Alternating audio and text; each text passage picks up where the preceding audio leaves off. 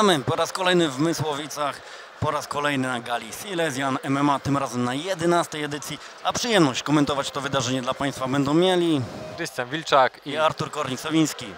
Po raz kolejny ten duet. Widzę, że spodobało się komentowanie. No może się spodobało, może nie. Rozproszył mnie tutaj, wbił się z piątką. Siema! Siema Artur, miło Cię widzieć. No w sumie tak. No a tak na poważnie to tak, myślę, że tak, fajna zajawka. Sprawdzimy się dzisiaj, bo tak naprawdę dzisiaj będziemy mieli okazję komentować walki bardziej sportowe, co bardzo mnie cieszy. Zobaczymy pokaz różnych technik, mam nadzieję, że również i parterowych. Bardzo na to czekam. Na pewno, ponieważ dzisiejsza rozpiska niezwykle mocna, ale zanim do tego przejdziemy, mniejszy stres niż ostatnio, niż przy debiucie komentatorskim. Powiem Ci, Artur, szczerze, że ja do tego podchodzę tak na luzie, że w ogóle się nie stresuję. No, czyli MMA przesiąkłeś już na dobre, wynika. Teraz przechodzimy do rozpiski. Przed nami dzisiaj 10 pojedynków, zarówno w formule semi-pro, jak i w tych walkach zawodowych. No i oczywiście jest ta wisienka, jeżeli chodzi o walki zawodowe. Ostatnia walka wieczoru między Hawro a Wieczorkiem, której stawką będzie pas organizacji. Tak, i ja liczę, że będzie to bardzo dynamiczna i fajna walka. Jest to kategoria do 60 kg, do 61 kg. Tam był mały incydent podczas ważenia podobno, który był poruszony też na ważeniu. Nie wiem, czy wiesz, o co chodzi. Jeden z zawodników podobno stawił się 5 minut za późno na ważenie, że 5 minut za długo mu się zeszło ze zrobieniem wagi. No to mówmy, o którego chodzi. Chodzi to reprezentanta Shark Top Team Bytom, z tego co wiem, Hawro. Tak. Ponieważ tak. tam był problem ze zbiciem tych ostatnich gramów. No tak jak mówimy, no tutaj kategoria 61 kg, to no, tych kilogramów dużo chłopaki zbijają, ale dzięki temu ta kategoria zawsze charakteryzuje się tym, że jest niezwykle dynamiczna i panowie tlenu nie tracą. Tak, a tak a propos dla widzów, jestem bardzo ciekawy nawet ile w dniu dzisiejszym wnieśliby na wagę. No takie ważenie podejrzewam, że może tutaj chłopaki na pewno sobie zrobili dla swojej wiadomości. Może tutaj jakieś informacje uda się przemycić. Ale poza tą walką wieczoru mamy naprawdę bardzo fajne nazwiska, ponieważ jest znany z KSW tak. I również z programu Tylko Jeden Michał Sobiech, wracający po długiej przerwie spowodowanej kontuzjami. Mamy m.in. Sergiusza Ozarka, który również wraca po długiej przerwie i na pewno będzie miał tutaj masę swoich kibiców. Naprawdę karta wygląda no niezwykle mocno. Tak, no i tutaj mamy też zawodnika z KSW, naprawdę o wielkich umiejętnościach. Martinik Patryk jest to Czech, stoczył 2 pojedynki z tego co mi wiadomo w KSW. Naprawdę dobry, mocny zawodnik z stajni mojego byłego menadżera Amadeusza Rybicy. Też jestem bardzo ciekaw tej walki z Andrzejem Karkulą. Jak to zrobiliśmy fajnie razem. Synchronizacja. No, fajnie, bardzo ciekawa karta. Jestem też ciekawy tych walk semi-pro. Młode, wschodzące talenty. Większość tutaj, Bytom, Śląsk, Katowice. Tak, Silesian MMA zawsze charakteryzował się, że stawia na tutaj lokalnych zawodników. Dzięki temu zawsze jest komplet publiczności, ponieważ no, jak wiemy, młodzi zawodnicy dopiero są na starcie swojej przygody MMA, ale no tutaj już rzesze kibiców mają. Tak jak mówiliśmy, bardzo dobra rozpiska. Zaczynamy od walk semi-pro, potem przechodzimy do walk zawodowych, a główną walką jest stawka pasa mistrzowskiego. Ale będzie też dodatkowo trochę rozrywki. Będą 2 licytacje, będzie gość w studio Marcin Wrzosek, twój dawny przeciwnik. Nie wiem, czy można powiedzieć kolega. Dawny i przyszły może. Zobaczymy. Tak, zobaczymy, dowiemy się. Ja tutaj Marcina przycisnę w studio przy mikrofonie. Zobaczymy, co się uda wycisnąć. Jakie informacje. Tak, Silesian MMA zawsze charakteryzował się tym, że są te licytacje. Tutaj zawsze ta pomoc charytatywna jest również wyciągana do potrzebujących. No i przede wszystkim 11. gala. No tutaj Silesian MMA już zagościł na dobre na śląskiej ziemi. Mam nadzieję, że dalej będzie się tak dobrze rozwijał, ponieważ z gali na galę ta rozpiska jest coraz mocniejsza, coraz bardziej ciekawa. No nawet kiedyś swojego czasu, ja pamiętam po Fame 5 miałem taki incydent, że rozmawiałem z Dawidem i miałem walczyć na Silesianie w międzyczasie, ale nie doszło do tej walki, bo ja tam dosyć długi okres czasu miałem kontuzję i tak naprawdę miałem się bić z jakimś zawodowcem w innej formule, ale no nie doszło do tej walki.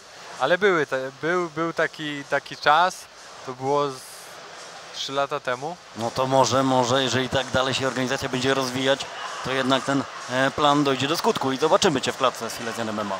Myślę, że prędzej może jakby gdzieś mnie Fame puścił, chociaż teraz jest tak obłożona karta zawodowcami, ale tutaj rozmowy były na MMA, tak kolejnym w styczniu, żeby zawalczyć, ale ja myślę, że w organizacji frykowej, w której występuję, jest tyle pomysłów na mnie, że nie będę miał okazji wyskoczyć.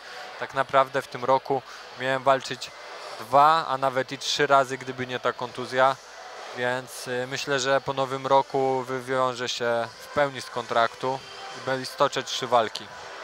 Czyli rozumiem, że początek roku przyszłego i Ty już atakujesz, tak? Tak, początek roku, myślę, że od razu luty i będziecie mnie widzieć. Dobrze, a to już wiadomo mniej więcej może z kim tam byś mógł dzielić tę klatkę? Jak to takie przysłowie mówi, co się odwlecze, to nie uciecze. Jest taki przeciwnik, nie stanąłem do walki z Saszą, miałem dać mu rewanż, ja z nim wygrałem. Przez kontuzję nie doszło do tej walki. Myślę, że to będzie pierwszy oponent, który będzie mi proponowany, więc ja też na niego potrzebuję trochę czasu, bo potrzebuję też przytyć, zrobić porządnie siłę, bo on warunkami fizycznymi stoi dużo wyżej ode mnie i myślę, że tylko warunkami fizycznymi i muszę do niego dociągnąć, żeby ta walka była widowiskowa, a nie do jednej bramki. A jak oceniasz jego ostatni występ na Gali Fame? No, tak jak powiedziałem przed walką i nic się nie pomyliłem, dominacja fizyczna, tam nie było w ogóle podjazdu pod te warunki pomiędzy Dawidem a Saszą, była taka różnica siły, wagi, że ta walka wyglądała tak naprawdę pierwsza runda na rozeznanie, a druga runda deklasacja, więc cały komentarz. No to w takim razie życzymy powodzenia, a my oddajemy głos do oktagonu.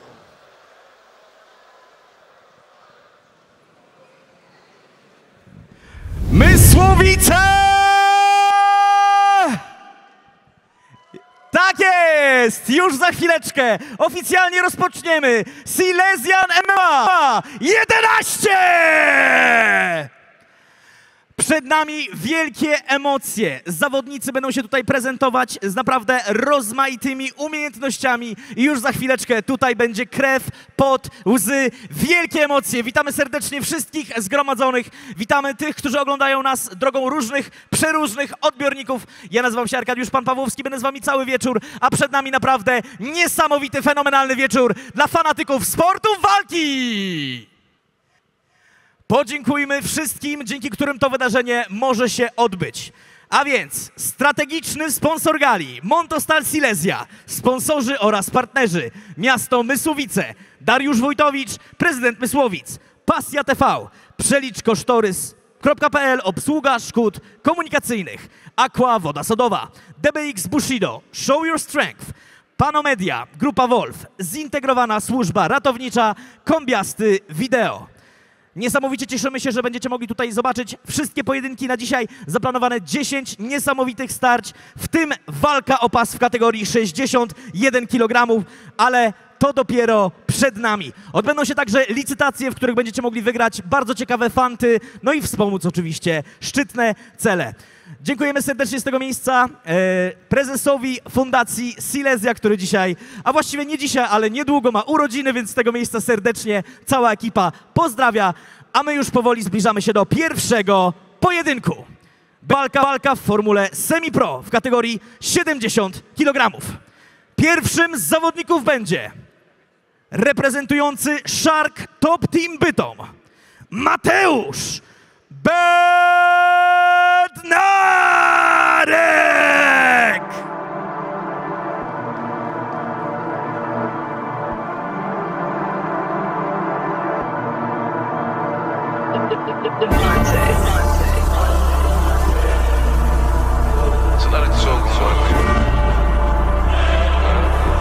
Look, Have mercy on me, have mercy on my soul.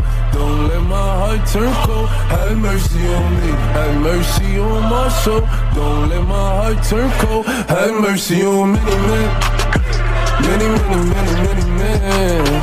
Wish life upon me, yeah, I don't cry no more. I don't look to the sky no more, cause I got it on me. I got it on me. I got it on me. You can run up if you want. What you talking about? Look, it's Pop Smoke, niggas know me. Keep 2 4s like I'm Kobe. As you riding or you hiding, if you sliding and you owe me. Run up, catch cold feet. Niggas act tough to call police. I don't make friends, y'all make bids. Want some great bids with them OG. This ain't y'all be my trophy. Shoot first, niggas shoot back. Oh, none niggas woo back. Nigga automatic when a woo clap. Shoot first, niggas shoot back. Oh, none niggas woo back. Nigga automatic when a woo clap. Automatic. Have mercy on me. Have mercy on my soul. Don't let my heart turn cold. Have mercy on me. Have mercy on my soul. Don't let my heart turn cold. A jego przeciwnikiem będzie reprezentant MMA Matadores Katowice, Kamil Drzymała! What a piece of this. Yeah, yeah, yes. What a piece of this. Hey.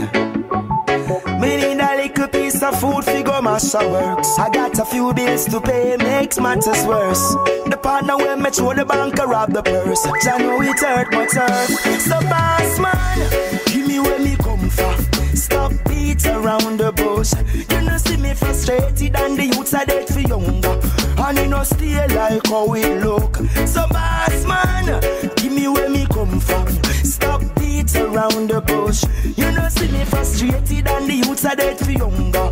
You know stay like how we look. Say me not stretch me hands out for no hand out. Me no come your fit out. You know see say this a drought and the youths them need food to them out. Too much hungry belly picking in their bout. And me tell you this serious, I want the right amount. You boss man, give me mass man. When you get my cross one, stop treat the youths like half man. How you want to off man? Man, now what kind of home you born from? So boss man. Kamil Drzymała. Teraz na Państwa ekranach mamy obydwu zawodników, którzy zmierzą się w pierwszej walce. Podejmie Mateusza Bednarka. Dwóch młodych, ponieważ dwóch 18-letnich zawodników zmierzy się w formule semi-pro w kategorii 70 kg.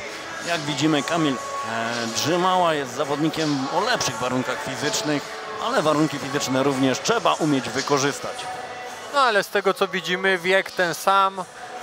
Prawdopodobnie z tych informacji, które posiadam, doświadczenie również podobne, więc jestem ciekawy, co nam panowie pokażą. Przybicie piąteczki. Mamy reprezentantów tutaj lokalnych klubów. Mateusz Bednarek reprezentuje Shark Top Team Bytom, a Kamil Drzymała Matadores Katowice. Pojedynek w formule semi-pro, czyli 3 rundy po 3 minuty.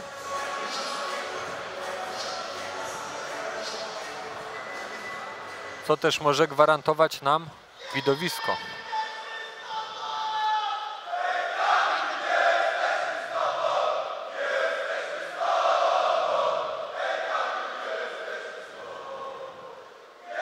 No i myślę, że słyszycie Państwo ten doping.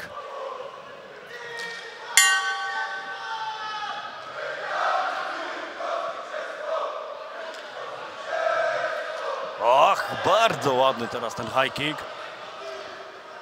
Tu widać, że panowie się nie badają, nie ma czucia dystansu. Po raz kolejny Piękne wymiany. poprawił. Widzimy, że Mateusz Bednarek specjalizuje się w kopnięciach. Tak, ta przednia noga bardzo dynamiczna. Z kolei na tą chwilę Kamil stara się przede wszystkim boksować tym lewym prostym, wykorzystywać właśnie ten zasięg. Myślę, że Mateusz widzi tą prawą rękę, która czasami jest opuszczona i ten high kick nie jest nieprzemyślany. Bo przy każdej akcji, którą zaczyna Kamil, ta jego prawa ręka wędruje do dołu. A, wyłapanie nogi, ale no nie poszedł za akcją Kamil Drzymała.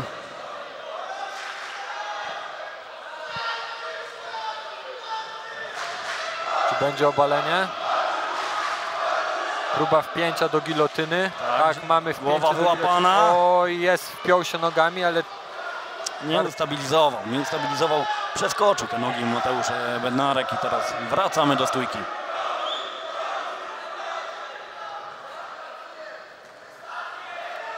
Po raz kolejny, bezpośrednie kopnięcie. oj, tak. Tak, i sprowadził. Jest gilotyna, jest próba gilotyny, ale po raz kolejny te nogi za bardzo uwolnione. Wracamy do stójki. Oj, kopnięcie poniżej pasa. Bardzo ładna, techniczna walka. Jest trochę chaosu, ale widzimy.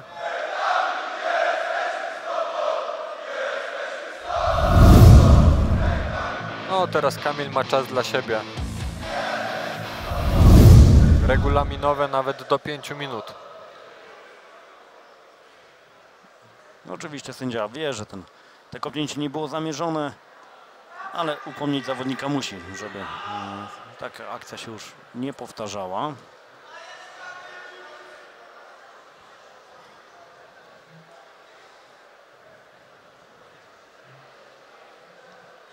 Bardzo ładnie Mateusz Bednarek prezentuje nam tutaj kopnięcia. Widzimy, że od czasu do czasu Kamil Grzymała wyłapuje tą nogę, ale no jeszcze obalenia z tego nie zaliczył. No i widzimy tutaj, że panowie zdecydowanie wolą bić się w stójce, ponieważ i Mateusz po próbie obalenia odpuścił tą pozycję, gdzie miał związane nogi, i Kamil dwukrotnie wpinał się do gilotyny.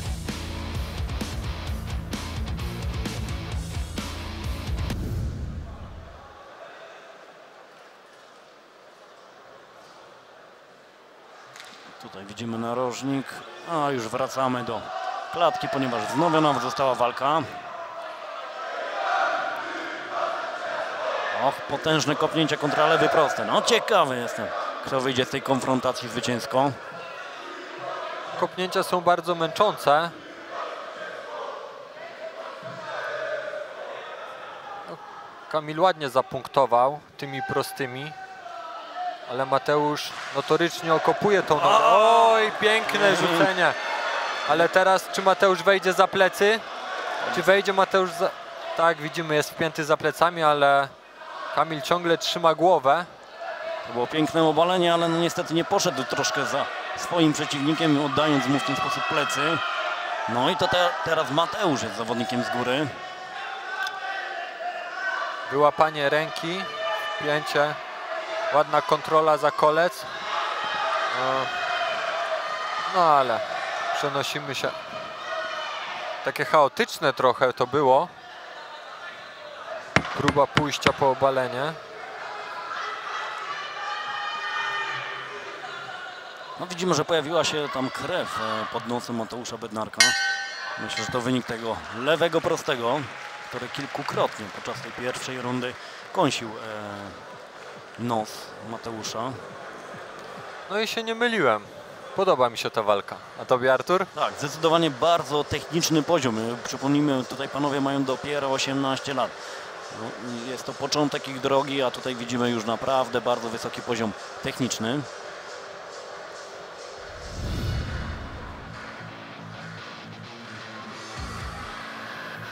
Tutaj na powtórce widzimy właśnie te wymiany i high kick, który został zebrany, próba obrotówki, wpięta gilotyna, przetoczenie, próba wpięcia nogami, ucieczka Mateusza do boku, wejście za plecy i piękny rzut. Piękny rzut, ale tutaj no, niestety troszkę za długo przytrzymywał, nie poszedł Tak.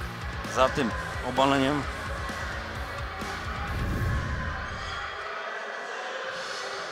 A my przypominamy, że możecie Państwo wykupować pay-per-view. Ta walka jeszcze jest w otwartej wizji. Możecie ją obejrzeć za darmo.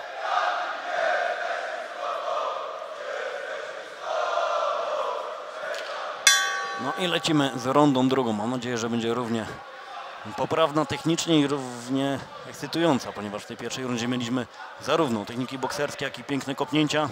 Były również obalenia.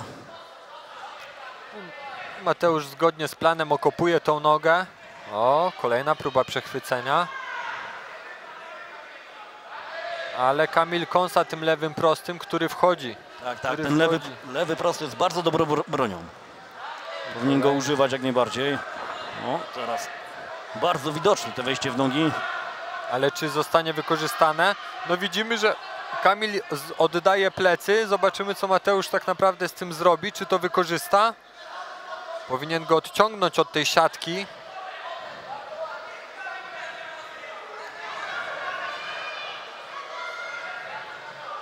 Zawodnikiem, który szuka obalenia, teraz jest zdecydowanie Mateusz Bednarek. Starał się wykonać to obalenie pod koniec pierwszej rundy.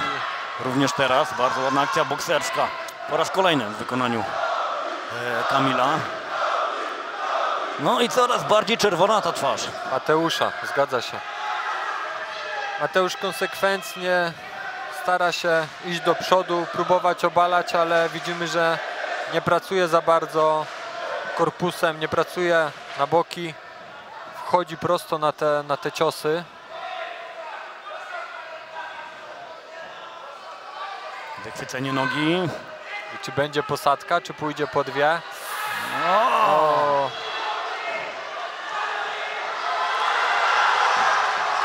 To może być koniec. Widzimy mocno w natarciu teraz Kamil Oj, Grzymała. Obejście pozycji. I czy teraz Mateusz nie odda pleców?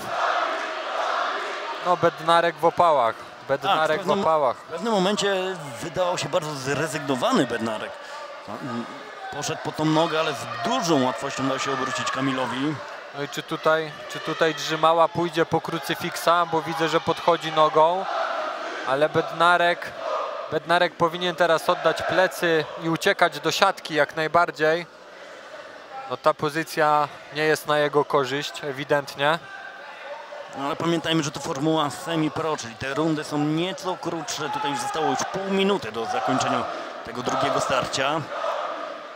No i teraz niestety Bednarek zrobił najgorsze, co mógł zrobić. Wpiął się w gardę, uciekł plecami pod siatkę. Powinien tą gardę rozpinać, wstawać. Szuka trójkąta. Koniec. Kopnięcie na wątrobę, wydaje mi się tam. Tak, to było ewidentne, ale to było legalne kopnięcie w parterze, kopnięcie na korpus, które jest dozwolone w semi-pro. Ale sędzia bardzo dobrze zainterweniował. Widziałem ten grymas na twarzy i widziałem to, że niestety Mateusz nie byłby w stanie kontynuować walki. Naprawdę niewiele zostało do zakończenia tej pierwszej rundy, ale idealnie wykorzystał tą całą sytuację Kamil Grzymała. No i widać tutaj potencjał i intelekt w walce, bo trzeba mieć oczy dookoła głowy i być trzeźwym w tej walce, żeby przycelować i kopnąć na korpus zawodnika, który usiłuje wstać z pozycji parterowej.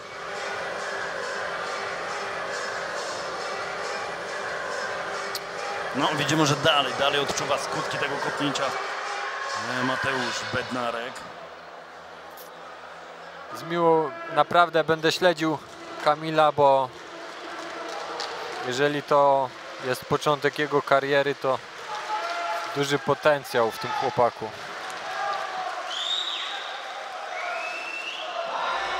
Zwycięzcą walki przez techniczny knockout w drugiej rundzie Kamil Grzymała!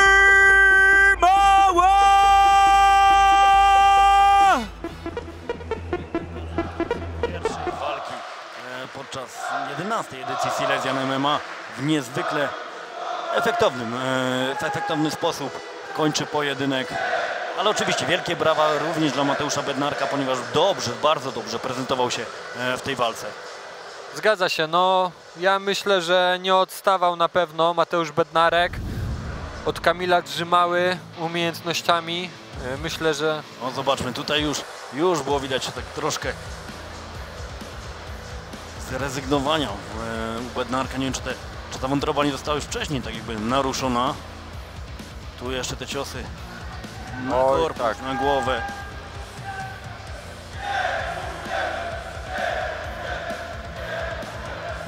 Mocno nawałnica młotkami. Próba zapięcia trójkąta. I tutaj mamy to kopnięcie. wątrobę. Niezwykle bolesne, ale pięknie w timing wszczelił się tutaj Kamil Drzymała.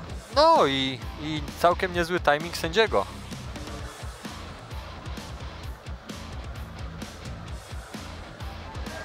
A my teraz przenosimy głos do klatki, ponieważ będzie zapowiadana druga walka.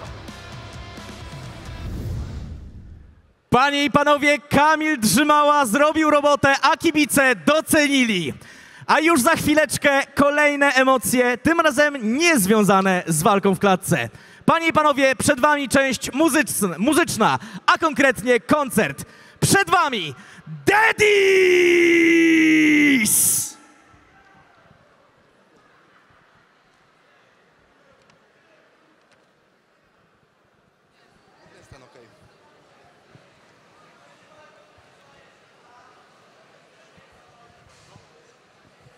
Raz, dwa, trzy, raz, dwa, trzy, nie wchodzimy tędy, nie wchodzimy tędy, nie wchodzimy tędy.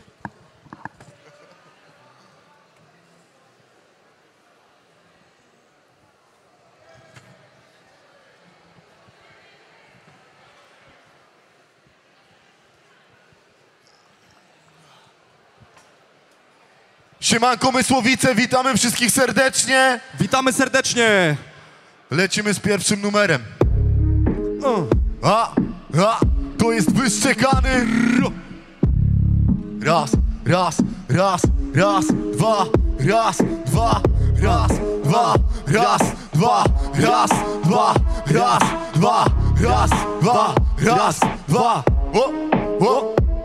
Co kurwa we mnie nie wierzysz, to lepiej o mnie nie mów nic. Grałem koncerty za darmo, żeby oddać ziomom kwit. Zaliczyłem taki progres i chyba nie muszę nic. Gówno prawda, zapierdalam, sam se płacę za ten beat. Potencjał jak młody kwit, choć chudy jestem jak szkapa. Chcesz ze mną mieć ten beef, lepiej nie wkurwiaj dzieciaka. 24 lata, lecę jak stary wyga. 24 lata, w dorobku legal płyta. Nawet nie pyta jak ciężka jest moja droga. Nikomu nie liżerowa, tym cięższa jest moja droga. A jak mam problem, to się pytam o coś Boga. Nigdy się nie spytam ciebie, bo nie wierzę w twoje słowa. Tak się robi rap na mieście. Przewinąłem dobrze, wiesz, to przewinę raz se jeszcze. Koszulkę mam lidera, mów lider u mnie na mieście. Moja ksywa w twoim domu i niczego więcej nie chcę. Jestem wyszczekany dzieciak, mam niewyparzony pysk. Potencjał tak wysoki, że nie zdołasz u mnie być. Mam takie plany, żeby rozpierdalać grę. Mam ambicje jak Super Saiyan, zawalczyć chcę. Jestem wyszczekany dzieciak, mam niewyparzony pysk. Potencjał tak wysoki, że nie zdołasz u mnie być. Mam takie plany, żeby rozpierdalać grę. Mam ambicje jak Super Saiyan, zawalczyć chcę. Nie za niektóre numery chciałbyś dać mi wpysk, bo się bawię autotunem, co mam być jak ty, chcę się rozwijać, a nie w miejscu stać. Więc nie blokuj mojej drogi, tylko z miejsca patrz. Bo używacie melodyna, a plujecie mi na refren. I tak wielcy raperzy mijacie się z własnym sensem. Wielcy raperzy, wielka stara nowa szkoła. Zapierdolenie głupot rzucam do jednego wora. I nie próbuj więcej mówić, żebym wrócił do ulicy, bo widzę co się dzieje i z kim nagrywasz kwity. Te wasze kity, że liczy się tylko rap. Dawno pogubili drogę szach, kurwa mat. Bo to jest tak, żeby robić rap, trzeba czuć ten smak. Lepiej zamów moją płytę, przyniesie listonosz pak. Jestem wyszczekany dzieciak, a plecak mam pełen rymów. To płyta numer 2, moja muzyka mnie zna. Jestem wyszczekany dzieciak, mam niewyparzony pysk. Potencjał tak wysoki, że nie zdołasz u mnie być. Mam takie plany, żeby rozpierdalać grę. Mam ambicje jak Super Saiyan, zawalczyć chcę. Jestem wyszczekany dzieciak, mam niewyparzony pysk. Potencjał tak wysoki, że nie zdołasz u mnie być. Mam takie plany, żeby rozpierdalać grę. Mam ambicje jak Super Saiyan, zawalczyć chcę. Raz, dwa. Dziękujemy, że możemy zagrać na kolejnej gali Silesian MMA. Dokładnie edycja tak. 11. Dopingujemy wszystkich zawodników. Uzależniony. Każdy z nas jest uzależniony, ale od czego innego. Raz, dwa, trzy. Raz, dwa, trzy. Raz, dwa, trzy. Cała scena pali Jana, cała scena wali w chuj. Każdy kurwa to narkoman albo pizda wali pół. Jestem tak uzależniony, widzę jak ci rośnie gól. Życie ratuje muzyka, biorę garściami jak król. Cała scena pali Jana, cała scena wali w chuj. Każdy kurwa to narkoman albo pizda wali pół. Jestem tak uzależniony, widzę jak ci rośnie gól. Życie ratuje muzyka, biorę garściami jak król.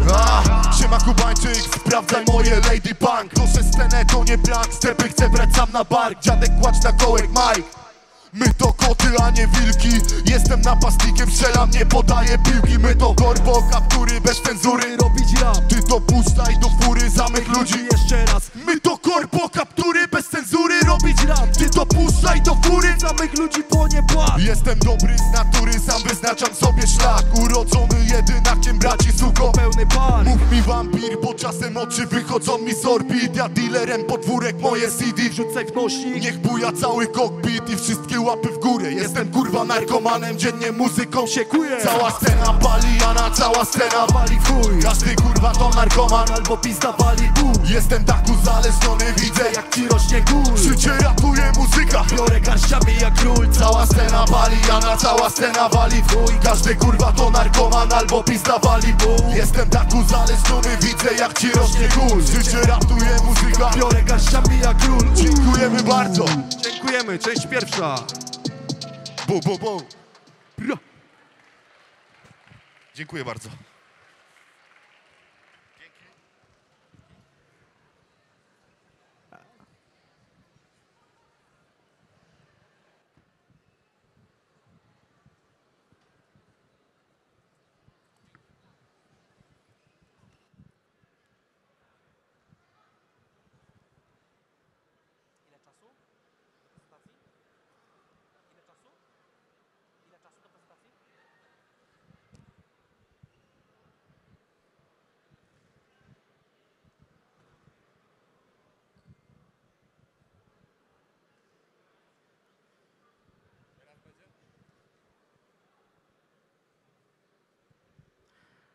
A więc panie i panowie, raz jeszcze wielkie brawa, Daddies! Będziecie mieli jeszcze okazję zobaczyć panów dzisiaj w akcji. No a skoro mowa o akcji, to już za chwileczkę rozpocznie się oficjalna prezentacja zawodników.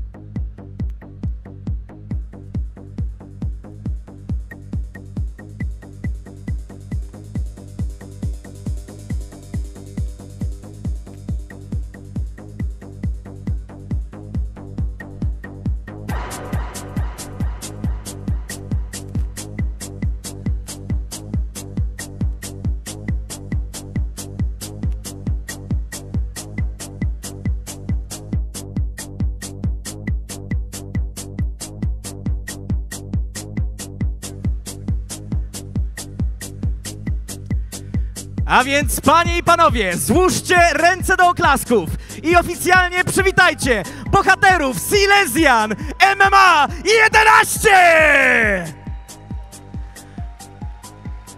Patryk Owczarzak! Pascal Tworek! Nikos Siafakas! Krzysztof Grabowski! Oskar Tyrcha! Dawid Grochol!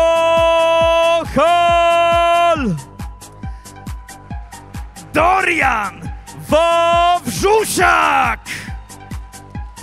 Dominik Dymiński! Mateusz Pochopień! Jakob Ordanian! Andrzej Karkula! Patryk Martinik! Patryk Wojcik! Sergiusz Uzarek! Sylwester Hasny! Michał Sobiech!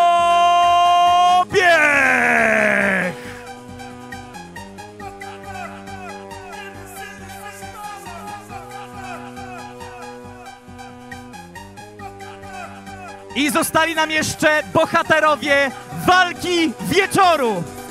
Panie i panowie, walka o pas w kategorii 61 kg.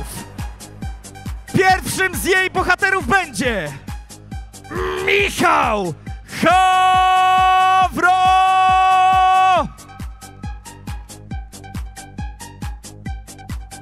A jego przeciwnikiem Cyprian Wieczorek!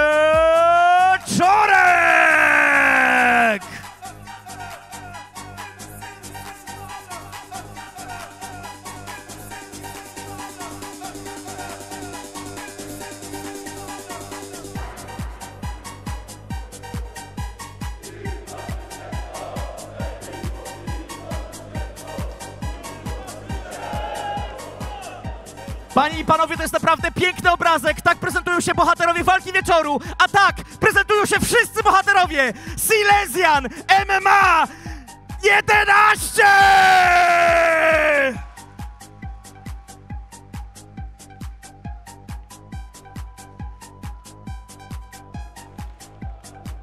Tacy kibice to skarb. Zróbcie dla nich raz jeszcze wielki hałas i zaczynamy!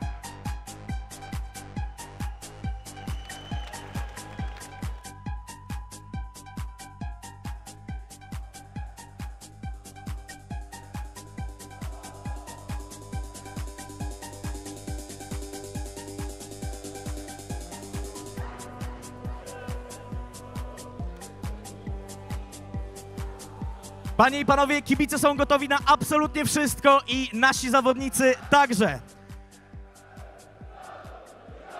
Aż szkoda im przerywać. A więc, panie i panowie, sponsorem zbliżającej się walki jest zintegrowana służba ratownicza. A nagrodę po tej walce zwycięzcy wręczy Dawid Burzacki. Już w tym momencie przywitajcie pierwszego z bohaterów. A będzie nim reprezentujący Spartan Chorzów Patryk Owczarzak!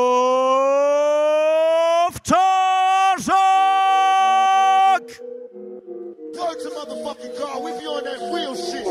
Don't let the smooth taste fool you. Stay real. Let's do this shit. I reminisce on dangerous summers. Was just a thug nigga working for drug dealers in neighborhood. Running by the age of 13, we was gunning and it was fun to see the police running. Niggas disappear when we come and live. Nappy head shorty, addicted to drinking 40. My niggas is naughty and y'all niggas is fucking corny. But you left me in the summer of '89, a very good year. Crack cocaine sales rose in every hood. Here till you got now. The lockdown bag of rocks in the fat knot. You shot down. What they tell me is you living well, stuck in your cell. Don't get another slip. Ticket drinking liquor in jail. Just as well, hell nigga, I bail. Whenever needed is weed inside the cereal box. So don't eat it when you big nigga. Beef cause I'm dissing is cool. Come bring your ass nigga, you can get dissed. I'm worldwide, steady roll rapping. Get your cash on nigga 5 times flat. What's that? Daylight, got a problem with this hard shit. Ever since me, myself, and I, y'all been garbage. I'ma keep it real. Show you how it feels to ride. Y'all went 3 feet and stopped rising. I ain't seen shit. Wendy Williams is a fat bitch, that's the truth. I got a jar full of niggas nuts. What I bring to you is hardcore. The very essence of my poetry. Dyslexic, so you backward ass niggas that know speak. The only beat to bleed for the shit I bring is swing hard on motherfuckers, that's my thing. Vocally I'm pure, so you OD tryna throw me. Don't get your life took, tryna run with your homies. Y'all know me, same nigga so quick to blast. On this worldwide mass, tryna get some cash. Holla, my name in the game will follow. Wait, and I'll murder these snakes tomorrow. Bunch of washed up, jealous ass punks, though. Quit bullshitting, pop, flip the phone, man. You heard it wrong, nigga. Ain't nothing sweet about my techniques. You checking for my breathless quotes. I wrote deadly. My history so thoroughly involves destruction. Niggas left with they ass bleeding, lyrical fucking. Open up, first the bus, let me see your heart. Turn the lights down, cause I might clown the dark. When I check for the heart cement, what do we find? Niggas watching from my pockets, planting plots on mine. Am I blind? Let my rhyme speak. For me in history, a legend, you define me. Dumb Machiavelli, bitch, bow down to death row. Fuck what you say, we untouchable. Now that we done shook Dr. Dre, he ain't made a beat in 6 years. A jego przeciwnikiem będzie reprezentujący Silesian Cage Club, Pascal Tworek!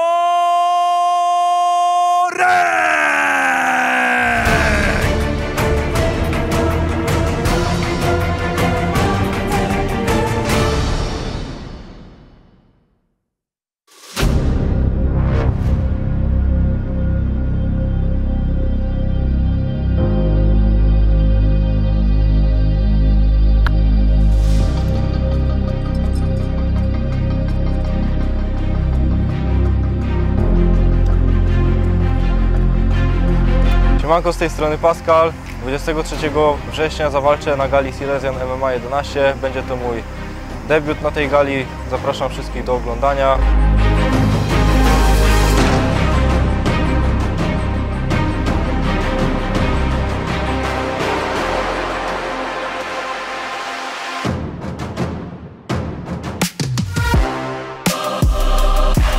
Trenuję już od 3 lat.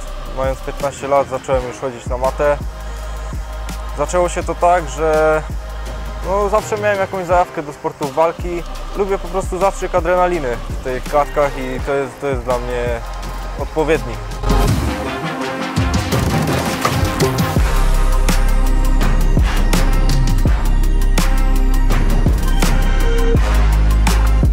Na co dzień trenuję w klubie Silesian Cage Club Katowice u trenera Tomasza Brondera.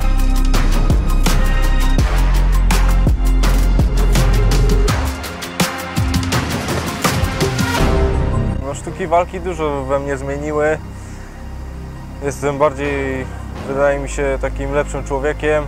Mam szacunek dla innych.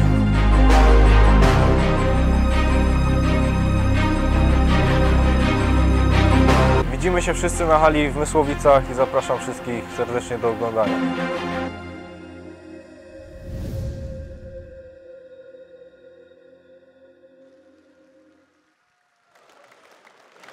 A więc raz jeszcze Pascal Tworek!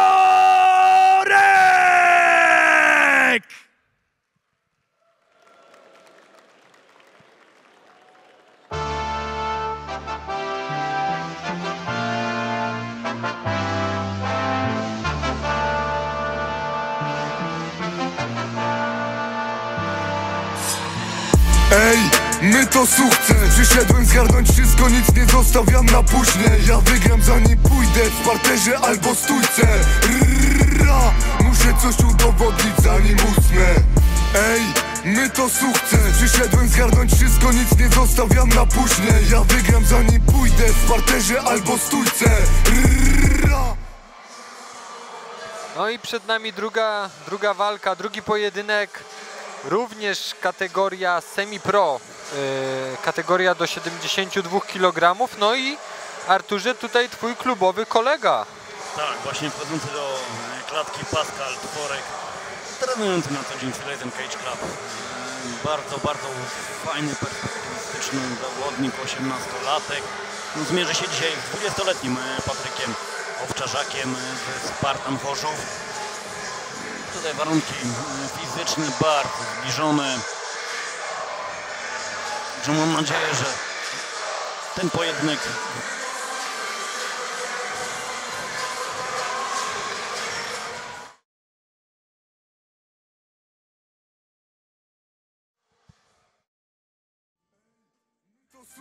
Przyszedłem zgarnąć wszystko, nic nie zostawiam na później. Ja wygram zanim pójdę w parterze albo stójce. Rrrra, muszę coś udowodnić zanim usnę. Nowy dzień, nowa szansa, nieskończone możliwości.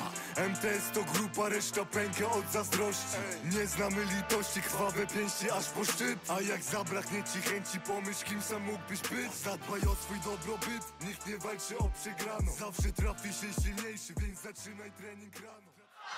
I ruszamy z pierwszą rundą. To, o czym wspominaliśmy, warunki bardzo zbliżone. Od niskiego kopnięcia zaczyna Patryk Owczarzak. Patryk Owczarzak w spodenkach żółtych, Tworek, Pascal spodenki niebieskie. Tak, jest to taki charakterystyczny znak, że to nie mamy czerwonego i niebieskiego narożnika, mamy barwy Śląska, także żółty i niebieski. Dobrze, że Arturze powiedzieć, bo nawet o tym nie wiedziałem. A widzisz. Jakbyś czegoś jeszcze nie wiedział, to pytaj śmiało, Kornik bawi i uczy. A my przechodzimy z powrotem do pojedynku. A tą chwilę widzimy bardzo badawcza runda, ale teraz bardzo ładny prawy w wykonaniu Pascala. Tak, taki obszerny prawy, nawet bym powiedział, że cep, który doszedł do prawego ucha. Ale stoi Patryk na nogach, okopuje tą przednią nogę.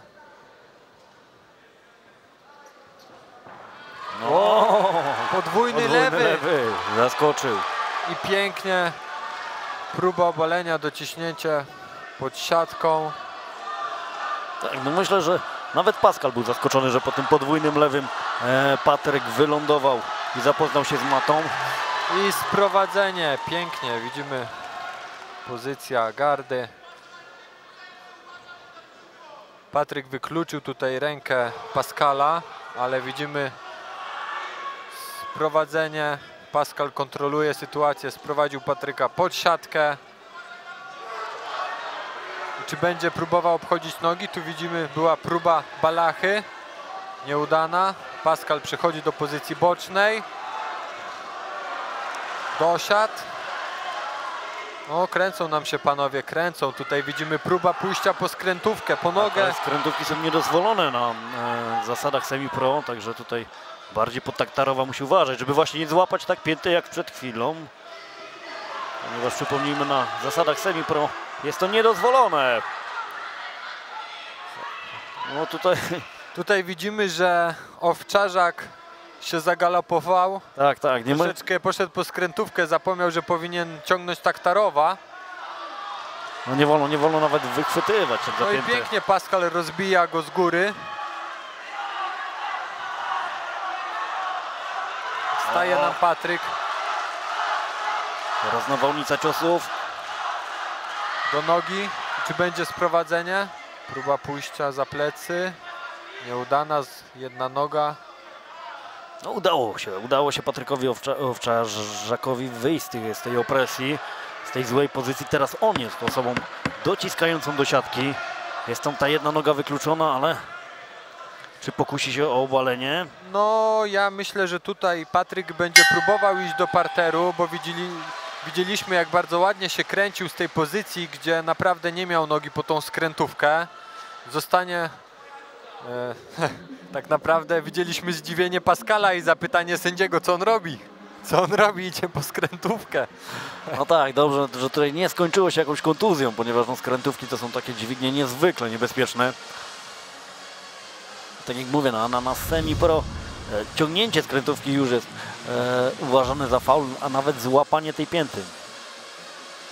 Tak, no i widzimy tutaj Pascal słyszy złote rady od trenera Brondera. Podwójny lewy prosty, zamykasz prawym, okopujesz prawą nogą. O, i widzimy na powtórce właśnie podwójny lewy prosty, który wszedł, prawy cep i próba obalenia, wyniesienie, obalenie. No i tutaj bardzo dynamiczny był ten parter, ponieważ był i przez chwilę pozycja boczna, był dosiad. Potem była ten moment z tą skrętówką.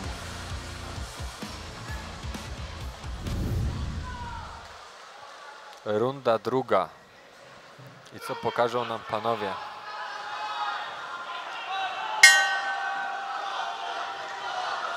Przybicie piąteczki.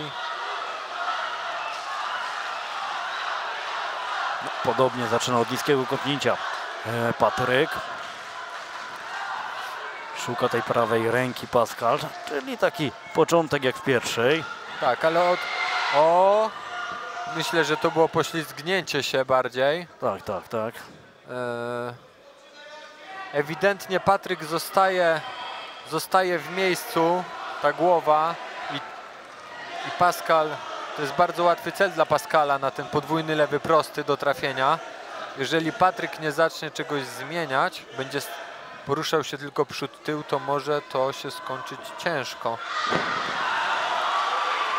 I piękne obalenie, przejście do pozycji bocznej, wpięcie w gardę. No i zobaczymy, jak Patryk odnajdzie się z góry w tym parterze. O, widzimy bardzo szybki powrót do stójki, tu jeszcze zaznaczenie.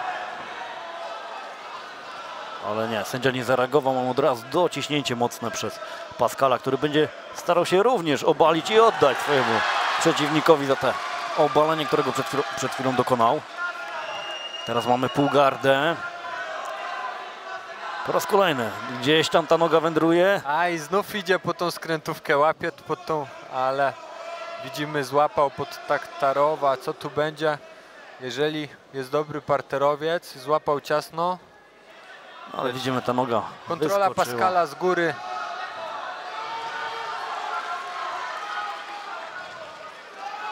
No, ładnie się ten Patryk nam kręci tutaj z dołu, ale widzimy, że Pascal też nie jest z łapanki. I Tak. przechodzi ładnie, wychodzi tutaj obejście, zaraz wyjmie nogę, przejdzie do bocznej. Patryk tutaj bardzo ładnie przechwytuje tą nogę, bardzo ładnie się kręci, tylko szkoda, że do techniki zabronionej jeszcze na tym poziomie, Tak. bo przypomnijmy, walka toczy się na poziomie semi-pro. O.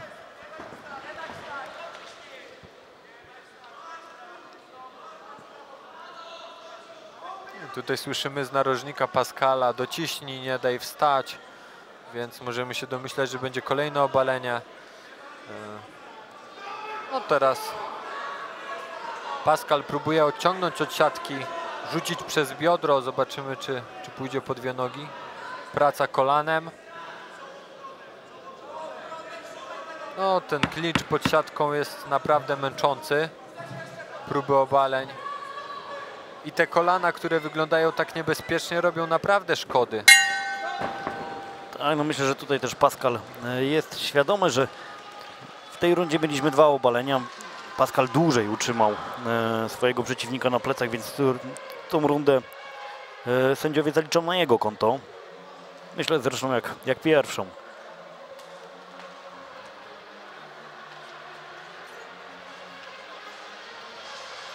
Tak, no myślę, że tutaj jeżeli Patryk nie zmieni nic w planie na tą walkę, to niestety... No tu widzimy jeszcze bardzo ładne obalenie przez Patryka, no ale tutaj Pascal odwdzięczył się tym samym, lądując w bardziej korzystnej pozycji, bo ponieważ była półgarda.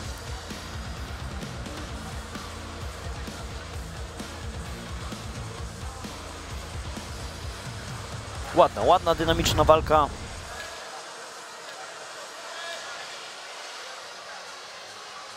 Oczywiście sędziami nie jesteśmy, ale na tą chwilę wydaje się, że wszystkie dotychczasowe rundy wygrał Pascal Tworek, także Patryk Owczarzek musi coś wymyślić. No i wydaje mi się, że musi stawiać na skończenie przed czasem, bo ciężko będzie wyrównać teraz tą walkę. Wyjść na prowadzenie punktując. Aj, strasznie w tempo Pascal wszedł i piękne obalenie do dwóch nóg. Czy zwiąże go teraz pod siatką? Widzimy, Patryk próbuje się bronić. No,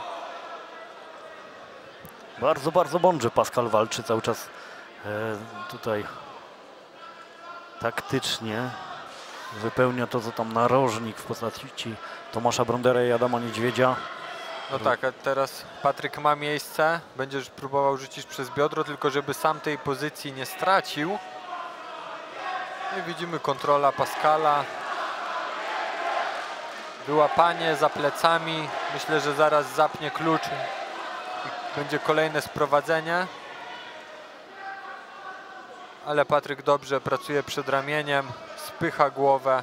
Teraz tak naprawdę tylko kwestia, czy zrobi sobie miejsce, aby uciec do tyłu. No, tylko też pamiętajmy, że to już jest końcówka walki. Myślę, że tutaj Patryk ma coraz mniej siły na to, aby ten klincz rozerwać. A Pascal, dociskając, cały czas wywiera presję, no i przede wszystkim zdobywa te cenne sekundy, które przybliżają go do zwycięstwa. Próba obalenia. Aj, W drugiej rundzie to się udało. Teraz bardziej przytomnie zachował się Pascal Tworek i tutaj zdobywa po raz kolejny półgardę.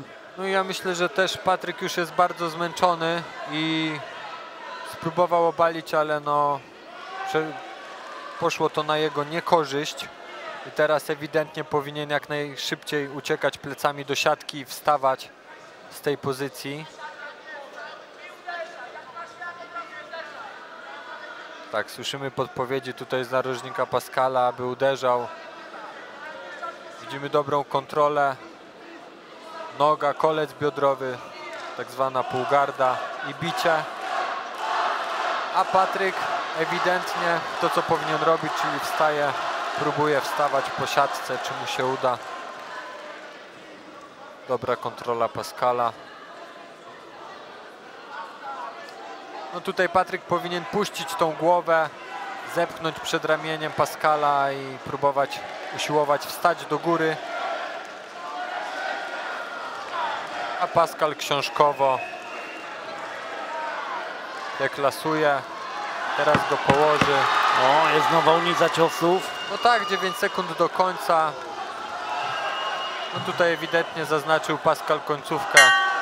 Tak, myślę, że tutaj Koniec walki. bez wątpienia 3 rundy na konto Pascala. Bardzo ładny pojedynek. Przeprowadzony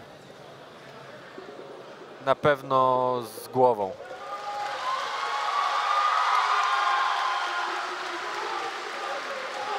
No i teraz tutaj do studia zaprosimy matchmakera. Ale jeszcze poczekajmy na werdykt, bo może się jakoś mylimy. No słuchaj.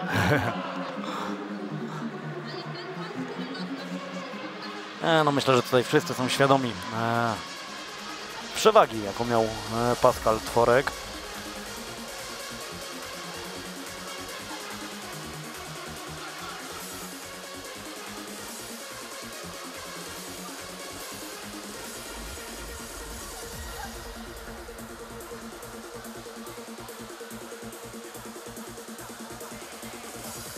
No i przenieśmy się do oktagonu na werdykt.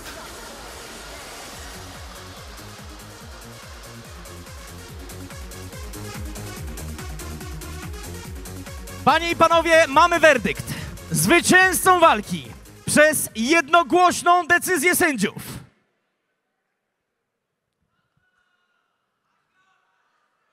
Pascal Tworek!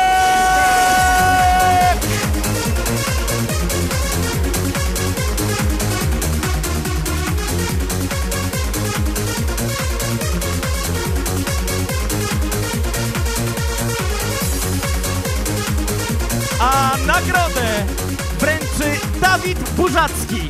Sponsorem walki, przypominam, Zintegrowana Służba Ratownicza.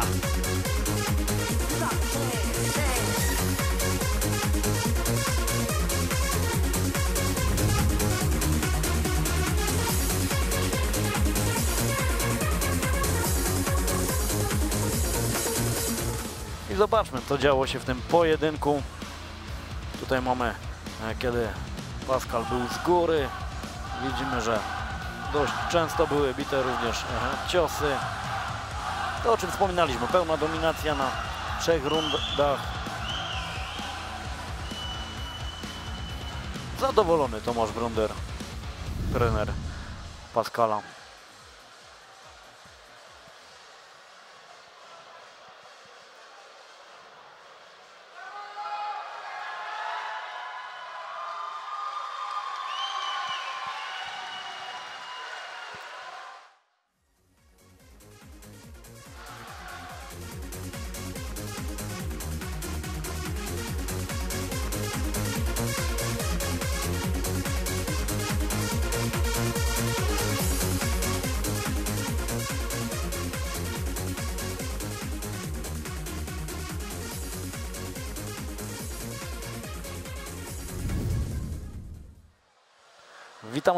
Witamy ponownie w studiu, a moim i Państwa gościem Adrian Pyrtek, matchmaker i sprawca tego całego zamieszania tutaj. Proszę, powiedz mi, ciężko było ustalić taką dobrą rozpiskę, ponieważ gale Silesian MMA charakteryzują się tym, że z gali na galę jest mocniejsza rozpiska. No dzisiaj zaryzykuję stwierdzenie, że to się potwierdza, ponieważ mamy najmocniejszy skład na karcie walk. Wiesz co, z racji tego, że na Śląsku mamy bardzo dużo utalentowanych młodych, zwłaszcza zawodników i też tych doświadczonych, nie było ciężko z racji tego, że jest ich naprawdę bardzo dużo, cały czas się rozwijamy, cały czas za każdym razem chcemy pokazywać ogólnej całej Polsce temu, jak dobrych tutaj mamy fighterów. I myślę, że ta karta jak najbardziej daje temu odzew. Matchmakerzy zawsze narzekają na takie niespodziewane braki zawodników na karcie walk, czyli jakaś kontuzja, coś tam wypada i trzeba to łatać. Dużo było takich przypadków na tej karcie? Chyba w przypadku tej karty, jeżeli się nie mylę, było takie tylko jedno. No to szczęśliwym matchmakerem jesteś. Tak, udało mi się w tym przypadku wybrnąć z tego obronną ręką. Wszystko działo się po myśli, tak jak miało być na samym początku. Udało wam się tutaj zwerbować m.in. Michała Sobiecha, który ma ważny kontrakt z KSW. Ciężko było? Nie, z racji tego też, że akurat walkę Michała Sobiecha ja osobiście traktowałem super też sentymentalnie. Michał wraca do nas po dłuższej przerwie, miał okazję walczyć na samym początku, jak nasza gala się rozwijała. Wraca 10 edycji później. Mam nadzieję, że chłopaki też tutaj dadzą walkę, ale przed nim też niemałe wyzwanie, bo bardziej doświadczony Sylwester Hasny. Ja sam jestem ciekaw, zacieram rączki, jak tutaj się ten pojedynek potoczy. No i jest oczywiście ta wisienka na torcie, czyli walka o pas. Nieczęsto mamy do czynienia z walkami o pas. Tutaj mamy dwóch wyśmienitych zawodników, tak. Kategoria najniższa, która gwarantuje nam, że tutaj będzie pełna dynamika. Tlenu nie zabraknie, jak to w przypadku wyższych kategorii. Naprawdę przy tej walce możemy spodziewać się fajerwerków. Dokładnie tak, zgadzam się tutaj z Tobą z racji tego, że Michała nie widzieliśmy też po dłuższej przerwie. Cyprian od momentu jego ostatniej walki z KSW, jak miał u nas dwie walki, dla mnie jest niesamowite, jak ten chłopak robi progres. Już z Mikołajem Kałudą w ostatnim pojedynku każdą akcją bokserską wyprzedzał, jakby był 3 kroki przed i to wcale nie było tak, że Mikołaj Kałuda był tam źle przygotowany, czy jakoś gorzej mu tam poszło, to po prostu Cyprian był wtedy tego wieczoru lepszy i bardzo dobrze do tego pojedynku podszedł. Kiedy kolejne walki o pas w takim razie organizacji? Jeszcze tutaj w przypadku tego poczekamy. Ja tylko Ci tutaj przypomnę, że ta walka wieczoru ma też tutaj podwójne dno, bo chłopaki nie dość, że zawalczą o ten najwyższy laur, czyli pas mistrzowski naszej organizacji, to jeszcze jest tutaj na szali kontrakt na walkę na MMA TAG 5, więc poznamy również pierwszych bohaterów tej edycji. A walka kiedy się odbędzie, kiedy kolejna edycja MMA TAG 5? Początek roku możemy się spodziewać. Czy miejsce już możemy zdradzić, czy jeszcze? Jeszcze niestety nie. Jeszcze nie. No to w takim razie dziękujemy bardzo i przenosimy się z powrotem do klatki.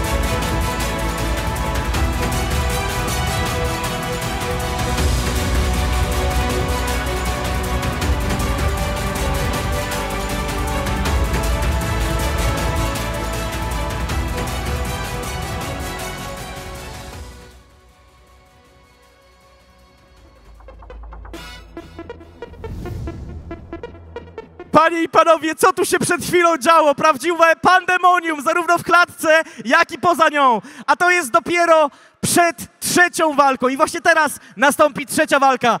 Walka w formule semi-pro w kategorii 84 kg. Pierwszym z wojowników będzie reprezentujący Shark Top Team Bytom, Nikos Siafakas!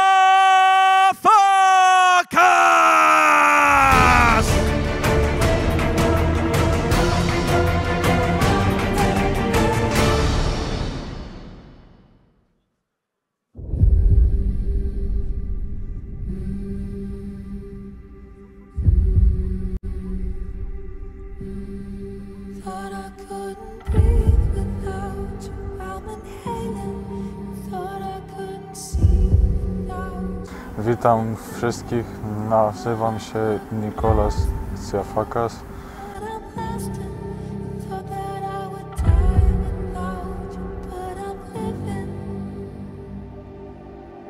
Trenuję na co dzień w Shark Top Team Bytom i to będzie mój debiut w organizacji Silesian MMA. Self-destruct, but I'm still here. Even in my years to come, I'm still gonna be here.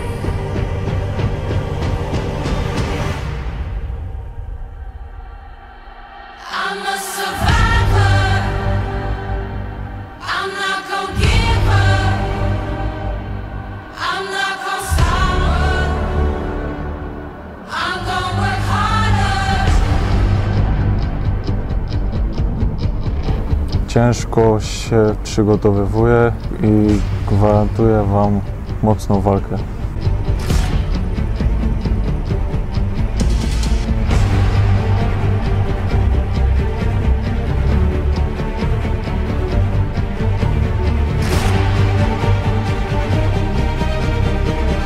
Sztuki walki zacząłem trenować w wieku 13 lat.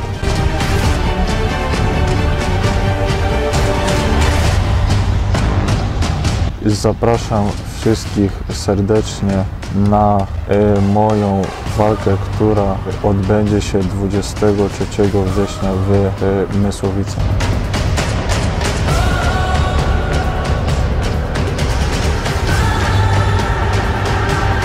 I'm a survivor. I'm not gonna give up. I'm not gonna... A więc raz jeszcze Nikos Siafakas!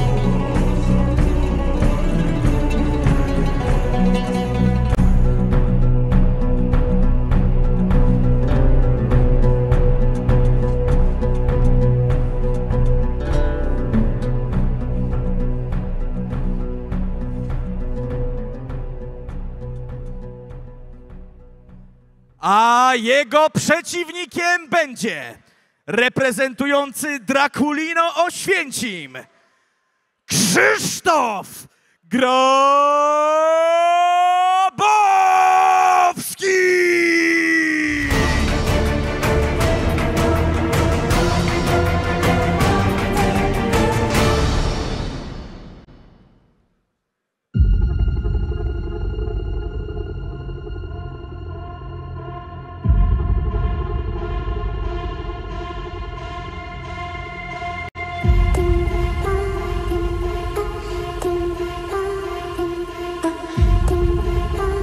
Nazywam się Krzysztof Grabowski.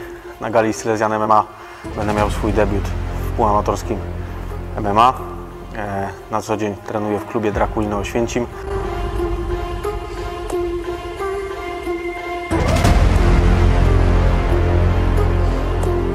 Sztuki walki ćwiczę od 18 roku życia z krótszymi przerwami, ale cały czas regularnie.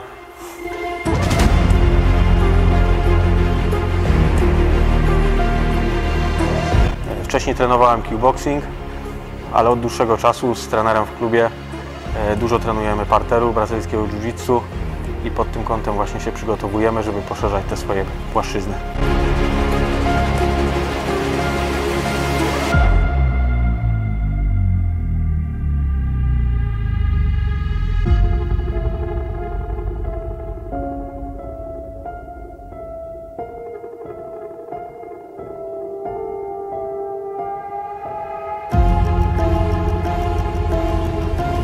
Za mną już debiut w amatorskiej lidze MMA w tym roku. Wspominam go mimo porażki pozytywnie. Udało nam się wyciągnąć z tej walki cenną lekcję, doświadczenie, które mamy nadzieję, że zaprocentuje w przyszłości.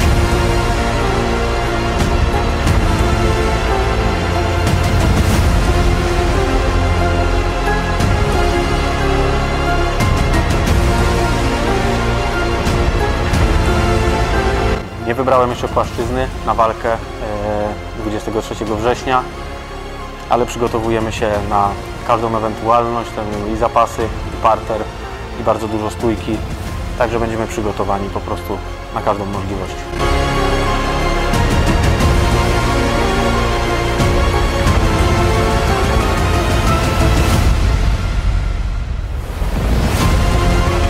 23 września zapraszam wszystkich na galę Silesian MMA, która odbędzie się w Mysłowicach. Bądźcie tam razem ze mną. A więc ponownie Krzysztof Grabowski!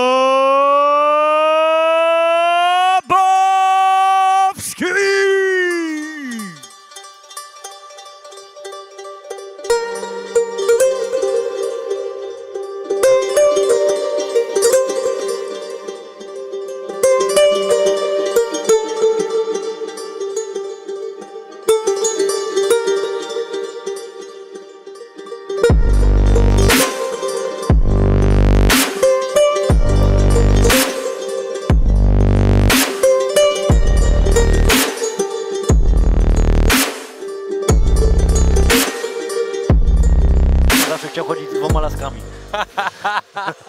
No tak. W sumie.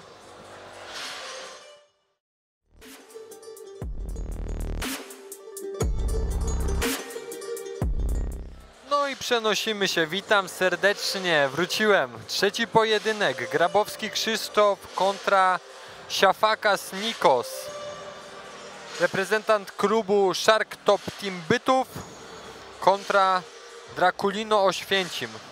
Pojedynek w kategorii wagowej do 84 kg na zasadach semi-pro. No i widzimy, że tutaj duża rozbieżność, jeżeli chodzi o wiek. Nikos 17, Krzysztof 27. Zobaczymy, jak się to przełoży na doświadczenie w klatce. Pojedynek jest na zasadach semi-pro, więc panowie nie mają pojedynków zawodowych. 3 rundy po 3 minuty. Nikos spodenki żółte. Krzysztof spodenki niebieskie.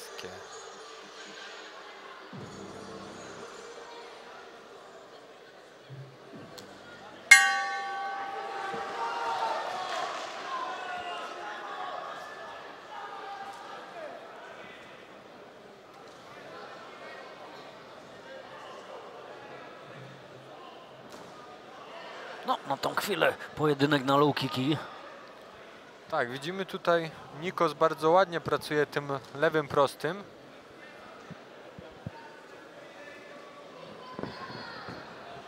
Czuje ten dystans. O, próba obalenia. Ładne wejście w nogi wychwycone.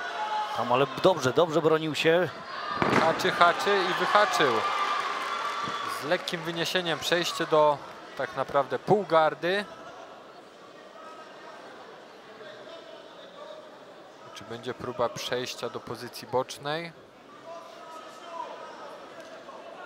Krzysztof się przykleja. Tak, ale to jest takie troszkę złudne dla Krzysztofa Grabowskiego, ponieważ no, takie mocne klejenie do przeciwnika powoduje, że jednak te mięśnie tracą ten tlen. Łatwo się spompować. Poza tym tak z tej pozycji się nie ucieknie. No, widzimy kontrola Nikosa. Będzie delikatnie. Ale ładne przetoczenie. No i właśnie o tym mówiłem, że to nie trzeba się przytulać, to trzeba działać dynamicznie. Bardzo ładnie to zrobił. Powrót do stójki. O, potężne teraz. Seria ciosów i próba obalenia. Zszedł tam nisko, szukał. O, lewy sierp i poprawia i kończy tą walkę. Tak, Pięknie. Krzysztof, kiedy atakował, bardzo te ręce nisko były opuszczone. One nie wracały do szczęki. Tutaj no, nadział się najpierw na lewy sierp, a potem ten prawy taki kończący. Tak, no tutaj dynamicznie Nikos uderzył. Naprawdę. Tak jak mówiłeś, Krzysztof idąc do przodu opuszczał te ręce, chciał iść na wymianę bijatyka. Ale powtórka, lewy prosty. No i tutaj tempo widzimy, sędzia zainterweniował. Ten prawy tak naprawdę nie był już potrzebny. Nie. Sędzia i tak by przerwał tą walkę, ponieważ no tutaj bezwładnie zawodnik poleciał do przodu. Piękne uderzenie. Tak naprawdę Siafakas widzimy wyprowadził z całego ciała ten lewy sierpowy. Czysto na szczękę. Przenieśmy się do oktagonu.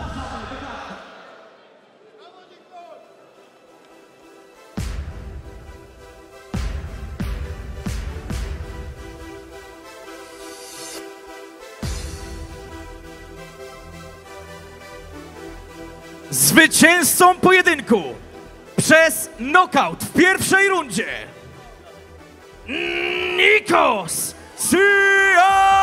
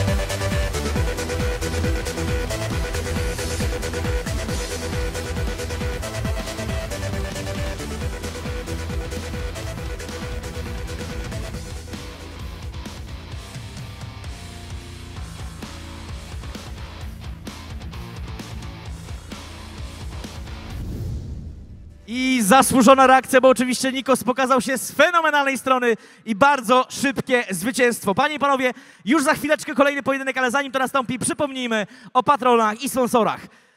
Strategiczny sponsor gali Montostal Silesia. Sponsorzy oraz partnerzy Miasto Mysłowice, Dariusz Wójtowicz, prezydent Mysłowic, Pasja TV, przeliczkosztorys.pl, obsługa szkód komunikacyjnych, Aqua Wodosodowa, DBX Bushido, Show Your Strength, Panomedia, Grupa Wolf, Zintegrowana Służba Ratownicza, Kombiasty Wideo. Dziękujemy patronom, sponsorom, bądźcie z nami. A już w tym momencie zapraszamy na kolejny pojedynek. Będzie to walka w formule semi-pro w kategorii 77 kg. Pierwszym z wojowników będzie reprezentujący Shark Top Bytom Oskar Tyrcha!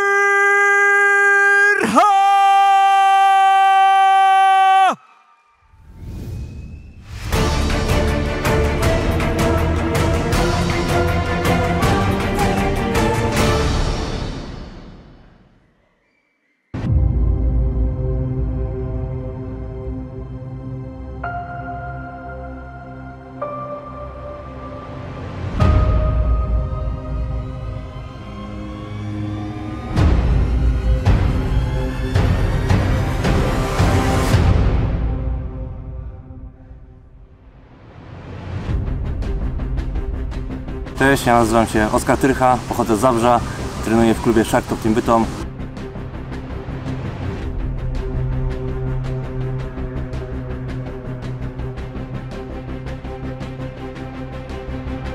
Swoją przygodę ze sportami walki zacząłem w wieku około 13 lat. Najpierw to było Muay Thai, potem dołożyłem do tego karate. Mieliśmy taką zajawkę z kolegami, w sumie trenowaliśmy codziennie, czasami po kilka godzin. Potem miałem trochę przerwę od sportu walki, bo zamknęli klub, ale potem wróciłem do pełnego MMA.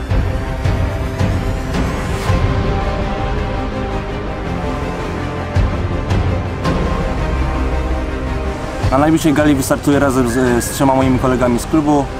Wszyscy ciężko trenujemy, kolegujemy się nie tylko na sali, ale także poza salą. Spotykamy się nawet w weekendy. Jak nie ma żadnych zajęć, trenujemy, przygotowujemy się na 100%. Każdy trzyma kciuki za siebie i mamy nadzieję, że każdy wygra. Myślę, że będzie 4-0 dla Shark Top Team Bytom.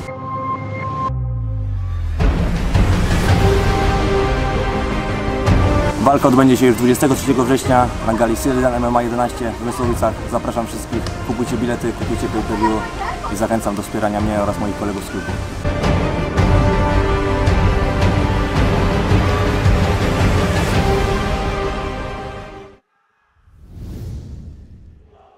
A więc raz jeszcze Oskar Tyrcha!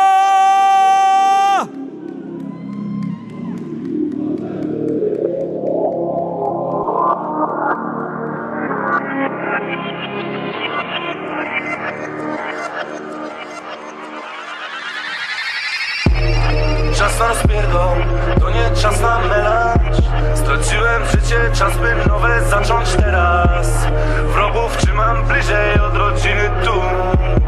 Ciągle na ulicy 3 godziny snu. Sam nie wiem jak skończę, a widziałem dno. Zatykam uszy, diabeł mówi, ja słyszałem go. Sercem mam z kamienia, już nie boli mnie. Albo chcesz pogrzeb mieć, albo dzwoń po tą policję. Ciągle czegoś mi brak, jak miałem nic, to byłem szczęśliwszy. Najlepszy miałem swój czas, z głową w chmurach, a w ręku whisky. A teraz tylko ja i ten pistolet tu. Teraz tylko ja i ten pistolet tu. Ciągle czegoś mi brak, jak miałem nic, to byłem szczęśliwszy. Najlepszy miałem swój czas, z głową w chmurach, a w ręku whisky. A teraz tylko ja i ten pistolet tu. Teraz tylko ja i ten pistolet tu. Lata tu mijają, tracę młodość tym. Krążę jak na haju, za tym sosem my. Ciągle robię tym, chciałem wyjść ze znowu w tym. Dzisiaj kręci mnie dobry strzał, wczoraj dobry rym. Straciłem przyjaciół, straciłem pieniądze, straciłem nadzieję. Zdobyłem tu szacun i stałem się w końcu prawdziwym złodziejem. Teraz tylko ja i ten pistolet tu. Jak nie ma Rolexów, nagle już nie ma kolegów. A jego przeciwnikiem będzie reprezentant MMA Matadores Katowice, Dawid Grochal!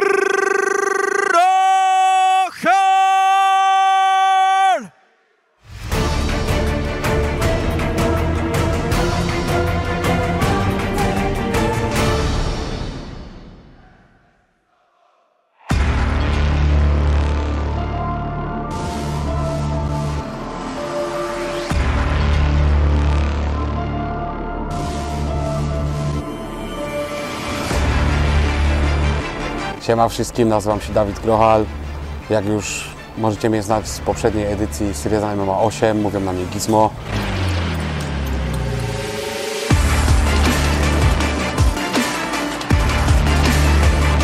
Na co dzień ciężko trenuję MMA oraz godzę to z ciężką pracą na kopalni. Praca na kopalni nauczyła mnie dyscypliny oraz charakteru.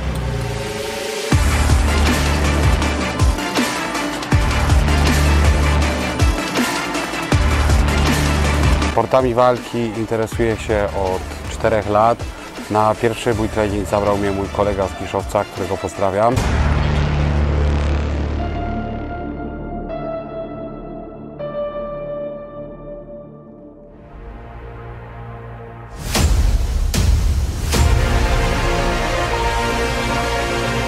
Na gali Syrian MMA 8 moja walka niestety nie poszła tak jak miała iść. Mój przeciwnik okazał się mocnym grapplerem, gdzie moje umiejętności parterowe były słabe. Teraz odrobiłem lekcję i wracam jeszcze silniejszy.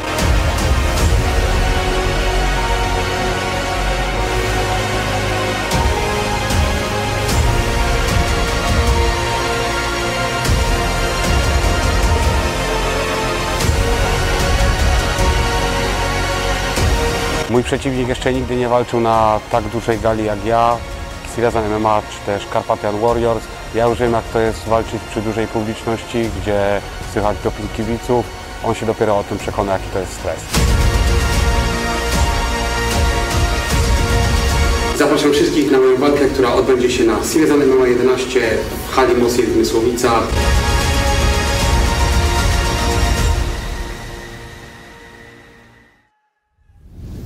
Przed wami Dawid Grochal!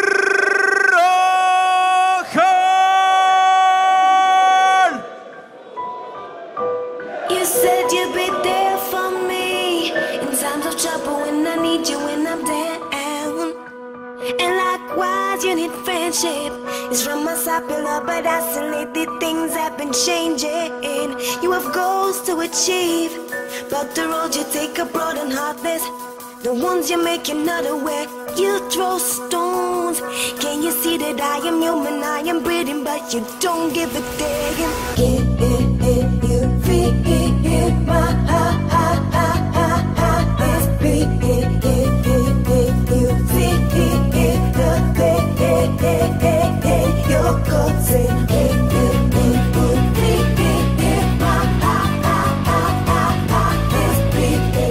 I tutaj taki klubowy pojedynek nam się podczas dzisiejszej gali tworzy, ponieważ po raz kolejny Shark Top Team będzie stawał naprzeciwko reprezentanta Matadores Katowice. W pierwszej walce mieliśmy tą sytuację i na tą chwilę 1-0 dla Katowiczan.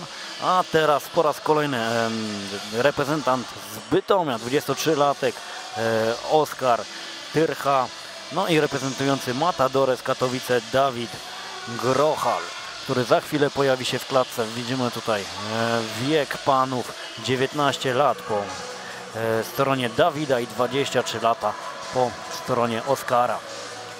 Kategoria wagowa do 77 kg. Moja kategoria wagowa, widzimy dobre warunki fizyczne panów.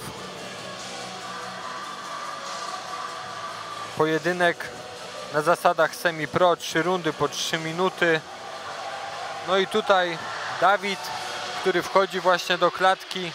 Widzimy, że jest tym zawodnikiem, który jest mniejszy i ważył mniej, bo na ważenie wniósł 75 kg, a Oskar 77 kg, czyli mogę domniemać, że Oskar robił wagę, a Dawid jest z lekką niedowagą. Tak, no tutaj widzimy optycznie, że Oskar Tyrcha jest większym zawodnikiem, ale z kolei tym bardziej naładowanym widzimy nieumiejącym się doczekać początku walki, chodzącym tutaj w prawo i w lewo jest Dawid Grochal. Zaczynamy.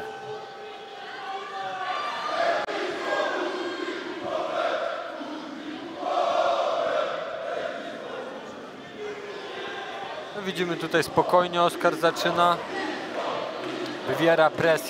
Wywiera presję, zamyka Dawida pod siatką. Zamyka go. Widzimy, że Dawid...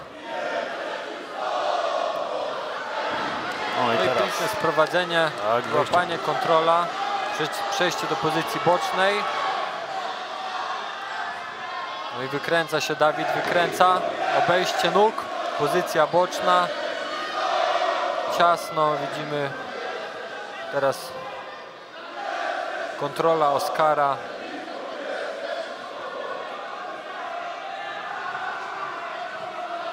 Kontrola Oskara. No i czy Dawid będzie się skręcał do boku, czy znajdzie miejsce? Oskar tutaj powinien ewidentnie... No na tą chwilę bardzo taki energetyczny jest Oskar w tym parterze, ale niekoniecznie wykonuje dobre skręcenia. No, widzimy, czy Dawid będzie próbował wstać i odda plecy. No umiejętnie Oskar wpiął się do góry, teraz czy to wykorzysta, czy wepnie się nogami. Powolutku idzie właśnie za plecy. Powinien najpierw dobrze się wpiąć, a nie iść od razu do próby duszenia. Tak, za szybko troszkę, ponieważ zjechał tak naprawdę po swoim przeciwniku. Nie wykorzystał tego, a był w świetnej pozycji. Cały czas przechodził bardzo spokojnie, no tutaj na te duszenie za plecami się troszkę za bardzo podpalił. Tak, ale tutaj widzimy Oskar spokojnie i kolejne piękne obalenie, przejście do pozycji bocznej, kontrola. No i teraz czy będzie wychwytywał przejście do dosiadu. I tutaj właśnie ta przewaga kilogramów, mam wrażenie, że też może mieć wielkie znaczenie. Dawid się przykleja. No mamy 50 sekund do końca, ale teraz bardzo dobrze, że Dawid się przykleja, ponieważ no, jeżeli ten uchwyt zostanie rozerwany, to na pewno Oskar rozpuści swoje ręce, tak jak w tej chwili. A to może spowodować, że sędzia przerwie ten pojedynek. Pół minuty do końca, czy wystarczy czasu? Już widzimy tam zaczerwienienie na tak, głowie. Ale przejście do bocznej jest. Oj, chyba trójkąt rękami. O, ciasno, czy przejdzie do maty? Nie wytrzyma tego. 15 sekund do końca. Cały czas walczy, cały czas walczy. Cały czas się obkręca. 10 sekund. Jeżeli odpłynął. Koniec pojedynku. Tak, bo sądziłem właśnie, że jest to za dużo sekund, aby wytrzymać. Dobrze zapięte, a to było bardzo dobrze zapięte duszenie trójkątne rękami. Walczył do samego końca. No tak.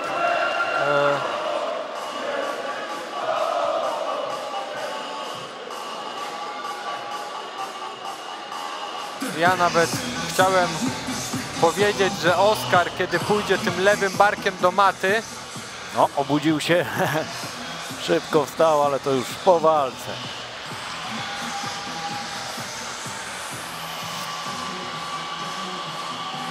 Chyba dopiero teraz doszło do niego, że... dopiero teraz. Że odpłynął. Przedstawiają, jak sytuacja miała miejsce. Zawodnik nie do końca świadomy, ponieważ kiedy odpływamy przy duszeniu, to tak naprawdę nasz mózg się troszkę wyłącza jak podczas snu i zawodnik nie do końca budząc się jest świadomy właśnie. Tutaj mamy to duszenie, tu jeszcze był przytomny, ale za chwilę te ręce zrobią się wiotkie. Tak, i tutaj sędzia w porę zainterweniował. Na szczęście było to dość widoczne, ponieważ te ręce opadły natychmiastowo. Została ta akcja przerwana. Nawet nie upewniał się, sędzia miał tutaj miał tutaj pewność, że zawodnik odpłynął. Bardzo dobra, bardzo świadoma. No i Oskar też puścił, bo czuł chyba, że zawodnik robi się miękki. Ja miałem dodać takie stwierdzenie, że jak Oskar pójdzie tym lewym barkiem do maty bardziej, bo szedł do góry, to udusi szybciej, ale jak widać było to skuteczne. Na tyle, że brawa dla panów. No tutaj nie zabrakło charakteru ze strony Dawida. Nie, no charakter tutaj był naprawdę pokazany. No i Dawid do tej pory nie wie o co chodzi.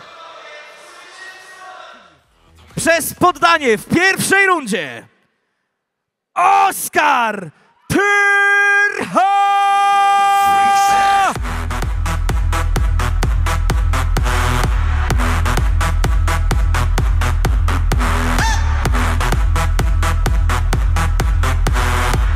Sponsorem walki jest Show Your Strength.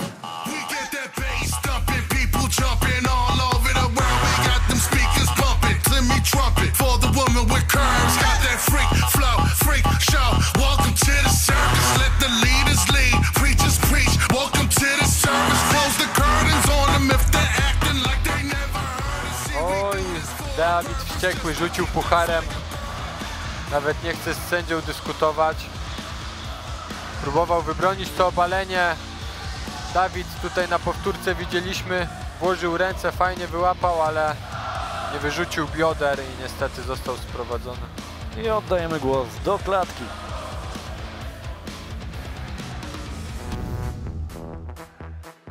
Panie i panowie, naprawdę bardzo wiele emocji za nami, ale jeszcze więcej przed nami.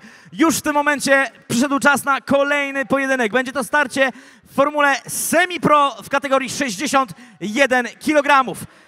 Pierwszym zawodnikiem będzie reprezentant MMA Matadores Katowice, Dorian Wawrzusiak!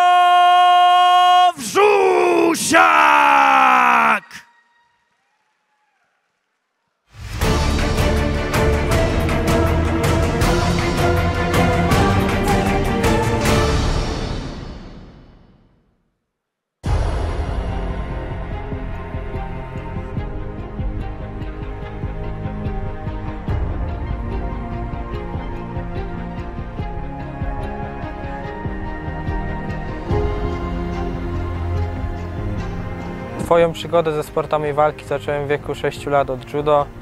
Trenowałem w klubie UKS Most Będzin pod czujnym okiem trenerki Jolanty Poświat. Moja przygoda z judo trwała 8 lat.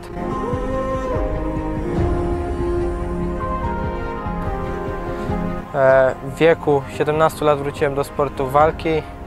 Trenowałem grappling i tajski boks, natomiast brakowało mi pełnoprzekrojowego MMA. Od 3 lat trenuję w Matadores Katowice pełnoprzekrojowe MMA.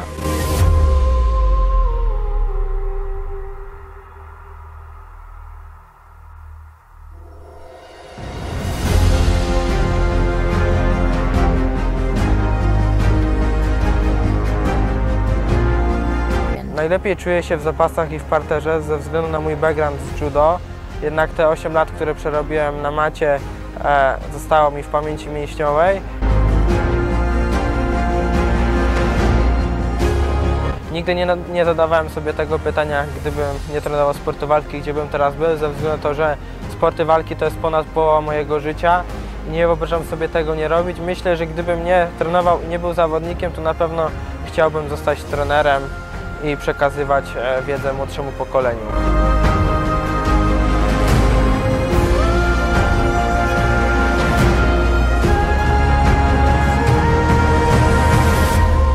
W wieku 13 lat skończyłem trenować judo ze względu na poważną kontuzję, której doznałem na zawodach. Natomiast po kilku latach wróciłem do sportów walki, bo brakowało mi tej adrenaliny.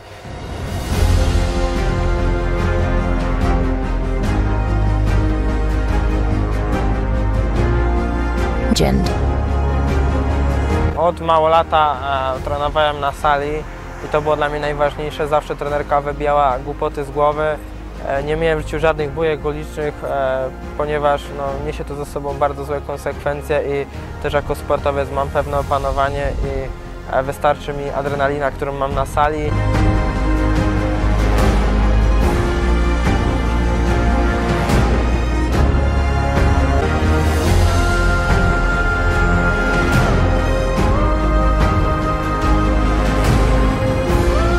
Zapraszam wszystkich na 11. odsłonę gali Silesian MMA, która odbędzie się na Mosirze w Mysłowicach 23 września. Kto nie może, zapraszam przed odbiornik. Trzymajcie kciuki.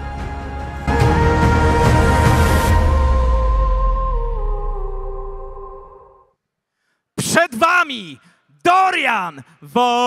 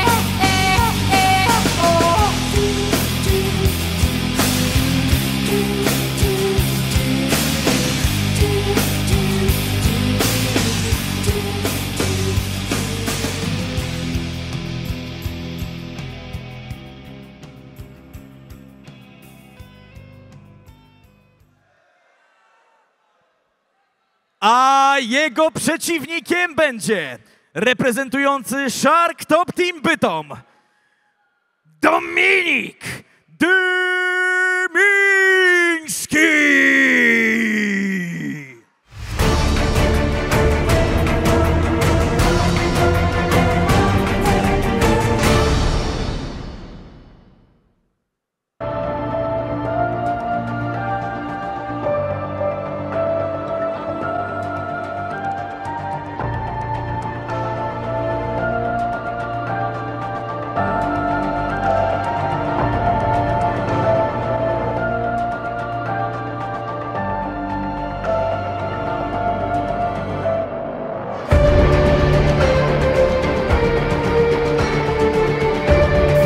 Cześć, nazywam się Dominik Dymiński, mam 19 lat, MMA ćwiczę od 5 lat.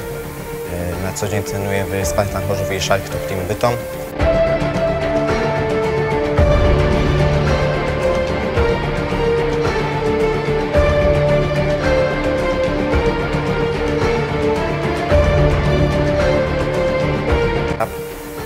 Myślę, że mimo naszego młodego wieku damy dobry sportowy pojedynek i że nie będziemy odstawać od starszych zawodników w tej gali.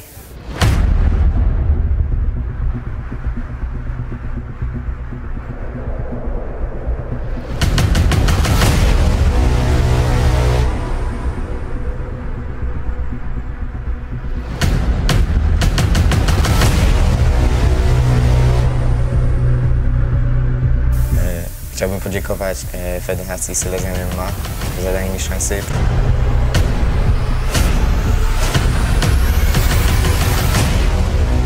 A Was zapraszam na galę w Mysłowicach, która odbędzie się 23 września.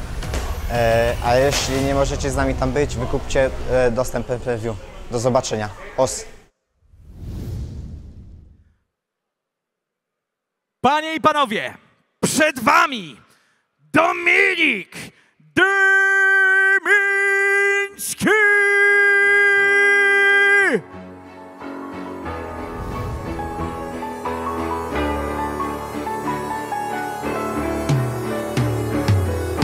Siła motywacji, mocy zaszytej wariacji. W tempo tego bitu znów się uczę nowych akcji. Skakanka i worek nieodłącznym elementem. Kiedy idę w nocy się nie boję za zakrętem. Godziny treningu, litry potu na sparingach ciągle motywują te wspomnienia z mego życia. Trochę się za późno zajarałem tym tematem. Dążę do spełnienia, biorę ciężar ten na klatę. Nie jestem najlepszy, poziom mój jest bardzo niski, ale idę dalej, by zdobywać te wyniki. Ciągle się utwierdza w takim małym przekonaniu. Pokora pomaga w charakteru budowaniu. Pasja to jest sport, co bez końca motywuje. W klubowych tutaj pojedynkach mamy 1-1 między Shark Top Team Bytom a Matadores Katowice, więc ten pojedynek rozwiąże nam i da nam odpowiedź, który klub dzisiaj wyjdzie zwycięsko. Wiek podobny. Dorian Wawrzusiak ma 21 lat, a Dominik Dymiński 20. Wzrost i waga oczywiście również podobna.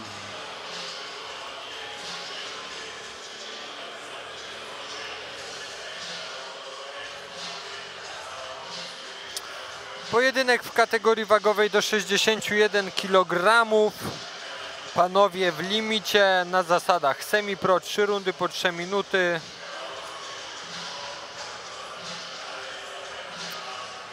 No i tutaj kolejny pojedynek klubów. Matadores Katowice kontra Shark Top Team Bytom. Spodenki niebieskie Dominik Dymiński, spodenki żółte Dorian Wawrzusiak. Jest to ostatni pojedynek na zasadach semi-pro. 5. walka.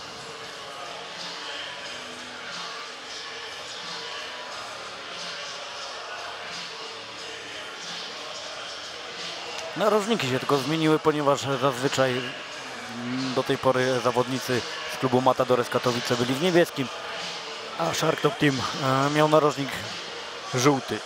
Teraz jest na odwrót.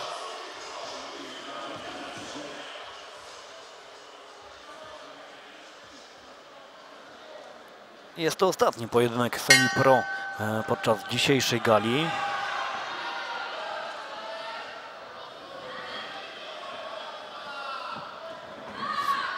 No i pierwszy low kick i sprowadzenie, próba sprowadzenia. O, mocno wybroniona. Wejście za plecy. Ale ładnie. A się pięknie. Cóż za dynamiczna walka. Tak, przepiękny pokaz grapplingu nam tutaj dają panowie teraz. Oj, widzimy, że Dominik tutaj w parterze to niejednemu by dziecko zrobił, jak to się mówi.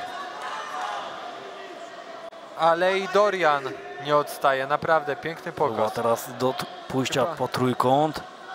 Gdzieś ta noga. Tak, ale chyba próbuje już przejść do balachy, lecz nie, wrócił.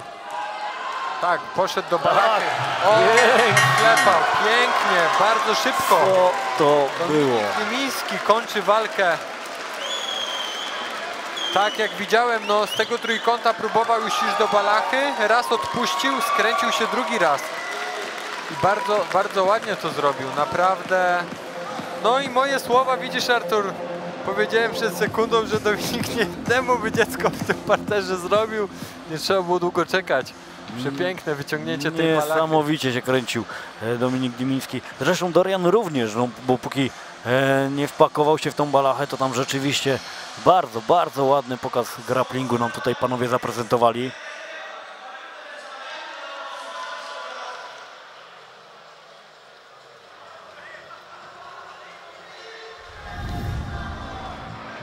Tutaj zobaczmy. Jeszcze raz przejście i chciał przejść pozycję. Dynamicznie, ale dynamicznie, tak, przepięknie. oj, tak, ciasno. Widzimy prawa noga nawet. Myślał, że przejdzie pozycję, wyciągnie rękę, ale obudził się nie w czas, już był przeprost. O, aż mnie zabolało. No i naprawdę Dymiński, Dominik, widzę mnóstwo sponsorów na plecach i myślę, że to nie jest trafna inwestycja, to jest jak najbardziej trafna inwestycja i takie talenty trzeba wspierać.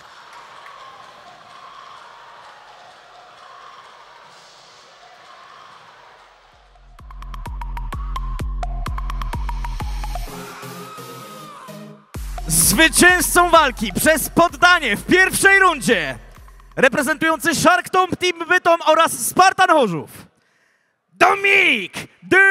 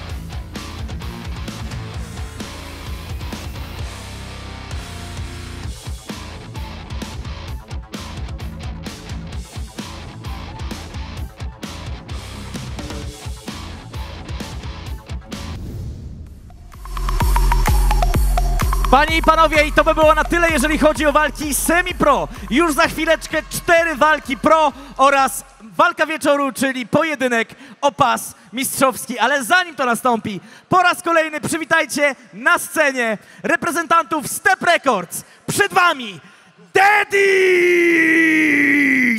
Raz, dwa, raz, dwa. Raz. Mamy to.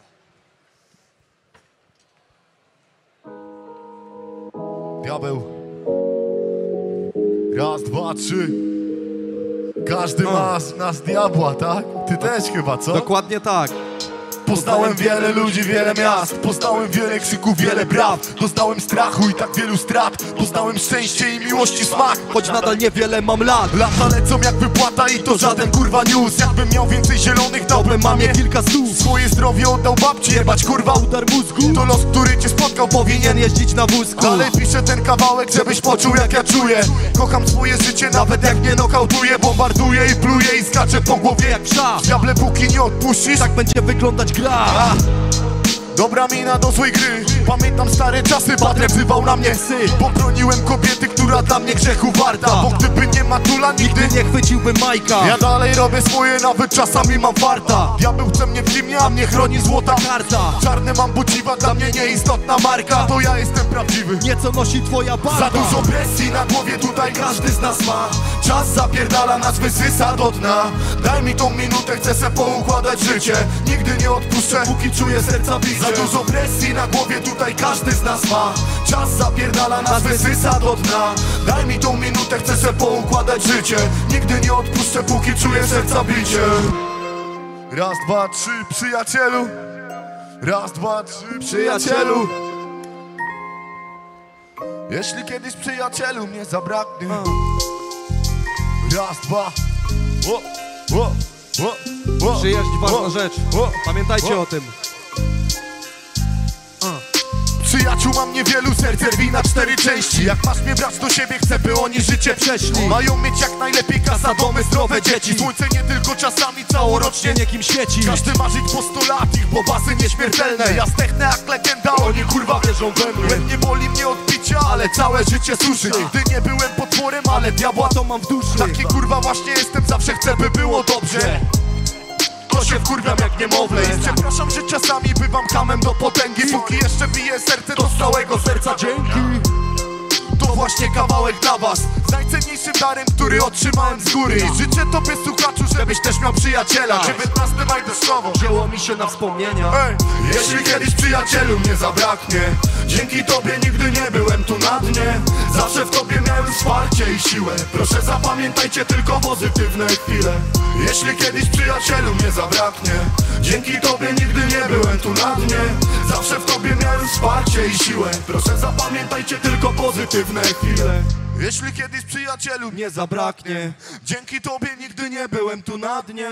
Zawsze w tobie miałem wsparcie i siłę. Proszę zapamiętajcie tylko pozytywne chwile. Dziękujemy. Było nam bardzo miło, przepraszam, że tutaj nie wychodziliśmy, ale tutaj mieliśmy tylko odsłuchy, także tak zróbcie jakiś hałas, bardzo proszę! Dziękujemy jeszcze raz. Miłego wieczoru. Dzięki, Mysłowice. Raz jeszcze zróbcie na nich hałas! Daddies!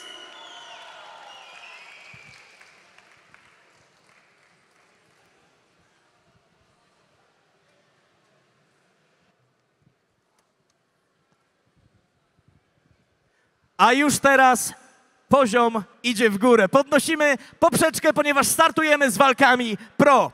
Pierwszym pojedynkiem będzie walka pro w kategorii 77 kg.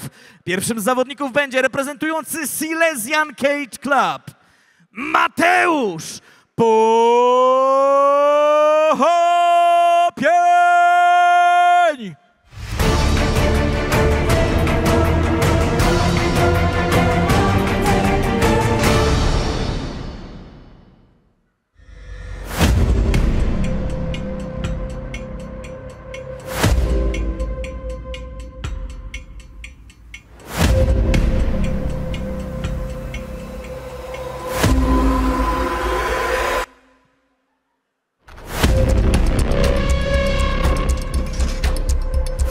Cześć, nazywam się Mateusz Pochopień. 23 września zawalczę na Silesian MMA 11.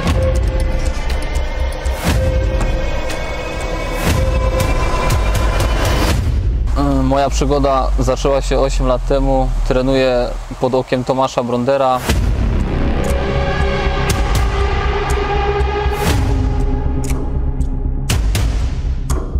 Jest to moja trzecia zawodowa walka.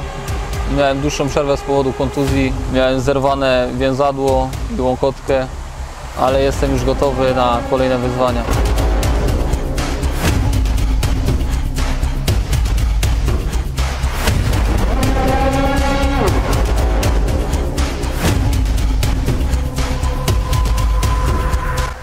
Chcę powrócić w dobrym stylu. Rywal jest z zagranicy. Chcę się pokazać z jak najlepszej strony.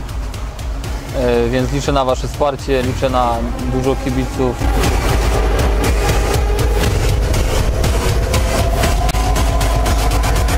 Zapraszam wszystkich kibiców z Lędzin i z okolic na moją walkę 23 września w Mysłowicach. Pozdro.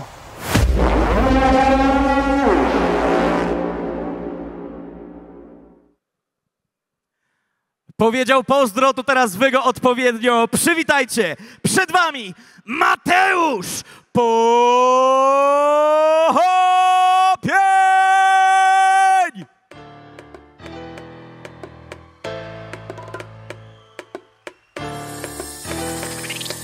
Wszystko czego chcę, co najdroższe mi na świecie, to gromadka dzieciaków zestarzeć przy mej kobiecie.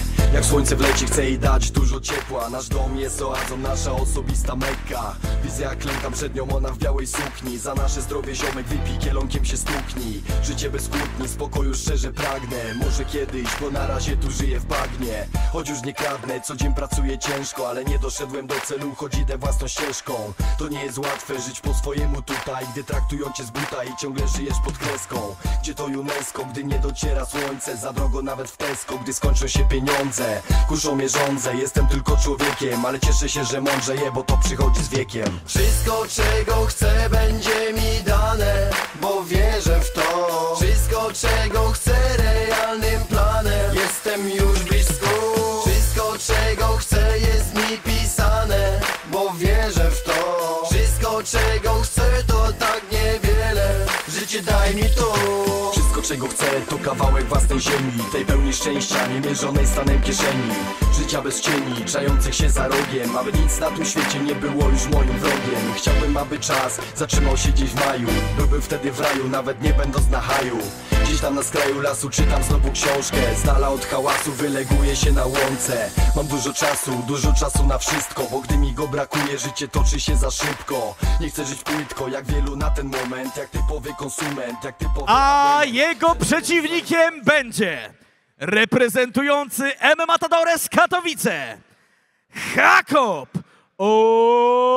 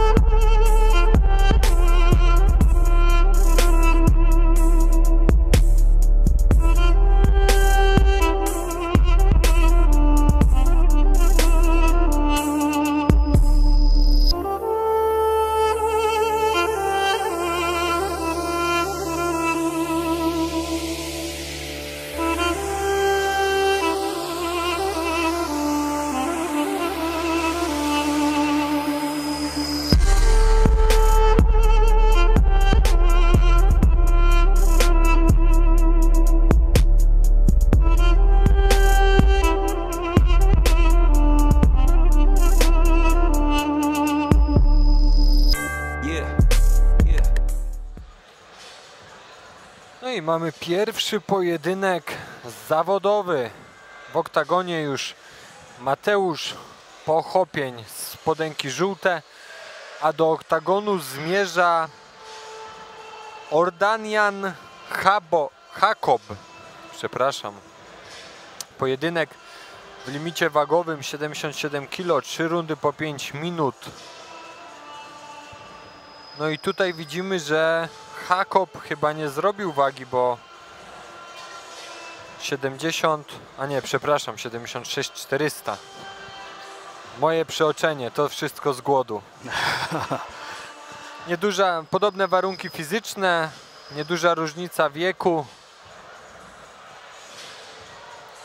No tutaj Mateusz jest moim klubowym kolegą, także ja tutaj mogę obiektywny w tym pojedynku nie być. Także w razie czego mnie koryguj, w razie czego mnie tutaj wspieraj. Dobrze, Artur. Nie ma najmniejszego problemu. Narożnik żółty Mateusz, narożnik niebieski Jakub.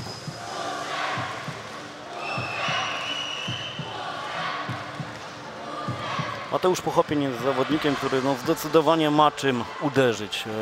Nieraz z nim sparowałem, no i muszę przyznać, że te ciosy dość często odczuwałem, także mam nadzieję, że dzisiaj będzie równie brutalny dla swojego przeciwnika.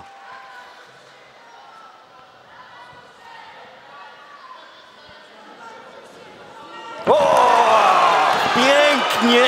Prawy, prosty. Pierwszej akcji. Tak. Dobija, ale bezlitosny jest Mateusz. No i czy zerwie i będzie kontynuował? Tak, powinien jak najszybciej rozrywać. Tak. Ponieważ tutaj te sekundy w klinczu to zawsze są dodatkowe sekundy, kiedy przeciwnik może dojść do siebie. Tutaj widzimy. No i tutaj widzimy presję ze strony Hakoba. Tak, no to tutaj widzimy, że też jest niezwykle silnym zawodnikiem. Mimo tego podłączenia tutaj dość dobrze sklinczował. Rozerwanie trzeba jeszcze spod klatki uciec, zachować, zatrzymać na środku walkę i szukać znowu tej prawej. Oj, niebezpiecznie Mateusz opuszcza te ręce. Tak, widzimy, że tutaj na początku wrzucił wszystko chyba, żeby dobić swojego przeciwnika. Teraz chwila oddechu, ale dochodzi ta prawa ręka, dochodzi. Aj. Troszkę niepotrzebnie, no, niepotrzebnie skracał dystans, niepotrzebnie wchodził aż tak mocno ciosami. Widzimy szeroko otwarte usta Mateusza. To skręcił się do balachy, ale przeszedł pozycję Hakob.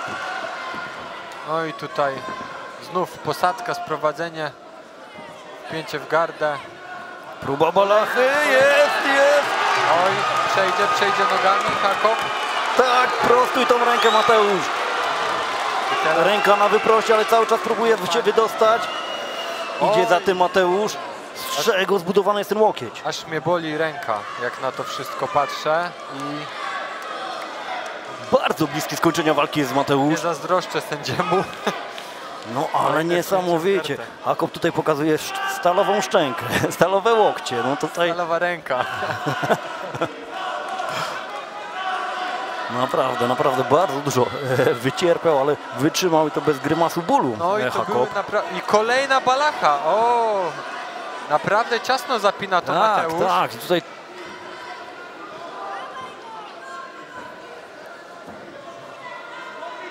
no i tutaj Hakob rozbija w gardzie, a Mateusz stara się kręcić. No połowa rundy za nami, a naprawdę w tej połowie wydarzyło się niezmiernie wiele. Idzie po skrętówkę, próbuje złapać tamtą nogę, ale nie. Tak. Do stójki Mateusz. O, teraz próba gilotyny. Dobrze podpięta jest. No Hakob tak poszedł bardzo chaotycznie, ale mam wrażenie, że wyciągnie tą głowę. Tak, wyszła głowa. No ale to też są bardzo złe informacje dla Mateusza, ponieważ bardzo dużo siły wkłada w każdą akcję. Tak. Czy będzie teraz rozpina nogi, czy będzie się wypychał biodrami i próbował wstawać, bo tu ewidentnie dostaje po tej szczęce. Tak, musi wstawać. Oj! Dobrze i trzymaj stójkę, szukaj tej prawej ręki, na spokojnie. Ustaw lewą. No tutaj widzimy, że już jeden i drugi, jeszcze 1,5 minuty do końca pierwszej rundy, a już jeden i drugi naprawdę ciężko oddycha. I mam wrażenie, że te ręce są nisko, jak u jednego, jak i u drugiego. O! Kolejne obalenie. No i widzę, że tutaj po stronie Mateusza już te warunki fizyczne z lekkością to obalenie nawet bym powiedział po stronie Hakoba. Tak. No, bardziej świeżym zawodnikiem, mimo tych ciosów, mimo tego zagrożenia, które cały czas musiał przyjmować, wydaje się Hakob. I pomimo tych 3 prób, tak naprawdę takiego hat-tricka zrobił, bo 3 balachy były dosyć ciasne po Mateusza stronie, ale Hakob po raz kolejny sprowadza. Po raz kolejny tak samo to wygląda i teraz czy Mateusz będzie znów próbował iść do balachy? No w stójce obydwaj panowie wyglądali na zmęczonych. Tutaj w parterze jednak Hakob wydaje się zawodnikiem bardziej świeżym. Po raz kolejny te nogi wysoko zapięte, będzie gdzieś tam próba. Tak, skręca się do boku. Ale już mało czasu, już tutaj chyba należy to po prostu przeleżeć i skupić się na tym, aby nie przyjmować ciosów. Tak, tutaj jest niewidoczne, ale też były 2-3 uderzone takie krótkie łokcie ze strony Jacoba. One też są niewygodne, robią dużo szkody w tym parterze. Kolejny łokieć z góry bity. No, myślę, że tutaj przede wszystkim dług tlenowy, który Mateusz zaciągnął, atakując bardzo dynamicznie już od samego początku. No tutaj to będzie największym problemem. Oj tak. No widzimy, że jeden jak i drugi ma problemy z kondycją po tej pierwszej rundzie. Mateusz... Ale piękny był ten prawy, teraz widzimy na pełnym wyproście. Znalazł się tam, gdzie miał być i jak to Jacob przeżył, nie mam pojęcia. Spójrzmy jeszcze raz, tutaj naprawdę mocny prawy, ale potem jeszcze te dobijanie. I to dobijanie zaważyło chyba trochę nad tym, że Mateusz, twój kolega, stracił trochę tej siły. Tutaj widzimy kolejne lewy, prawy, który ładnie doszedł do celu. No i niepotrzebnie teraz było te skrócenie i te balachy wspaniale wyciągnięte. Łokieć na przeproście, no spójrzmy, to aż boli. Nie wiem, z czego ma ten chłopak ścięgna, więzadła i przyczepy, ale na powtórce blisko było tego kopnięcia. Runda druga. Panowie gotowi, spójrzmy.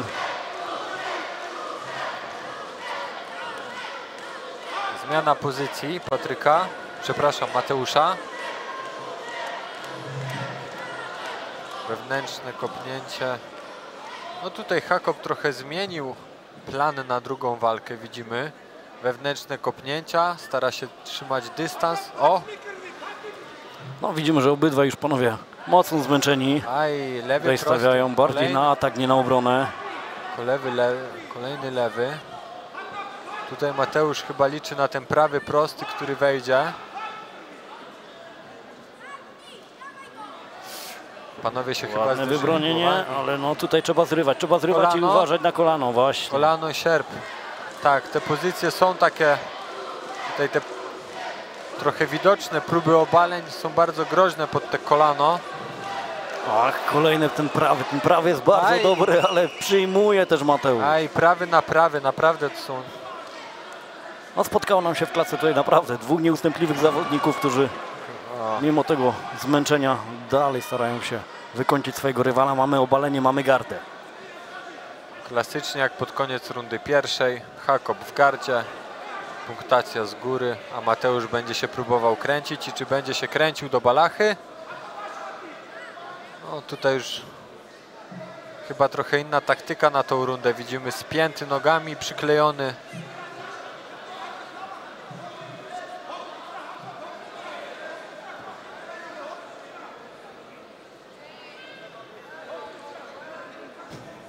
No powinien Mateusz wstawać, ale no widzimy, że jest za bardzo zmęczony. Jacob powinien... O! Teraz...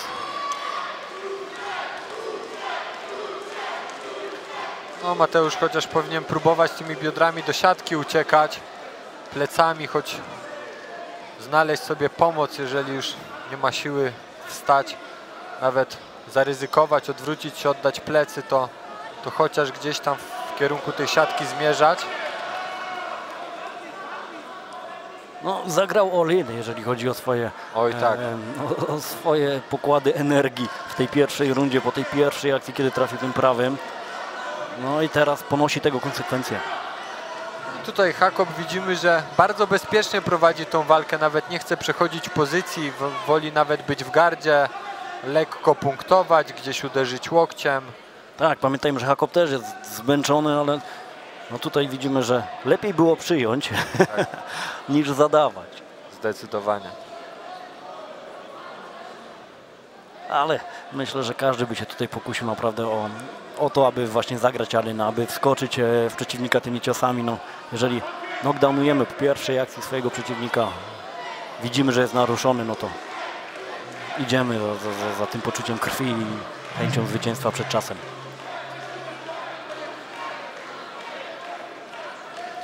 No i teraz Mateusz powinien rozpinać te nogi, próbować odpychać się do siatki. na biodro, tak, na łokieć, wstawać. No ale widzimy, Hakob bardzo dobrze wykluczył tą rękę, ściągnął za biodro, za kolec biodrowy.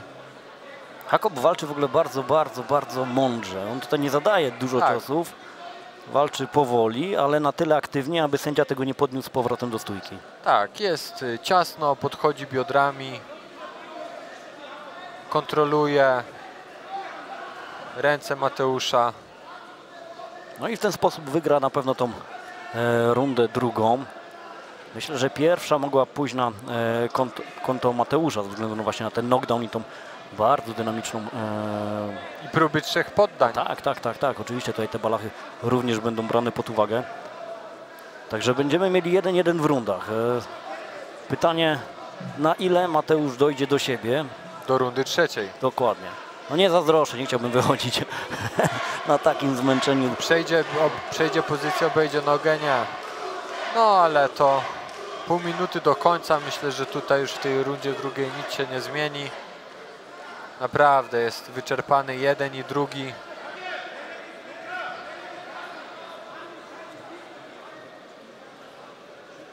No jeżeli Mateusz nie zmieni nic w rundzie 3 i będzie to tak wyglądać jak końcówka rundy 1 i cała runda 2, to może być ciężko.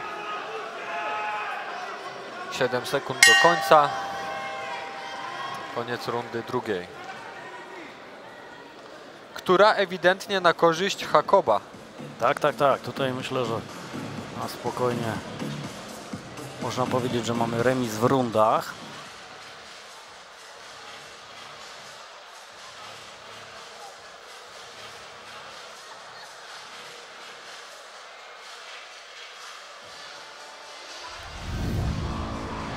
No, widzimy potworne zmęczenie w jednym i drugim narożniku. Oj tak. Tutaj te piękne wejście w tempo pod sierpowym, pod takim tylnym cepem, bo to z pozycji mańkuta Mateusz próbował uderzyć. Tak, było to widoczne i bardzo dobrze to Hakob wykorzystał.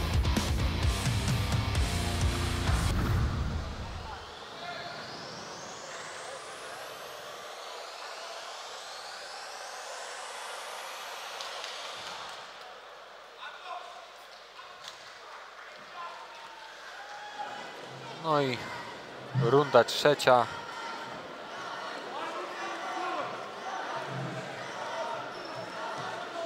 Bardzo jestem ciekawy, jak to się skończy.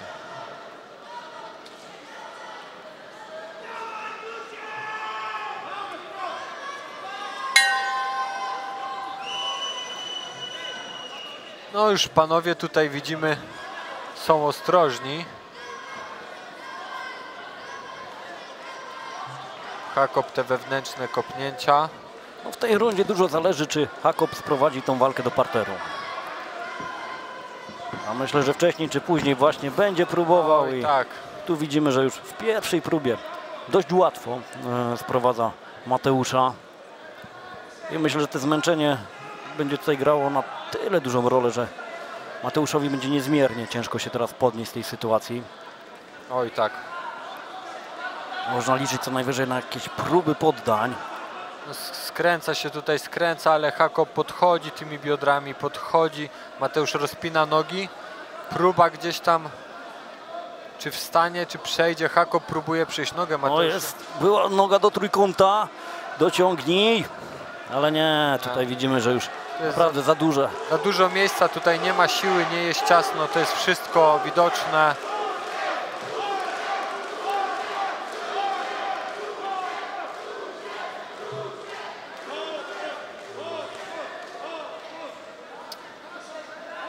No niestety, runda 3 wygląda jak runda 2.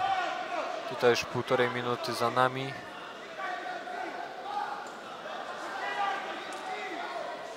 I myślę, że...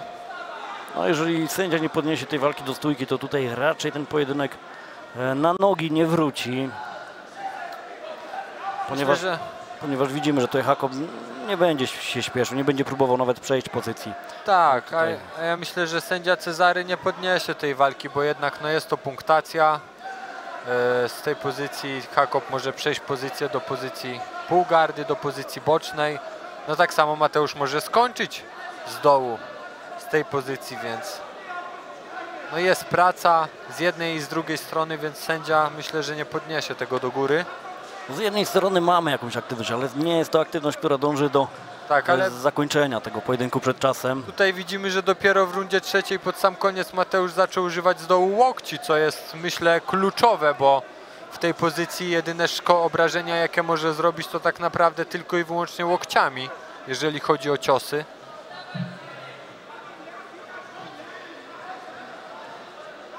Ale tak, rozprasowuje Mateusza. Mateusz jest na plecach. Nawet jak się skręci na bok, to zaraz znajduje się znów na plecach. No i przykro mi to stwierdzać, Artur, ale chyba ta trzecia runda pójdzie również Tak, tutaj na Hakoba. w tym pojedynku raczej się już nic nie zmieni. Tak jak mówię, jeżeli sędzia tego nie podniesie, ta walka do stójki nie wróci. I prawdopodobnie przez najbliższe 2 minuty będziemy oglądać ten obrazek, który oglądamy w tej trzeciej rundzie, tak? Czyli leżącego Mateusza z zapiętą gardą i Hakoba, który zadaje ciosy młotkowe zazwyczaj, bądź krótkie łokcie z góry. No i nie ma tutaj, Arturze, za bardzo co komentować. No, finezji, eksplozywności już w tej walce raczej nie doświadczymy. No i myślę, że tutaj też za bardzo się nic nie zmieni. Widzimy narożnik Mateusza, który jest wściekły. No to był akurat narożnik Hakoba, tak. Hakoba, ale rozumiem, że też wściekły jest. Tak, no tutaj panowie...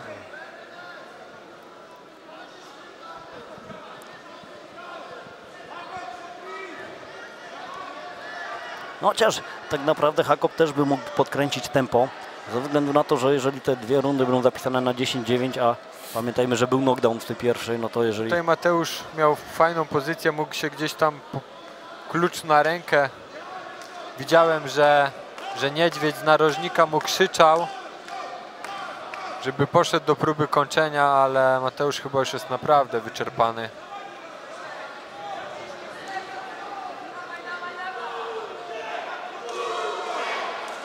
No Hakob musi brać pod uwagę, że jednak ta teoretycznie pierwsza runda przy knockdownie mogła pójść na 10-8.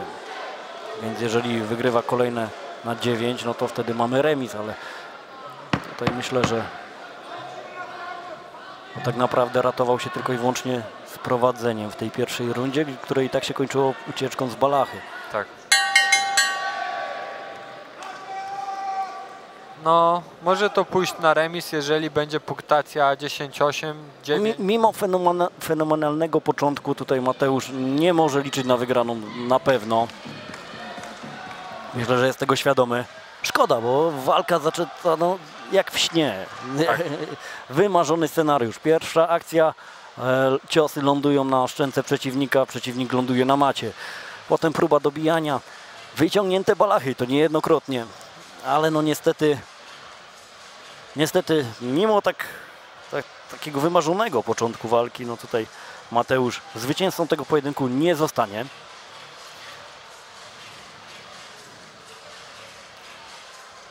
No niestety. Tak to już czasem jest. Rundy są 3. Jedną się niestety walki nie wygra, Arturze.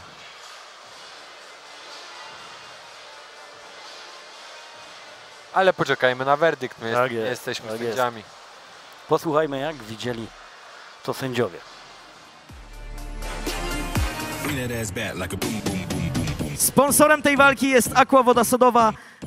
Wręczy prezes nagrodę wręczy prezes zarządu Tomasz Białak. Zapraszamy do klatki, a w międzyczasie mamy werdykt. Zwycięzcą pojedynku przez jednogłośną decyzję sędziów Hakob Ordanian!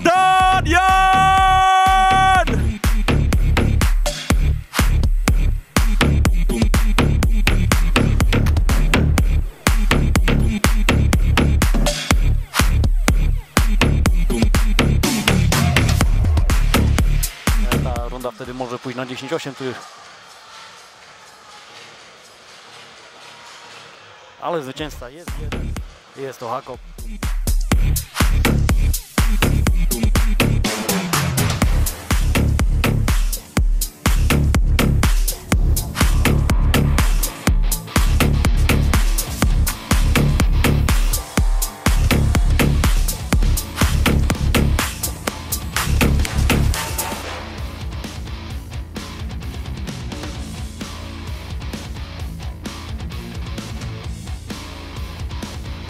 I przyszedł czas na kolejny pojedynek, a zmierzą się w nim reprezentujący Grappling Kraków Andrzej Karkula.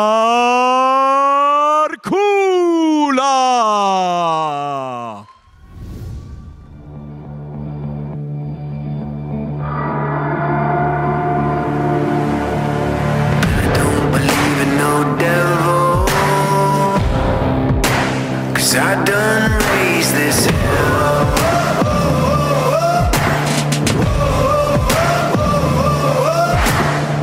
I've been the last one standing when all the giants fell.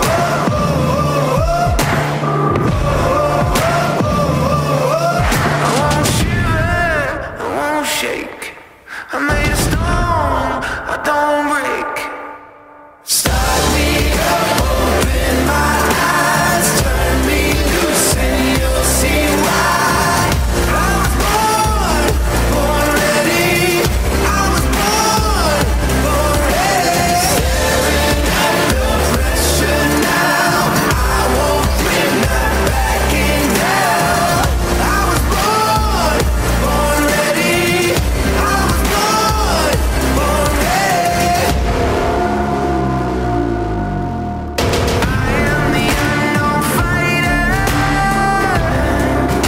A dark horse coming for you. Yeah. I'm gonna push up higher. I'm gonna A jego przeciwnikiem będzie reprezentujący Oktagon Team Cieszyn Patryk Martinik.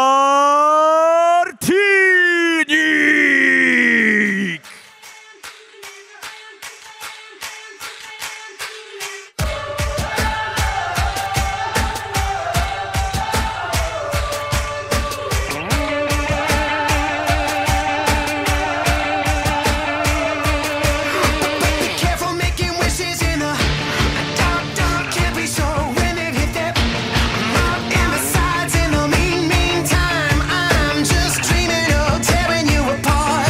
I'm in the deep, deep tears with the devil. No, the world can never get me on my level. I just gotta get you out the cage. I'm a young lover's rage. Gonna need a spark to ignite. But my songs know what you did in the dark. Patryk Martinik, reprezentant Oktagonu Team Cieszyn, 26-latek, podobnie zresztą jak jego rywal Andrzej Karkula z grapplingu Kraków. Tak, no i jest to drugi pojedynek zawodowy w kategorii wagowej do 61 kg i przed nami 3 rundy po 5 minut.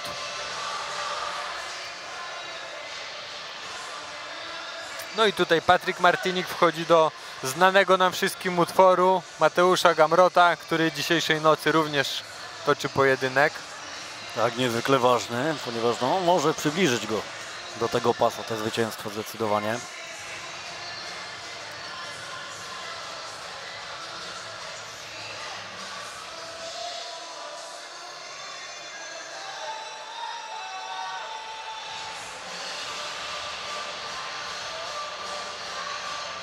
Ten nieco bardziej szczupły, ale za to wyższy. W niebieskich spodenkach to Patryk Martinik, a w żółtych spodenkach Andrzej Karkula. Tak, no tutaj widzimy 7 cm różnicy wzrostu. Ciekawe jak to wyjdzie w zasięgu ramion. No i pojedynek, runda pierwsza. Czas start.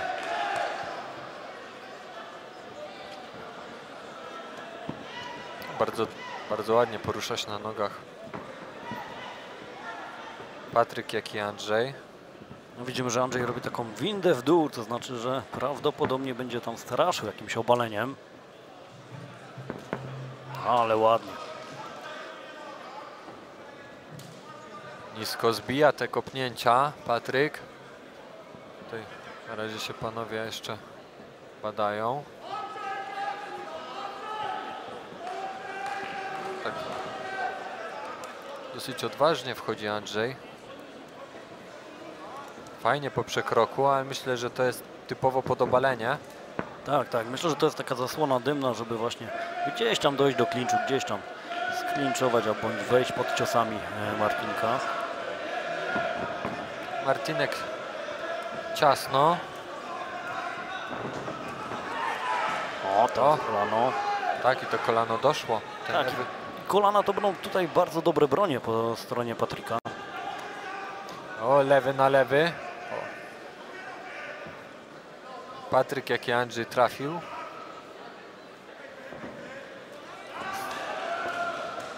Ładnie teraz zakręcił tą obrotówką. Wskoczył z takim obszernym sierpowym. Tak, już po raz drugi ten taki lewy sierp z doskoku. Jest zawodnikiem niższym, także on musi tutaj ten zasięg jakoś starać się przełamać. Próbował Andrzej nawet taki daleki, obszerny na wątrobę uderzyć. Ładne teraz kopnięcie gdzieś tam w kierunku wątroby. O, właśnie, o tym mówiłem, że będzie szukał wejścia pod ciosami. Ma wyłapaną jedną nogę, teraz poszedł do dwóch. Przeciwnik dopchnięty do siatki.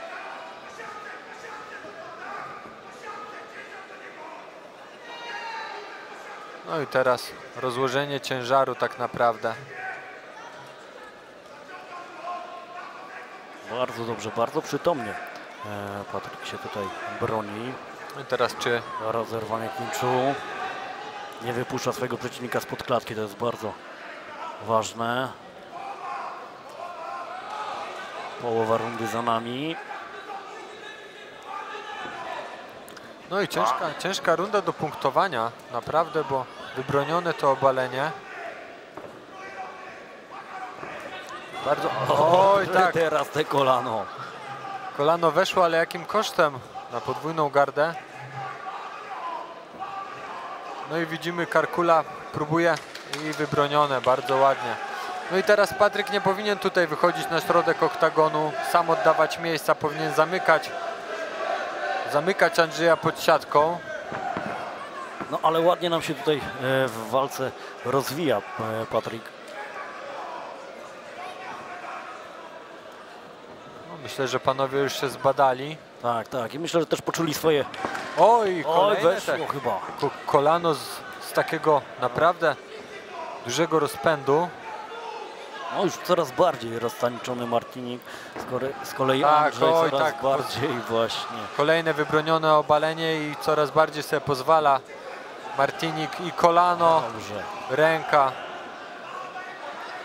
Obawiam się, że jeżeli Andrzej będzie tak usilnie szedł po to obalenie i siłował się z Martinikiem, to może się wypompować ze swoich sił, bo to jest dopiero pierwsza runda.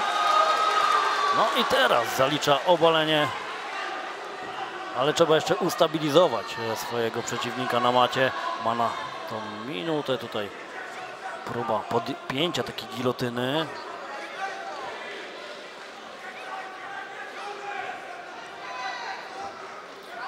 Tak, kontrola, przejście, no i teraz czy Patryk będzie rozpinał i próbował wstawać po siatce, czy będzie się kręcił, ale też bardzo dobrze Andrzej Karkula kontroluje, podchodzi ciasno biodrami, próbuje przechodzić tą nogę. No, przejście do półgardy.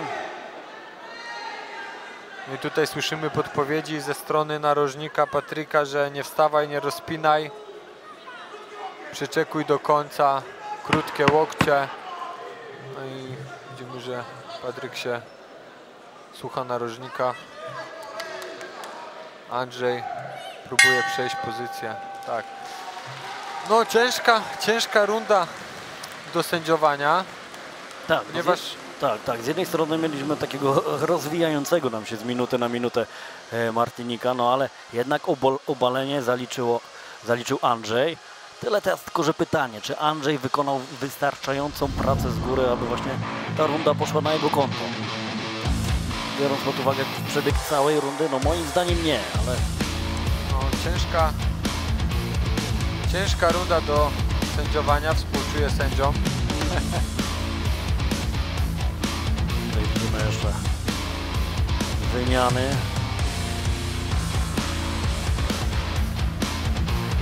Tutaj ta obrotówka, która weszła na brzuch, no troszkę gdyby wcześniej dotknęła ciała, to by gdzieś tam właśnie w okolice wątroby może byłyby większe obrażenia. Tutaj kolejne bardzo ładne wymiany i te kolana. Pierwsze bodajże z 3 podczas tej pierwszej rundy. No tutaj runda druga.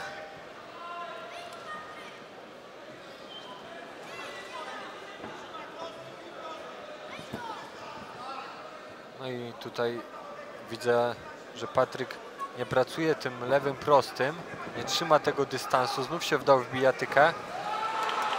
Wysprolował, teraz czy obejdzie pozycję. Ale ładnie tą nogą zahaczył teraz Andrzej. Łapie się Patryk na tą jedną nogę.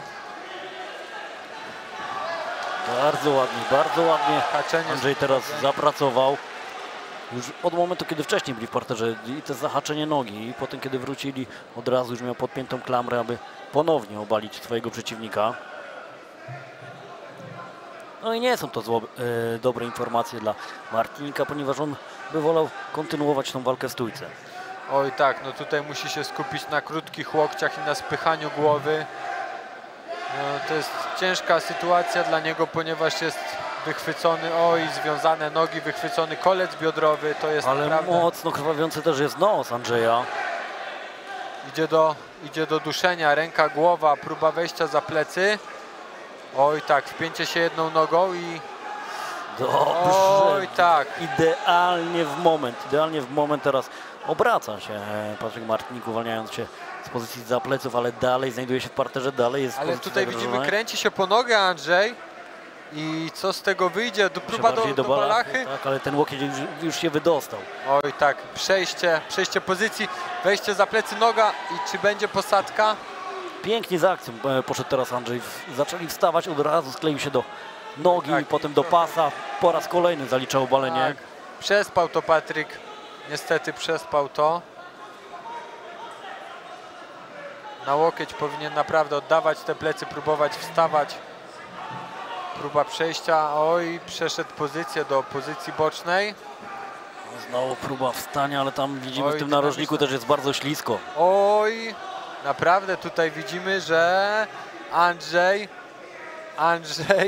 będzie próbował chyba techniki kończącej, jeżeli przełoży tą lewą nogę, wejdzie do środka.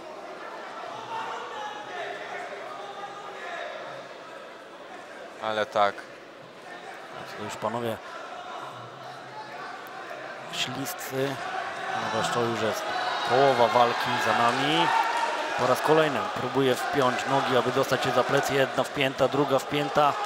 I teraz powinien się Patryk skręcać do karkula. Wcześniej zrobił to w tempo, teraz już tak, przespał to Martinik, powinien wyciągać tą rękę przy głowie, tak, skręca się, widzimy, że się skręca, tak. Ale czy się uda?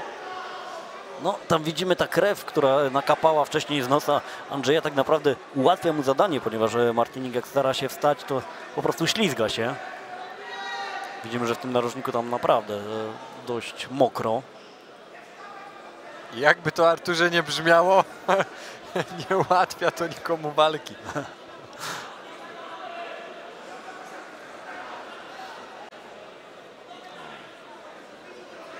Tutaj. Ale bardzo dobrze ma wypracowane te zajścia za plecy tak. Andrzej. No, tu widzimy, że na pewno Karkula przeanalizował dobrze Martinika i te próby obaleń.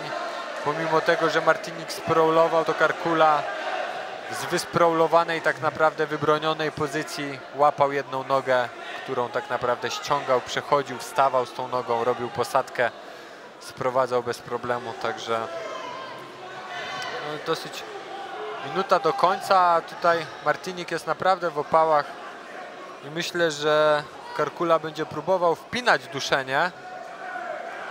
No tak jak po pierwszym klinczu, który z dość dużą łatwością w pierwszej rundzie Patryk Martinik zerwał, myślałem, że właśnie poczuł siłę Andrzeja i tutaj już dzięki temu nabrał wiatru w żagle i sobie więcej w tej walce będzie pozwalał, ale tutaj widzimy w tej drugiej rundzie jednak ta siła dominująca Andrzeja Karkuli powoduje to, że no, ta runda zdecydowanie na konto Andrzeja.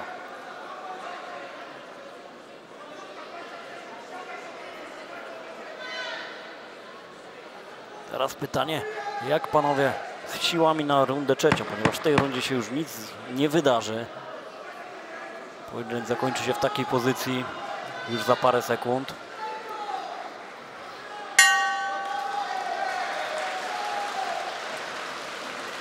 No i runda ewidentnie na korzyść Karkuli. Andrzej rozegrał tą rundę po mistrzowsku.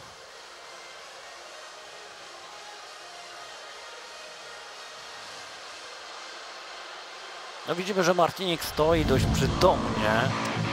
Tak, i jeżeli Martinik w rundzie trzeciej nie zacznie pracować lewym prostym i nie zacznie pracować w tym dystansie, to runda trzecia może się również skończyć na korzyść Karkuli.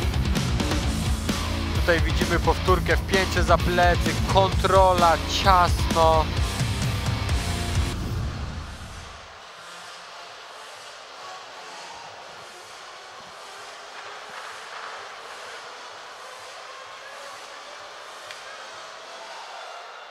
I przed nami ostatnia odsłona tego pojedynku.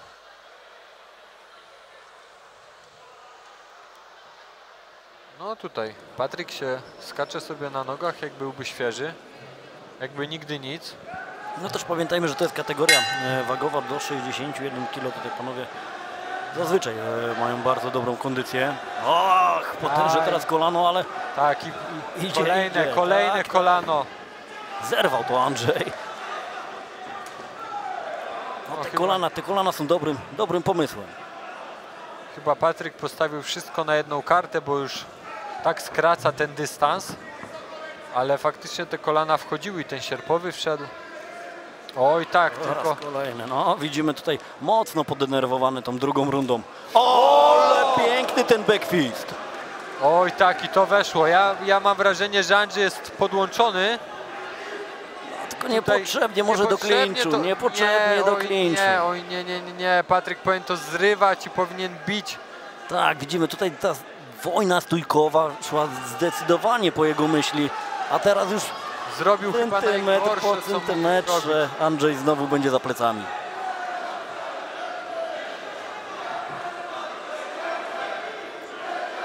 Ale podobał mi się Martin wchodzący do trzeciej rundy, taki wkurzony, taki zdenerwowany tym, że ta druga runda została taka przesiedziana w jego przypadku. I mocno dynamicznie, piękne te kolana, ten lewy sierpowy, który wszedł, ten backfist. No ale na tą chwilę jest w dużych tarapatach, ponieważ są znowu w tym narożniku śliskim. No aż się prosi krzyknąć, zrywaj to, uciekaj do stójki. O, potężne wyniesienie. Oj tak.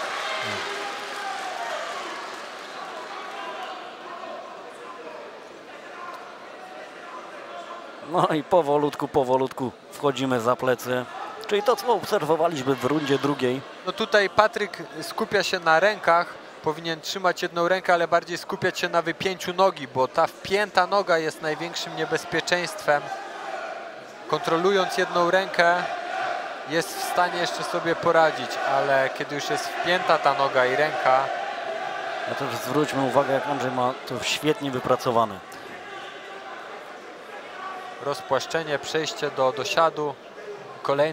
Kolejny raz Patryk próbuje uciec, wpięcie za plecy. Powinien teraz wstawać na nogi, próbować rzucić Karkulę, ale myślę, że już nie ma na tyle sił.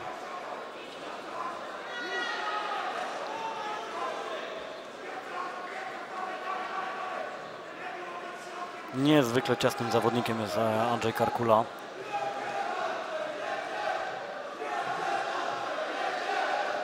Patryk Martinik mimo swojego doświadczenia no nie ma recepty na tutaj tą walkę parterową ze swoim przeciwnikiem.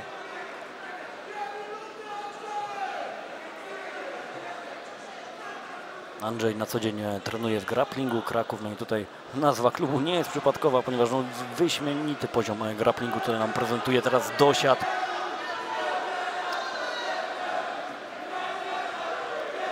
Rozpłaszczenie, rozciągnięcie tak naprawdę. No i teraz... Minuta i 40 sekund do zakończenia tego pojedynku.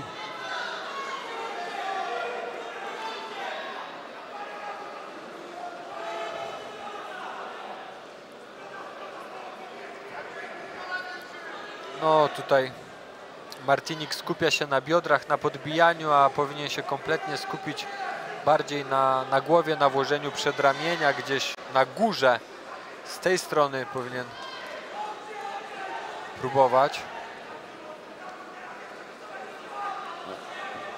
Są chęci, są próby wydostania się tutaj z tych złych pozycji, no ale na tą chwilę z dosiadu udało się go zamienić na gardę. No i tutaj jeszcze próby tych krótkich łokci z dołu wyprowadzanych przez Martinika. Tak, Nie jest to głupi pomysł. Widziałem w UFC niejednokrotnie po takim łokciu ktoś został ogłuszony.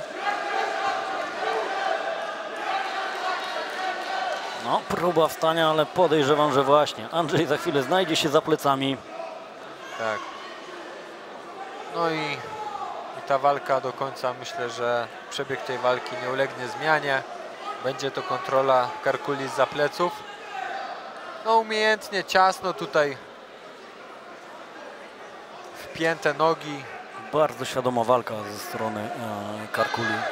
O, wpięta jedna ręka, ale skręca się Martinik.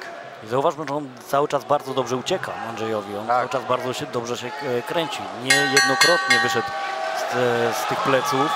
Koniec ale widzimy, że no tutaj niezadowolony z przebiegu tej walki Martinik. Tak, no miał szansę to wygrać. Trzecia runda zaczęła się dobrze. Tak jak i pierwsza.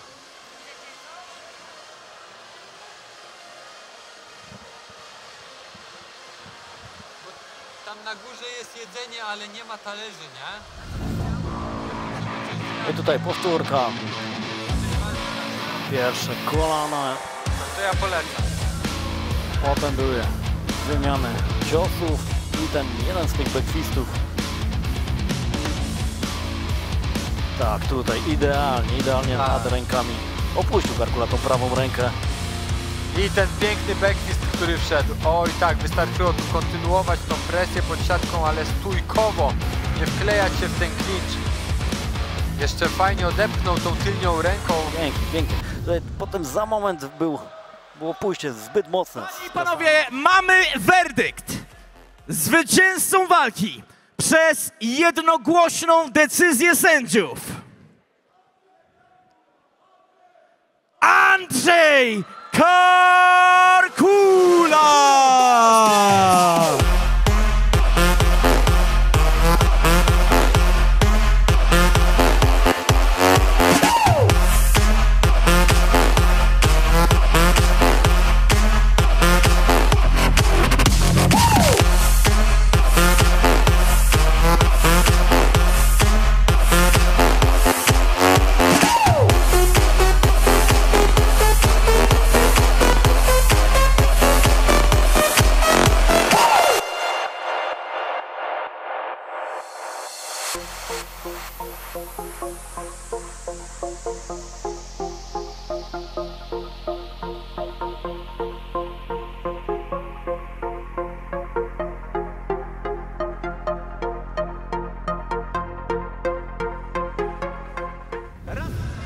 No i witam serdecznie po przerwie. Wracamy do studia. Z nami Marcin Wrzosek. Witaj Marcin. W końcu zmiana na lepsze. Zmiana na lepsze? Na stanowisku komentatorskim. No ja myślę, że tutaj ten... Nie, ja wiem, że ty jesteś fanboyem Kornika, więc nie musisz kłamać. Ja jestem fanboyem każdego, ale myślę, że w końcu doczekam się tego pojedynku, który wisi w powietrzu, twojego i Kornika. Nie wiem, czy wisi. A wisi? No. Powiedz mi coś, czego nie wiem. W ostatnim wywiadzie gdzieś tam Kornika ja słyszałem, że on by bardzo chciał odebrać ten pas, który stracił. Nawet nie pas, ale ten duszę, którą stracił w pojedynku, w ostatnim pojedynku w tej kategorii wagowej, w której walczył z tobą i stracił pas. No mówię, no stracił duszę. Raczej ciężko będzie mu ją odzyskać, no bo po tylu latach, wiesz. No wiesz, marzenia to jest dobra rzecz. No najpierw, żeby te marzenia się przerodziły w rzeczywistość, trzeba wykazać trochę więcej inicjatywy. Marcin. Zresztą ty też wiesz, jak stałeś się troszkę bardziej poukładanym profesorem Krystianem, no to wiesz jak jest, no ludzie lubią dymy. Lubią dymy, no zobaczymy. Ty przydymisz, on może nie dymić. Ale to on chce w rewanżu ze mną, czy ja z nim? To ja mam prosić o rewanż z gościem, który pokonałem. Krystian, jesteś poważnym komentatorem. Spodziewam się tutaj po tobie o wiele większej błyskotliwości, ale rozumiem, że to już jest prawie przedostatnia walka. Masz prawo być trochę zmęczony. Błyskotliwym pytaniem, co ty tutaj robisz? Przyjechałem kibicować 5 zawodników ode mnie z klubu, wielu moich sparring partnerów, między innymi Mimik, Nikos, Mateusz, który walczył pierwszy, no i w main evencie Michał Hawra. Jeszcze też walczył, już patrzę na... Tak, ale tutaj Tworek, kurwa, zapomniałem nazwisko, jakie imię... Oskar. Nie. Oskar też od nas. Oskar też od nas, dokładnie. I jeszcze trochę... Szafaksa Nikos. Szafakas. Ja go nazywam Sofoklesem. Tak, ale bardzo, bardzo dziwne nazwisko. On jest Grekiem, od kilku lat mieszka w Polsce, ale bardzo duży potencjał, naprawdę. Ja się przeprowadziłem do Bytomia 2,5 roku temu. On już wtedy trenował, no to teraz jest bez porównania. Naprawdę bardzo się rozwija i chłopak ma dopiero 17 lat. Widzisz, jak jest zbudowany? Tak, widziałem i... Naprawdę, no zwierzak, genetyczny po prostu... Tak, 17 lat i... Krystian, kiedy ty wracasz do klatki, bo miałeś walczyć, coś tam ci się przydarzyło? Marcin, ja nawet myślałem, że słuchaj, no ta moja kariera sportowa to jest naprawdę skomplikowana. Nie wiem, czy zdążę na listopad wrócić, są plany. Jeżeli zdrowie pozwoli, jestem teraz pod konsultacją lekarską i tak naprawdę tomografia komputerowa, którą zrobiłem wczoraj, będzie decydowała o tym, czy w listopadzie wejdę do klatki, czy nie. Jeżeli nie, no to po nowym roku dopiero. Myślałem, że na taki lotny umysł to trepanacja będzie. Wyszło jednak, że jest tam taki mały orzeszek nerkowca w środku. I za tym małym orzeszkiem goniący taki sit, goniący tą szyszunię. Ale czy będzie walka, bo miałeś walczyć z Saszą, przepraszam. Sasza, imię żeńskie. Nie pomyliłeś się dużo. Miałeś z nim walczyć, czy dalej dążysz do tego rewanżu? Czemu ja mam wrażenie, że to ja ciągnę ten wywiad z tobą? Nie wiem, co brałeś. Mi za to nie płacą, ja jestem po prostu takim profesjonalistą, bo jestem teraz prowadzący kanał Six Pack TV, no nie mogę o tym nie powiedzieć, nie zareklamować swojego kanału. Więc po prostu jest to dla mnie naturalne, że jak wchodzę i mam jakiegoś gościa po prostu przed sobą, to... Jakiegoś? W porównaniu do ciebie, bo ty jesteś tym, który te pytania powinien zadawać. Marcin, ty jesteś... Czekam. Jesteś tak nakręcony. No słuchaj, to tak naprawdę on chciał rewanż ze mną, bo to ja z nim wygrałem pierwszą walkę. No właśnie. To ja mu dałem ten rewanż. Mało tego, to ja go ściągnąłem do federacji. To ja mu załatwiłem walkę i ja się czuję troszeczkę pokrzywdzony. On powinien mi odprocentowanie odpalić, bo bez menadżera... Ale wiesz, że kto daje i odbiera, to się w piekle poniewiera. Najpierw mu dałeś, a potem mu od razu... Ja nie chcę mu... Dałeś mu marchewkę, a on zaczął za nią biec, a ty mu ją... Ja mu nie chcę nic odbierać. Ale brakowało cię w free fightach. Przynajmniej mi. Oj tak, ja też czuję wielki głód i pomimo tego, że naprawdę zmieniłem się z każdej strony, to czuję głód taki naprawdę, żeby wejść tam dojrzałeś, po prostu dojrzałeś. Mi się wydaje, że po prostu dojrzałeś. A która walka dotychczas ci się najbardziej podobała? Marcin, każda mi się podobała. To jest tak politycznie poprawna odpowiedź, że nie przyjmuję takiej, masz wytypować mi najlepszą.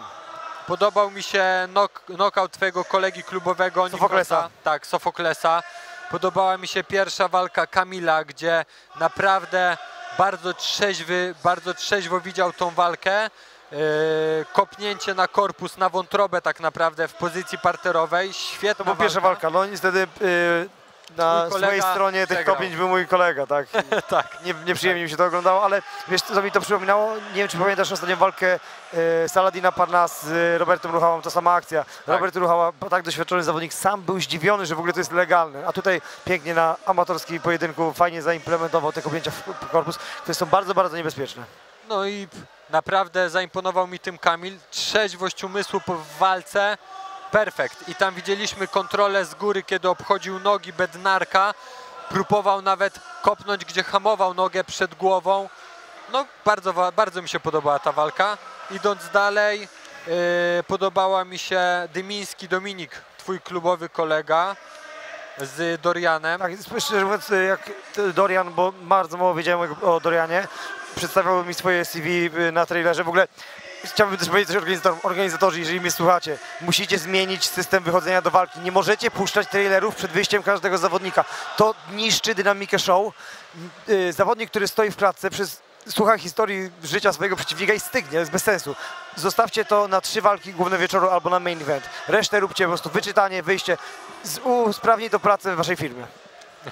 Tak, czyli zapowiedzi, trailery. Po prostu słyszę to, co moja na przykład narzeczona ogląda w telewizji w tej chwili, pozdrawiam, i właśnie też zwróciła mi na to uwagę, a ja siedząc tam sam mówię, kurde, no nie do końca dobrze myślane, ale wszyscy musimy się rozwijać. Stojąc w miejscu się cofamy.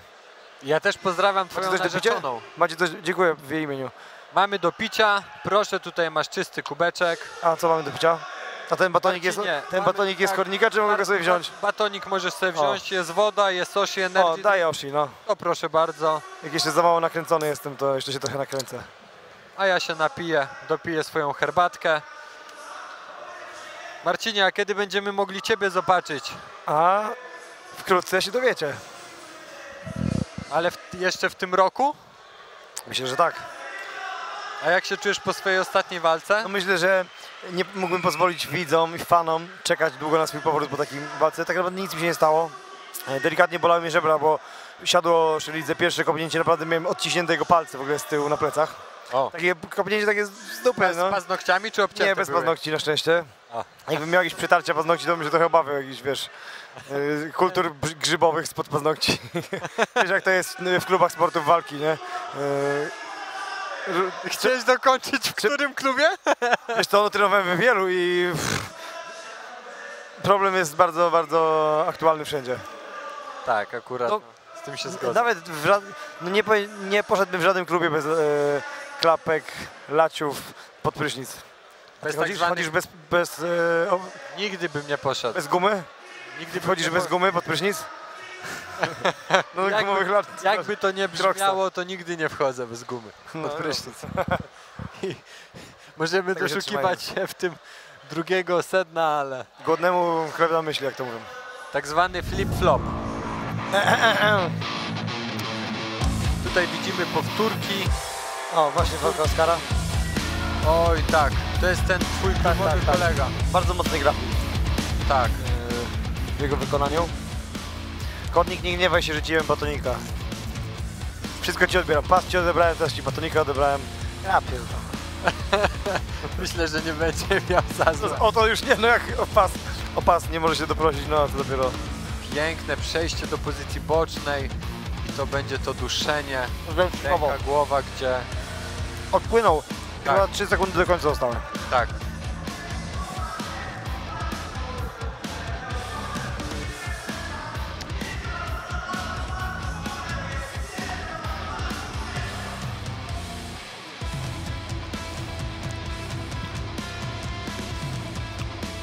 Dziękuję ci, Marcinie. Ja wam dziękuję. Dziękuję za zaproszenie. Świetna gala. Czekamy na walkę Michała Hawro. Trzymajcie kciuki, Team Hawro. Do zobaczenia. Dzięki. Wracamy do oktagonu.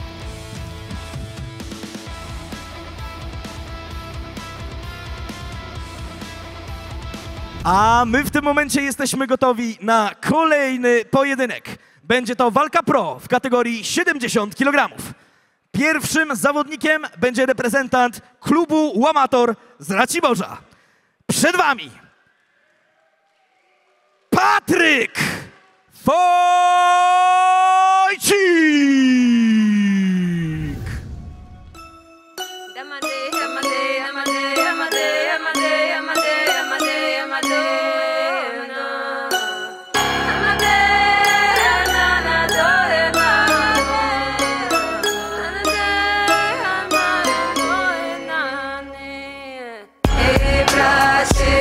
Chodź pokażę ci mój świat, gdzie niewiele zmienia się od lat.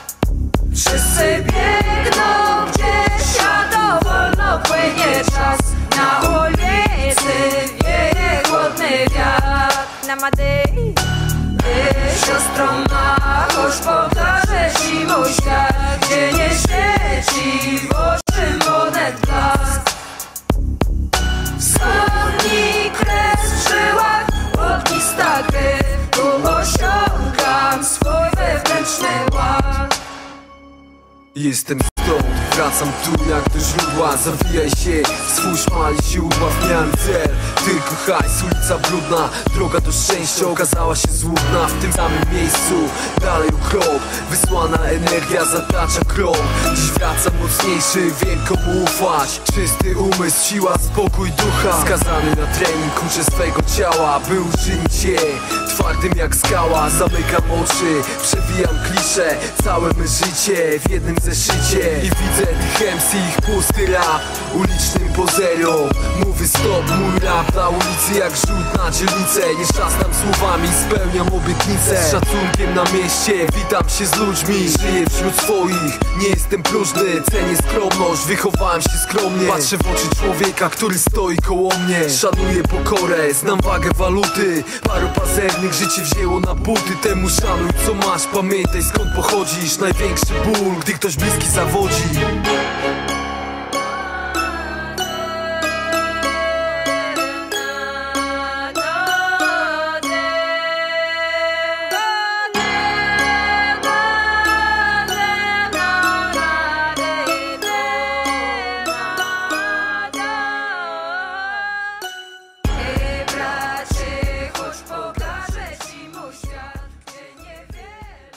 A jego przeciwnikiem będzie reprezentujący Silesian Cage Club Sergiusz Uzarek!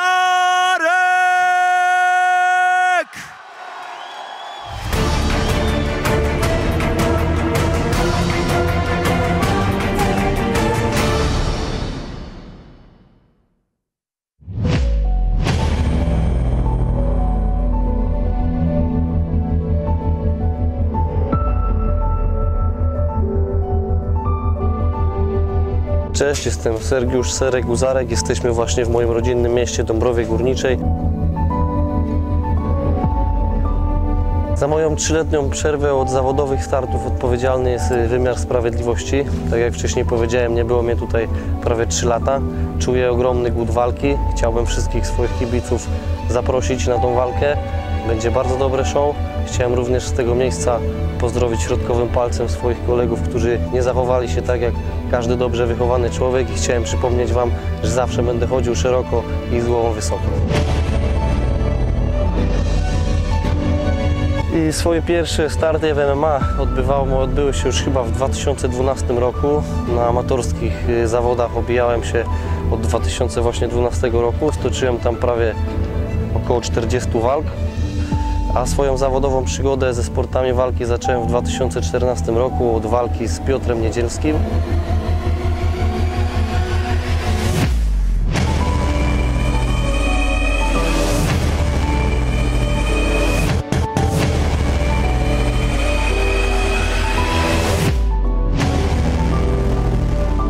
I od bardzo dawna śledzę poczynania Federacji Silesian MMA. Chciałem serdecznie podziękować organizatorom za daną mi szansę, że mogę w niej wystąpić. Byłem nawet na ostatniej gali, chyba 10, tak, która odbywała się w arenie w Będzinie i widziałem tam również walkę swojego byłego oponenta Krystiana, który aktualnie dzierży pas tej federacji. Serdecznie go pozdrawiam i mam nadzieję, że kiedyś wyrównamy nasze rachunki.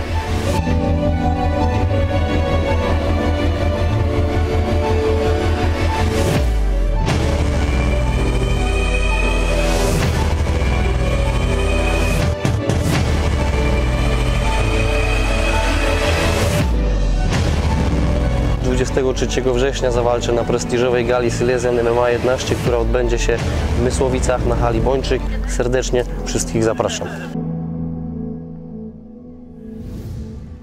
Przed Wami Sergiusz Uzarek!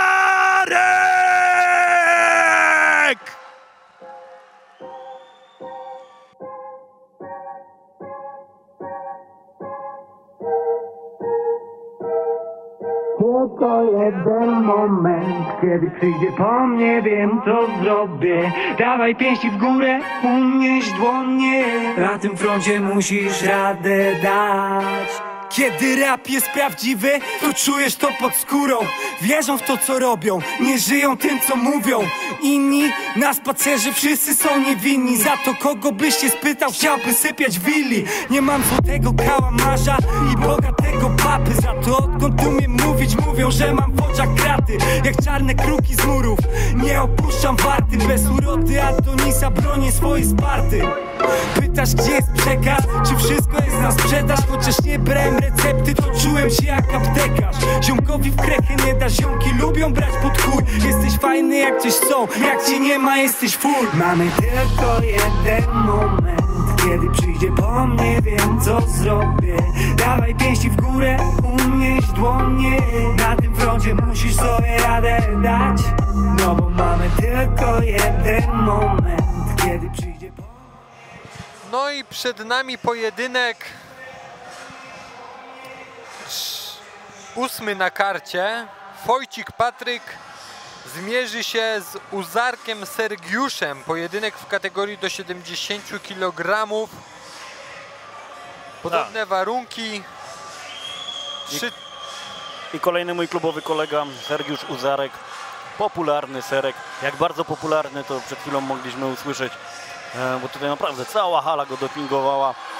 Jak długo uczestniczy w galach Silesian MMA, to takiego dopingu jeszcze nie słyszałem, także tutaj mam nadzieję, że Serek niesiony na skrzydłach tutaj właśnie tej publiczności da bardzo, bardzo dobrą walkę.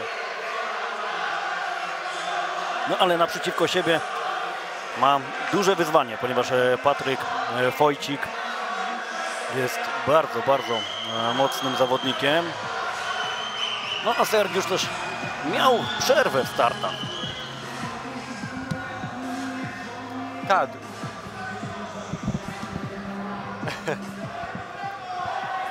Sergiusz reprezentuje klub Silesian Cage Club, a Patryk Wojcik klub Łamator Racibórz. No i panowie zaczynają. Serek w niebieskich spodenkach. Widzimy, że tutaj od razu bez ceregieli. Patryk poszedł po sprowadzenie. Tak, wyłapał nogę, ale no teraz Serek atakuje łokciami.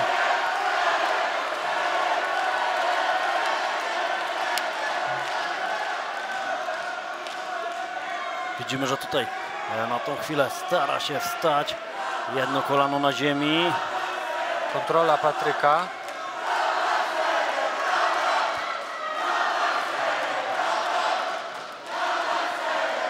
Mocny docisk do klatki.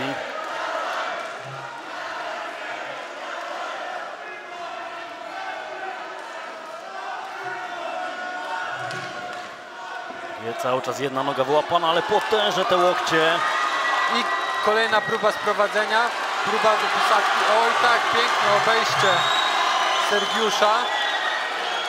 No i teraz potężne łokcie. Schowane bez aktywnej obrony. I koniec, sędzia przerywa. Potworne łokcie w wykonaniu Sergiusza Uzarka.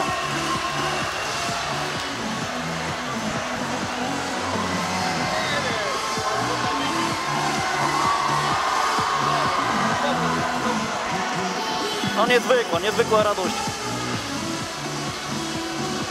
Ale też niezwykle cenne zwycięstwo. Serek często miał pecha w tych walkach. Dzisiaj bezbłędny. Zrobił to, co zrobić powinien, czyli nie dał się sprowadzić. Konsekwentnie zadawał te łokcie.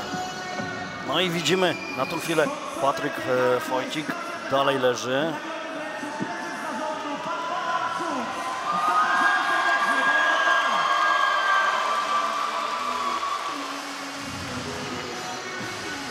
Tak, no i to jest konsekwencją To jest konsekwencją tego, że Sergiusz naprawdę w tempo nie przerwał. No jeszcze pamiątkowa fotka. Piękna i szybka wygrana. Tak jak trening bez fotki się nie liczy, tak tutaj zwycięstwo również nie zostałoby zaliczone, gdyby nie było pamiątkowej fotki. O, idziemy dalej na macie.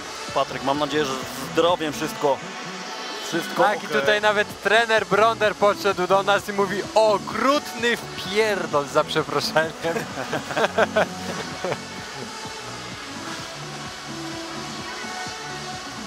Wow, naprawdę. Tak, widzimy tam, no tych łokci spadło naprawdę bardzo wiele.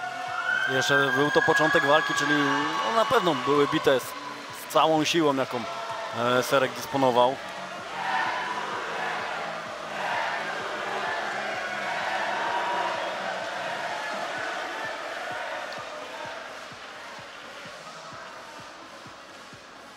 Oj, mocno porozcinane. No ale to są właśnie te dewastujące uderzenia łokciami.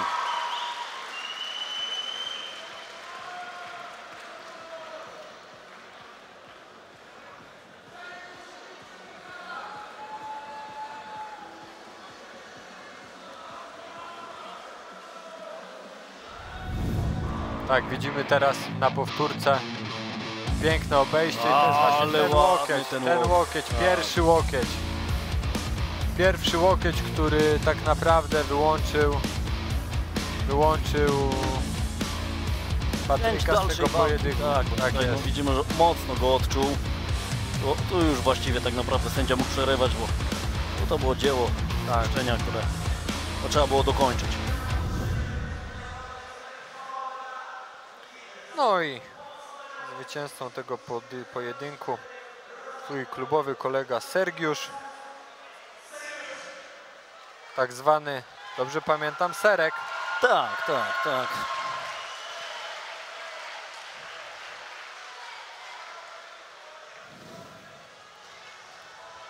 No, kolejna pamiątkowa fotka, ponieważ on dalej opatrywany jest Patryk Wojcik. Mam nadzieję, że tam ze zdrowiem wszystko ok, ale chyba tam chodziło tylko o te rozcięcie, które, no jak widzimy, już teraz jest zatamowane.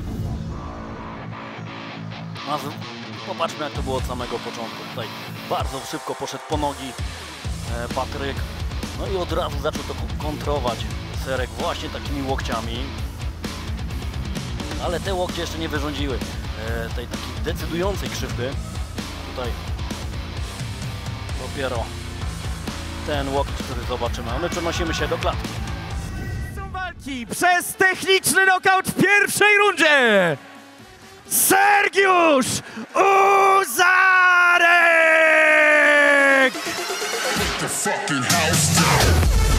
Proszę bardzo, nagrody!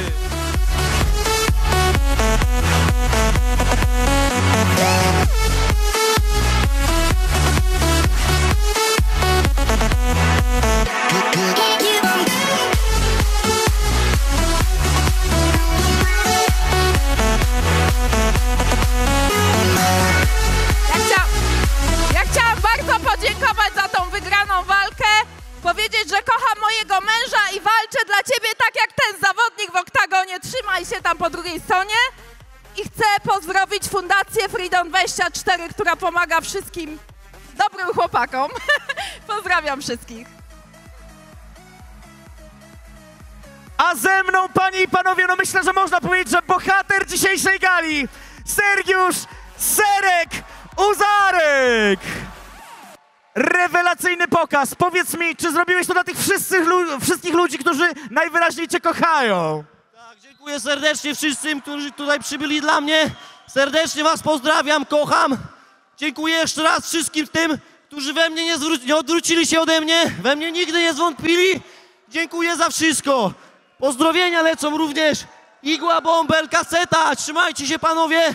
Zawsze będę przeciwnikiem wymiaru sprawiedliwości. Jebać kapuzi! Sergiuszu, świetnie się pokazałeś w tej walce, rewelacyjnie tutaj sam rywal, po tym jak go już tutaj poskładali, powiedział, ty brutalu, no rzeczywiście bardzo brutalnie postąpiłeś ze swoim rywalem. Co czekacie w przyszłości, jakie walki, jacy rywale być może, no bo po tym co pokazałeś, myślę, że będziesz na ustach całego świata MMA. 3 lata czekałem, aż spuszczą tygrisa z klatki, ze smyczy, także zapraszam, nie boję się nikogo, jestem głodny sukcesu. Przez 3 lata żyłem gniewem i muszę tego tygrysa gdzieś z siebie wyprowadzać. Dziękuję! Panie i panowie, po raz ostatni Sergiusz Huzarek, wielkie brawa! Pamiętajcie, widzimy się na afterze ESSA!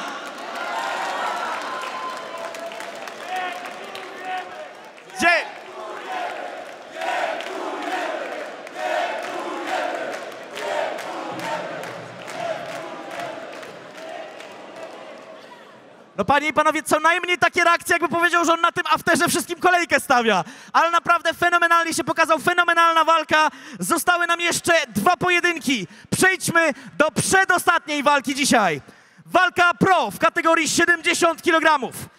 Pierwszym wojownikiem będzie reprezentant Kamehaus Kędzierzyn-Koźle, Sylwester Hasny!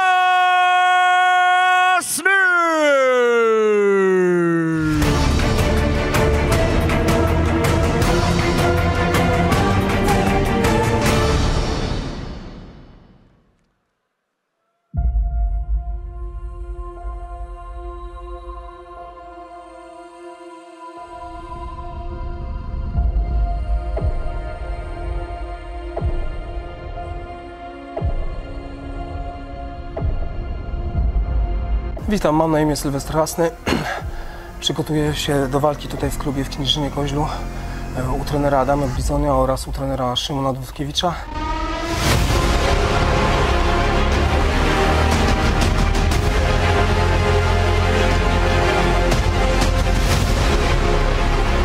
Wcześniej trenowałem i mieszkałem za granicą, więc wszystkie moje walki praktycznie były za granicą. To będzie moja około 20 walka.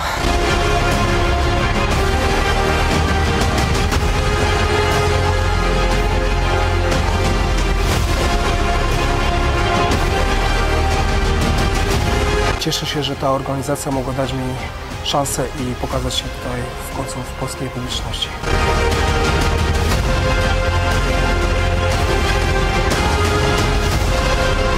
Moja przygoda ze sportami walki zaczęła się w wieku 15-16 lat. Zacząłem trenować w klubie Karate Seibudokan. To jest taki full combat karate, kiedyś to było w Kędzierzynie-Koźlu. Później to zniknęło i zaczęliśmy robić MMA, a później życie mnie zmusiło do wyjazdu za granicę.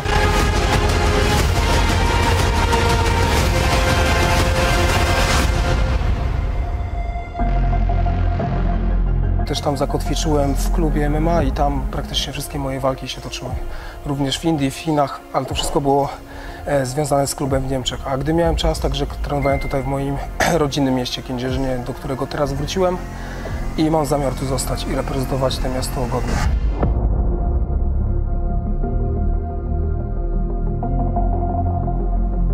Także ja z mojej strony mogę powiedzieć, że dam siebie wszystko, szanuję mojego przeciwnika, ale jak to powiedział, mówi, tania skóry nie sprzedam.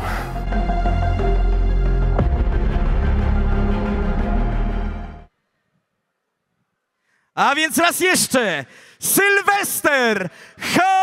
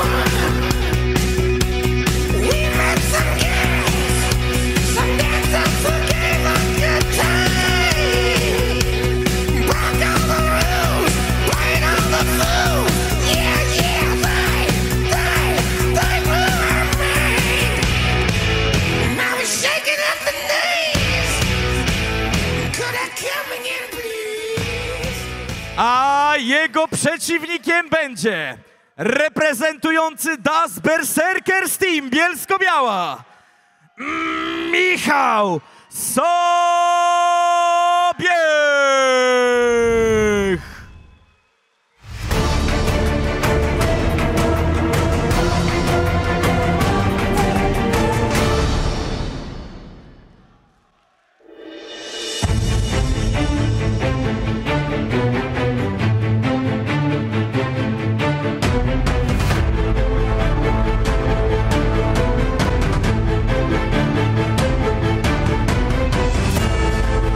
Poważna kontuzja, operacja, rok rehabilitacji, potem jak już byłem zdrowy, to kolejna kontuzja i jeszcze kolejna kontuzja, więc w sumie 3, więc mogę powiedzieć, że jestem śmiało doświadczony i wyczerpałem limit pH.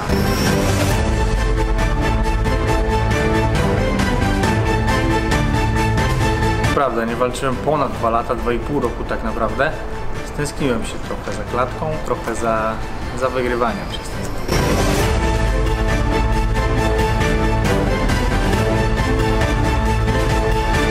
Nie ma co ukrywać, że żywienie i sposób jakby życia bardzo mocno wpływa na to, jakim jesteś sportowcem i jak funkcjonuje twoje ciało. Tak samo jak samochód nie pojedzie bez dobrego paliwa, tak samo nasze ciało bez niego nie pojedzie.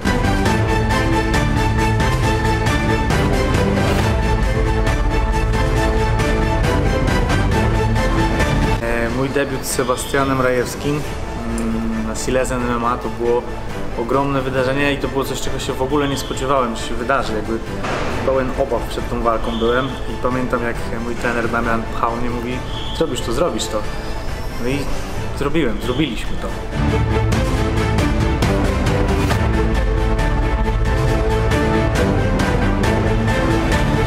Wracam po 5 latach do tej samej klatki, do tej samej hali, z nową energią, z uśmiechem, w wersji już nie wiem której, ale zdecydowanie mam nadzieję najlepszej i nie mogę się tego doczekać.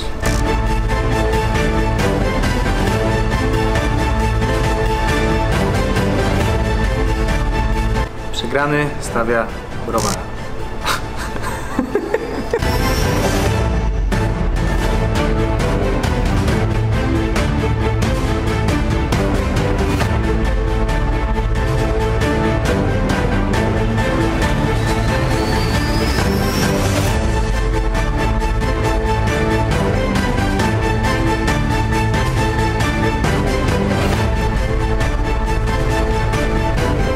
Słuchajcie, bardzo dziękuję wszystkim, którzy są ze mną ten cały czas, mimo tego, że nie walczyłem. Dziękuję wszystkim moim kibicom, bo robię to dla siebie, ale też poniekąd dla was. Bardzo dziękuję, że jesteście i mam nadzieję, że będziecie ze mną 23 września na hali Mosiru w Mysłowicach. 23 września zapraszam na moją kolejną walkę po 2,5 roku przerwy.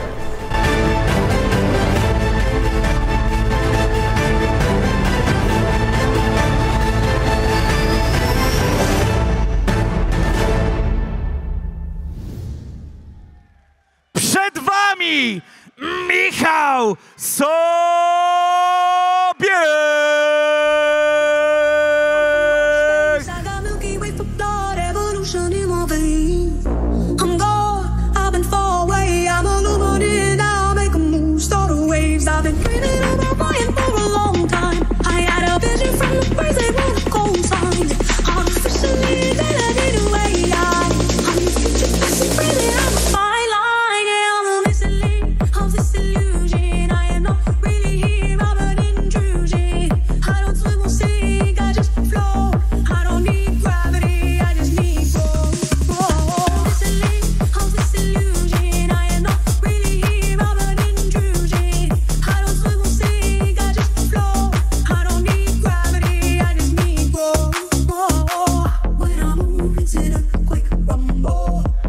Michał Sobiech kontra Sylwester Hasny. Kategoria 70 kg, czyli kategoria nieco wyższa niż na co dzień się bije Michał Sobiech. Wiek 28 lat po stronie Michała, 36 po stronie Sylwestra. Warunki fizyczne bardzo zbliżone.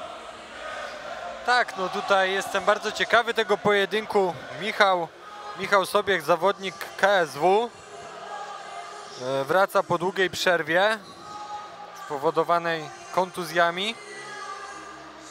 Jestem bardzo ciekawy, co zaprezentuje w klatce. Tutaj widzimy ogromna rzesza kibiców ze strony Michała, co możecie Państwo również słyszeć. Michał jest zawodnikiem niezwykle efektownie walczącym. Kiedy debiutował w KSW w walce z Patrykiem Kaczmarczykiem, zgarnęli tam bonus za walkę wieczoru. Tak. Mam nadzieję, że dzisiaj równie efektownie zawalczy w klatce Silesian MMA, do której wraca, ponieważ walczył tutaj już kiedyś z Rajewskim, też w niezwykle efektowny sposób nokautując swojego przeciwnika. Tak, no... Michał Sobiech jest to zawodnik na pewno z ogromnym potencjałem. No i na co dzień dietetyk, także jeżeli myślą Państwo o zmianie sylwetki bądź bardziej zdrowym jedzeniu, to zapraszamy do Michała, bo to jest to osoba, która na pewno się na tym doskonale zna. Ja tak z Michałem, tak a propos, poznałem się prywatnie w Tajlandii na obozie. Słyszałem o tym. Sympatyczny gość, polubiliśmy się. Tak. No ale mam nadzieję, że na tą chwilę tą sympatię odłoży gdzieś na bok i z Sylwestrem Hasnym będą się wymieniać mocnymi ciosami, kopnięciami. Jest. Sylwester Hasny spodenki żółte, Michał Sobiech spodenki niebieskie. Sobiech, Berserker z Team Bielsko-Biała, Hasny, Kamehaus, Kędzierzyn, Koźle. No, dużo bardziej Hasny jest doświadczony w porównaniu do Michała. No i ta kategoria przede wszystkim jest bliższa jego warunku. Jeszcze tak uprzedzając wszelkie pytania, no Michał dalej ma ważny kontrakt z KSW. Niestety te kontuzje spowodowały, że dość długo go w klatce nie widzieliśmy, no i teraz zawitał tutaj ponownie do Silesian MMA. Ale mam nadzieję, że już w niedługiej przyszłości go zobaczymy ponownie w klatce KSW. Odnoszę takie wrażenie, że Sylwester Hasny jest strasznie spięty. Mocne te wymiany. Tutaj nie ma czasu na błędy.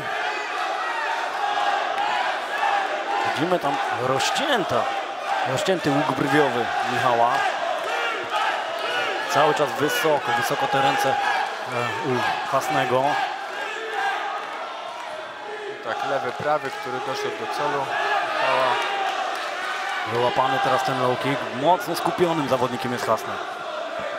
Tutaj widać te doświadczenie, które wniósł do klatki.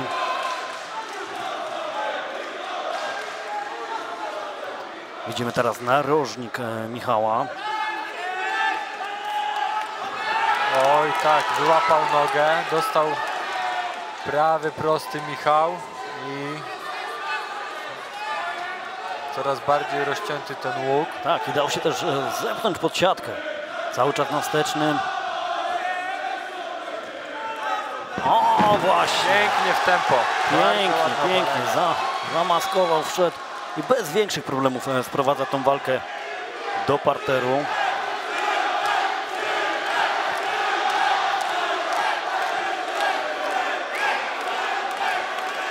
No i teraz pytanie, czy będzie chciał kontrolować, czy będzie przechodził tą pozycję. Widzimy aktywny bardziej Sylwester z dołu. Ale mniej więcej połowa walki za nami. Michał stara się skontrolować pozycję. No widzieliśmy o tym doświadczeniu. Tutaj 5 walk zawodowych po stronie Michała, aż 18 po stronie Hasnego. Ale widzimy cały czas ten łuk brwiowy krwawi. Idzie po ramię Hasny, po rękę, może będzie łaszczył się, spróbuje. Ale mądrze teraz dobrze to zrobił Michał Sobiech. Pięcie za plecy i teraz czy będzie kontrolował, czy nie zostanie zrzucony. No i teraz przypomina mi się walka Andrzeja Karkuli z Patrykiem Martenikiem, gdzie ta pozycja była przez większość walki. Tak. Bardzo ładnie zapięta ta jedna noga, wpięta druga, mamy plecy. Mamy minutę 40. 40 do końca, to jest bardzo długo. Jeżeli Michał jest przy swoim narożniku, jeżeli teraz umiejętnie będzie słuchał,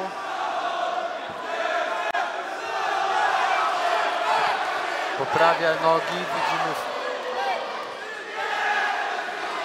O, teraz. Musi iść za swoim przeciwnikiem bardzo dobrze. Przybył Michał Sobiech i to on znowu wyłapuje nogi. Kolejny raz prowadzi, czy będzie wyniesienie? Tak, od razu do pozycji bocznej. No i teraz tutaj będzie starał się przychodzić kolanem, gdzieś wchodzić na korpus. Sylwester będzie się skręcał do boku. Tak jak widzimy, wkręcił się nogą do półgardy. Jest tam mocno wyłapana ta głowa, ale podejrzewam, że raczej nie ma możliwości uduszenia z tej pozycji. Nie, myślę, że tutaj Sobiech jest wysoko na nogach i ma dużo miejsca, że nie zagraża to jemu. Bardzo mądrze teraz wykorzystuje, że Sylwester ma zapiętą tą klamrę, nie może się bronić rękami, więc uderza na tułów. I te uderzenia może nie wyglądają efektownie, ale robią dużo szkód. Tak. 15 sekund do końca, pod gradem ciosów leży teraz Sylwester Hasny. Oj tak, bardzo ładnie zaznaczył i myślę, że dużo szkód narobił pod koniec Michał Sobiech tutaj. Tak. Piękna runda. No i widzimy, że Michał ma tutaj oko naprawdę wyłączone.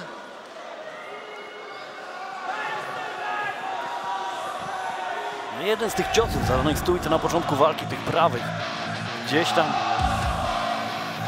uszkodził ten łuk brwiowy. O, to widzimy, że to takie ciosy, które nawet do końca nie doszły. O, może jeden z tych potem poprawił te rozcięcie. Tak, i to ten on chyba poprawił to rozcięcie. Tu idealnie pod ciosem w tempo. I kolejny raz. No i jeszcze była ta niezwykle dynamiczna końcówka. Tutaj jeszcze te ciosy na korpus, ciosy na brzuch, które na pewno odebrały sporo tlenu. I tutaj się Michał rozkręcił. Szkoda, że troszeczkę było blisko końca tej pierwszej rundy. Trochę pół minuty, wydaje mi się, że za późno, ale... Niepotrzebnie troszkę wstał Michał i dał dzięki temu zmienić pozycję Sylwestrowi, bo tam nie było aktywnej obrony. Myślę, że jeszcze dwa takie ciosy, dwa łokcie i sędzia byłby to zmuszony przerwać, ale to już historia. Wchodzimy w rundę drugą.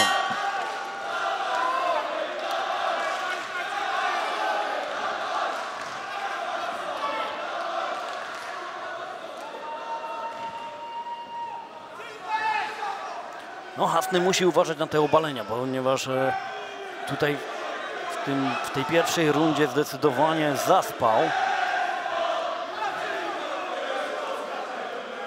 Bardzo ładny taki stąp teraz na udo w wykonaniu Sobiecha. Zmiana pozycji, kolejny stąp.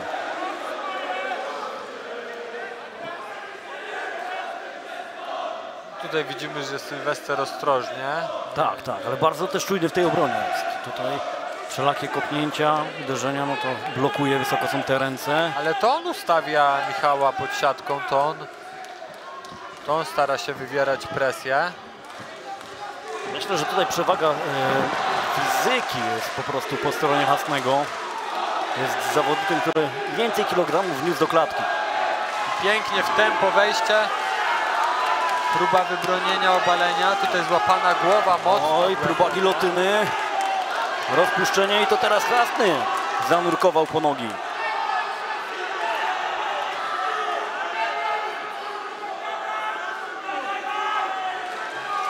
Znowu próba gilotyny. Dużo tego spięcia dzisiaj Hasny nam prezentuje, ponieważ wcześniej już też ta ręka była wychwytywana, ta głowa była wychwytywana, te ręce były w tym takim izometrycznym skurczu. Tak, ja myślę, że wpiął się do gilotyny, wpiął nogi.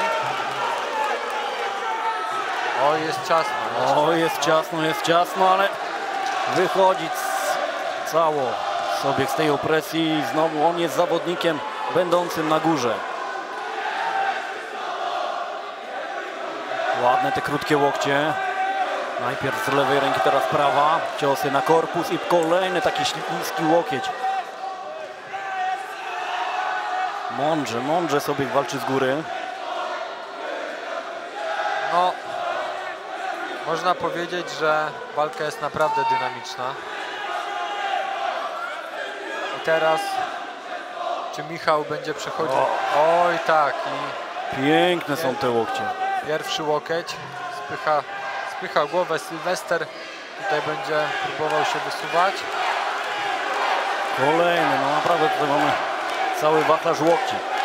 Były to takie spadające z góry, lecące od dołu, ale teraz taki spadający. O, kolejny mocny, solidny łokieć, popsturka. Jasny Sylwester jest tutaj w opałach. Tak, a tu jeszcze 2 minuty do końca. Ta kontrola po stronie Michała jest naprawdę dobra. O! Kolejne, no nie ma na to recepty Hasny. To są dla niego bardzo złe informacje. A Michał dalej dokonuje powoli dzieła zniszczenia.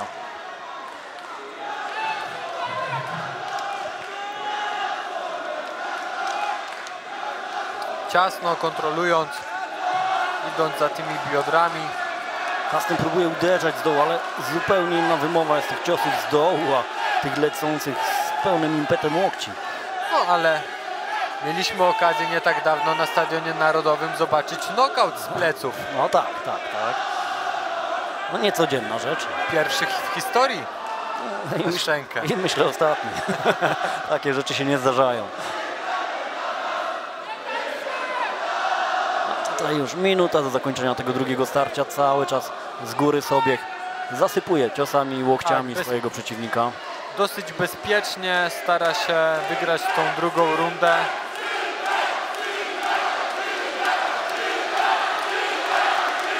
Mądrze, tym bardziej biorąc pod uwagę to rozcięcie Sobiecha tutaj.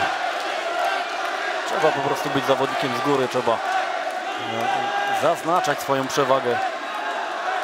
Właśnie tymi demolującymi łokciami teraz zawędrowali pod siatkę. 25 sekund do końca.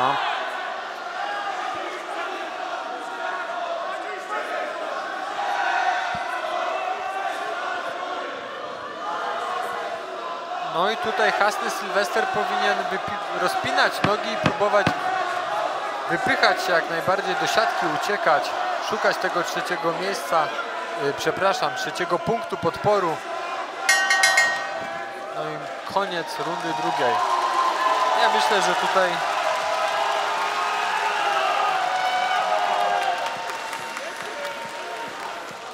rozkręcił nam się Michał.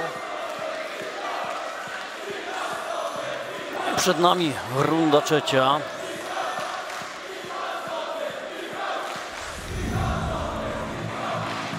Zauważy tu ten high kick, no musnął palcami, w porę odchylił głowę Hasny. A tutaj ta próba gilotyny, rozerwanie, pójście po obalenie ze strony Sylwestra.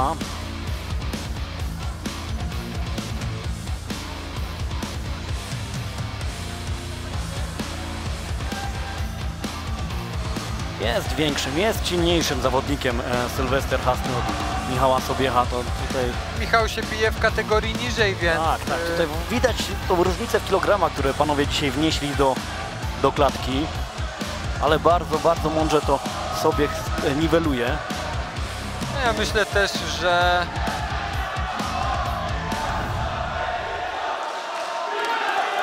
ostatnia odsłona tego pojedynku.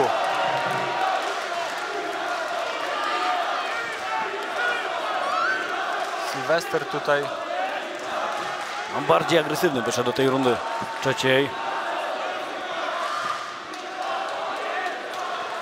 Stara się ustawić Michała.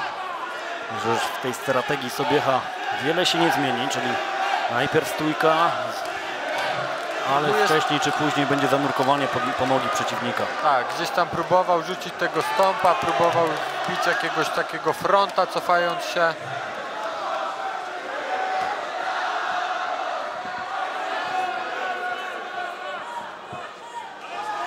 Naprawdę bardzo ostrożnie Michał tutaj walczy w tej stójce.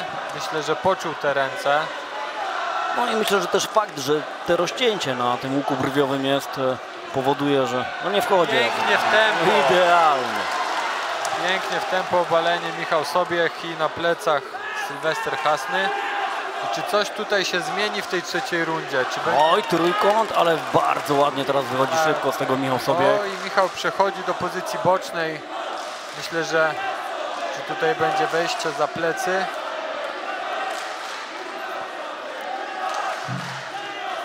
Ładna kontrola. Tak, to są naprawdę bardzo dobre informacje dla Michała, ponieważ mamy 3,5 minuty do końca. A on przechodzi sobie teraz do dosiadu.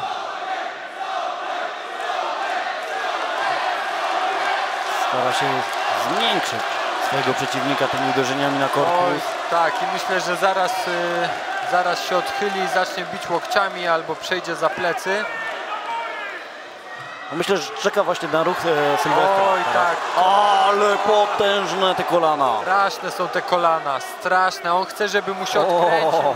Chce złapać ręka, głowa, duszenie, ale Sylwester nie chce się przekręcić do tej strony, bo wie, czym to grozi. Ale niezwykle twardym zawodnikiem jest Sylwester Hasny. Tak. I zbierał te łokcie i teraz te kolana. Naprawdę tutaj Michał, chapeau bas, że wpadłeś na pomysł na te kolana.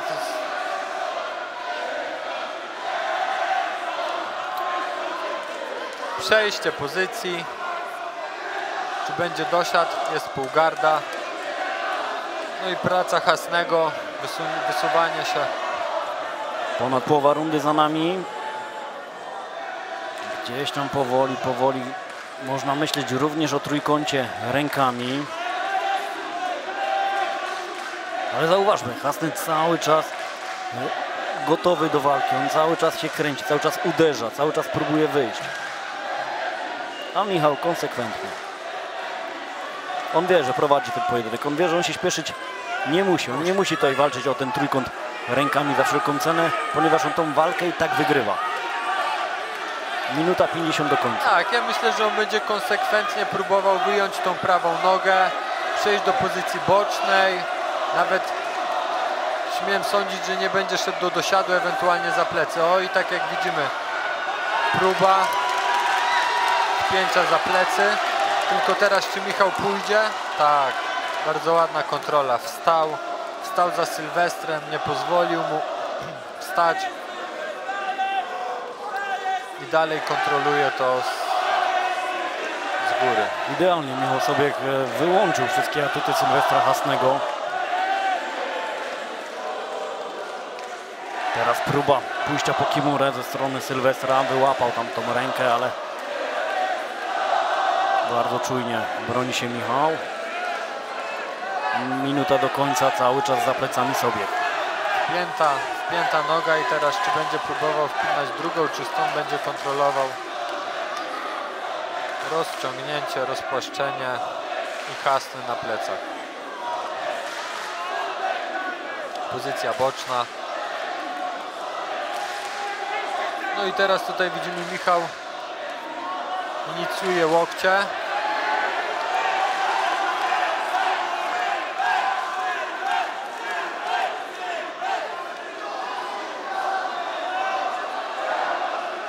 Bardzo aktywny jest z góry Michał Sobiech i wręcz dewastujący, bo non-stop to gdzieś tam łokieć, gdzieś tam uderzenie, gdzieś tam przejście pozycji. Bardzo ciasno widać samymi biodrami przy Sylwestrze w pozycji bocznej i mamy dosiad. Myślę, że tutaj już... O, teraz próba trójkąta rękami, ale nie, tutaj już gong ratuje, myślę, Sylwestra Hasnego. No i tak, bardzo ładny pojedynek ze strony Sylwestra i ze strony Michała. Naprawdę miło się to oglądało. Wielkie brawa dla Michała Sobiecha. Mimo tego rozcięcia na początku, to można powiedzieć, że całą resztę walki miał pod kontrolą. Mimo ciągłego oporu Sylwestra Hasnego potrafił wdrążyć tutaj swój plan, swoją strategię i kontynuować tą walkę pod swoje dyktando. No to Michał, kolejna walka w KSW. Mam nadzieję, że już tym razem nie będziemy musieli na Ciebie tak długo czekać. Oby nie.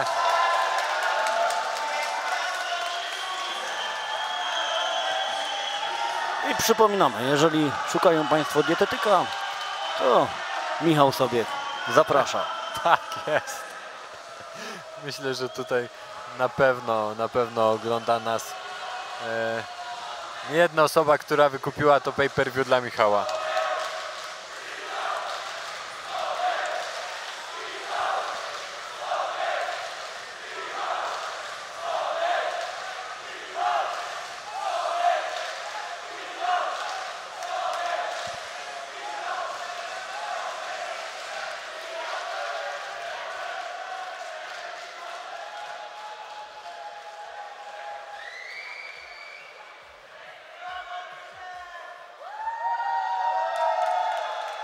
No i tak tutaj widzimy. Gratulacje, przenieśmy się do oktagonu. Zwycięzcą walki przez jednogłośną decyzję sędziów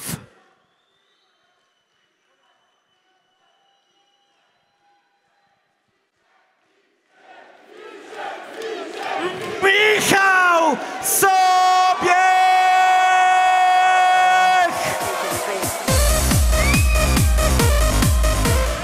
No i tak tutaj nic dziwnego, Arturze.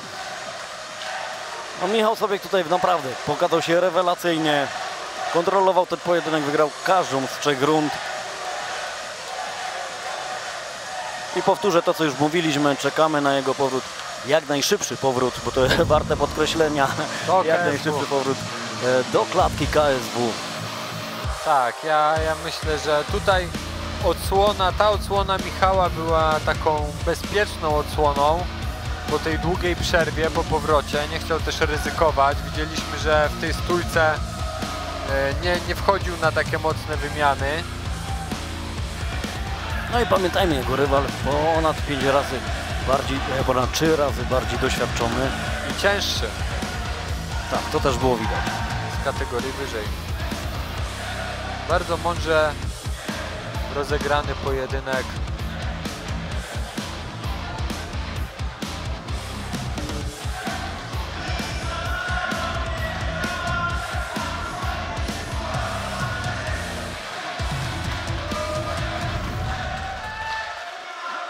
Chodź na chwilę, na parę słów.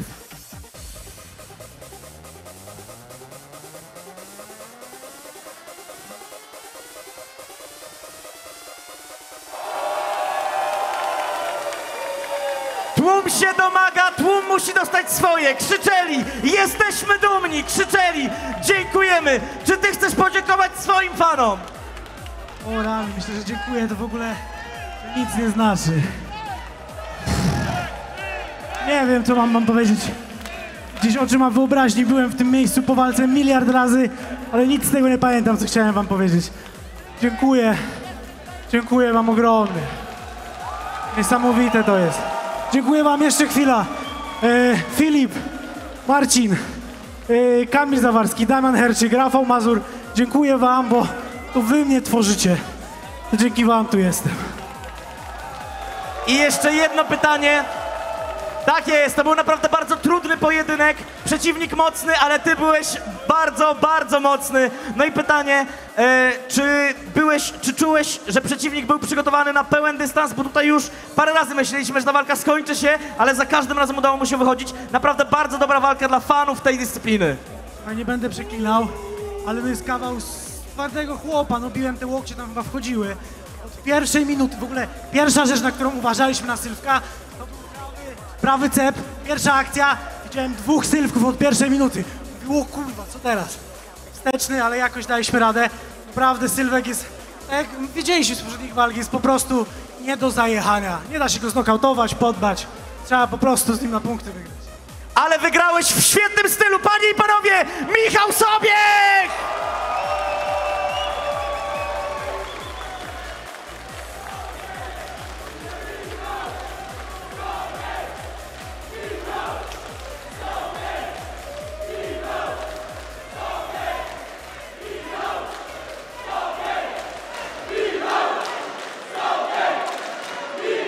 I cały czas krzyczą, i cały czas skandują Michał Sobiech. Nic dziwnego, pokazał się naprawdę rewelacyjnie. To był co-main event, już za chwilę główna atrakcja, main event. Ale zanim to nastąpi, zapraszamy na bardzo szczególny materiał filmowy.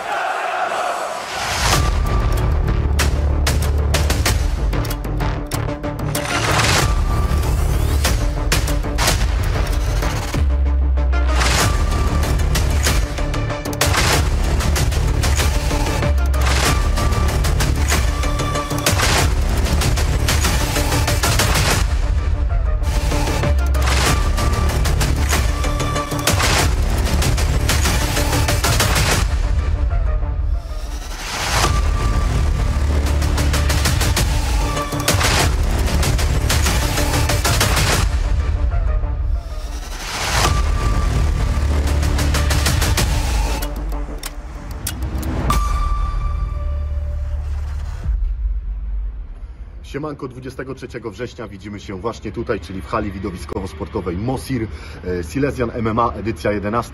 Ja oczywiście gram koncert, także zapraszam wszystkich serdecznie. Do zobaczenia.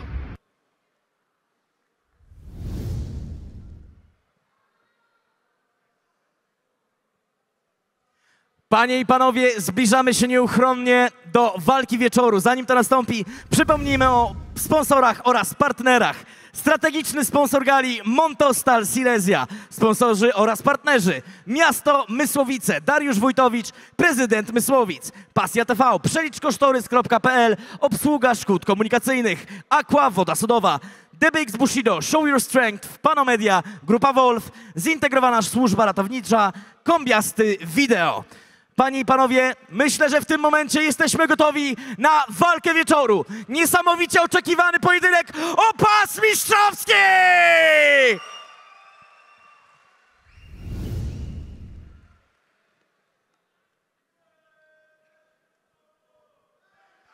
A więc teraz, bez zbędnego przedłużania, przywitajcie pierwszego bohatera walki, a będzie nim reprezentant Shark Top Team Bytom, Michał Hawro!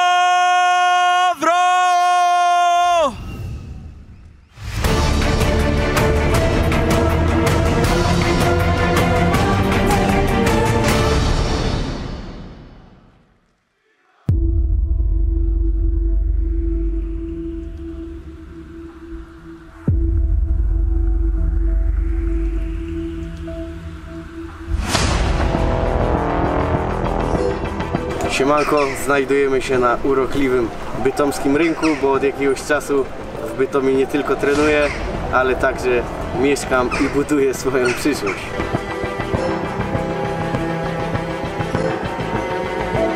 Zajawka sztukami walki była we mnie w zasadzie od małego, odkąd zobaczyłem walkę Mameda Halidowa z Danielem Akasio.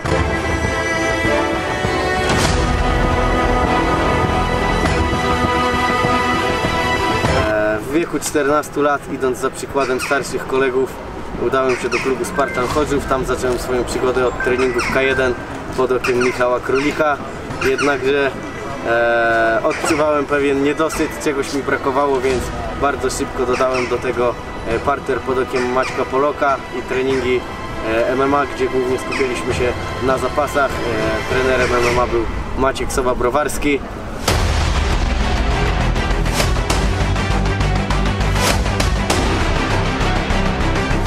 najważniejszej dotychczasowej walce skład narożnika się oczywiście nie zmieni. Będzie to head coach Mariusz Radziszewski, trener stójki Patryk Grzydek, trener zapasów Kuba Rumas i nasz partnerowy bytomski as Rafał Raczyński.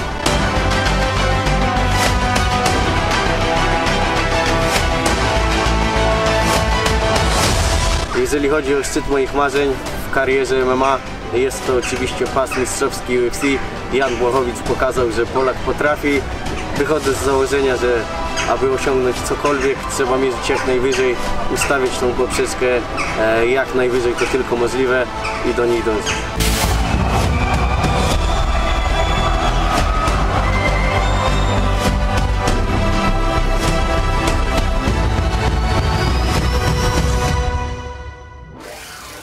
Oczywiście w salonie pod telewizorkiem jest szafeczka, na której chronologicznie ustawione są wszystkie pucharki. Teraz oprócz pucharku będzie tam spoczywał również pas.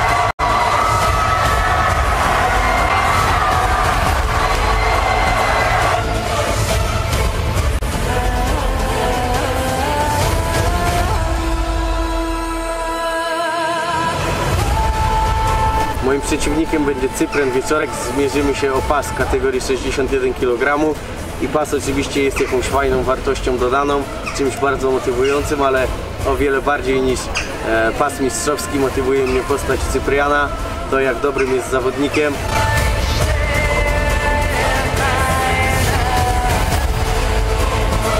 Siemanko, z tej strony Michał Habro. Znajdujemy się przed halą w Mysłowicach, w której już 23 września z Cyprianem Wieczorkiem skrzyżujemy rękawice i zapewnimy Wam niemałe fajerwerki.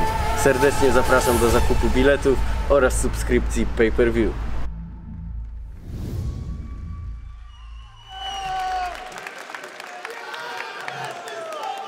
Przed Wami Michał Habro!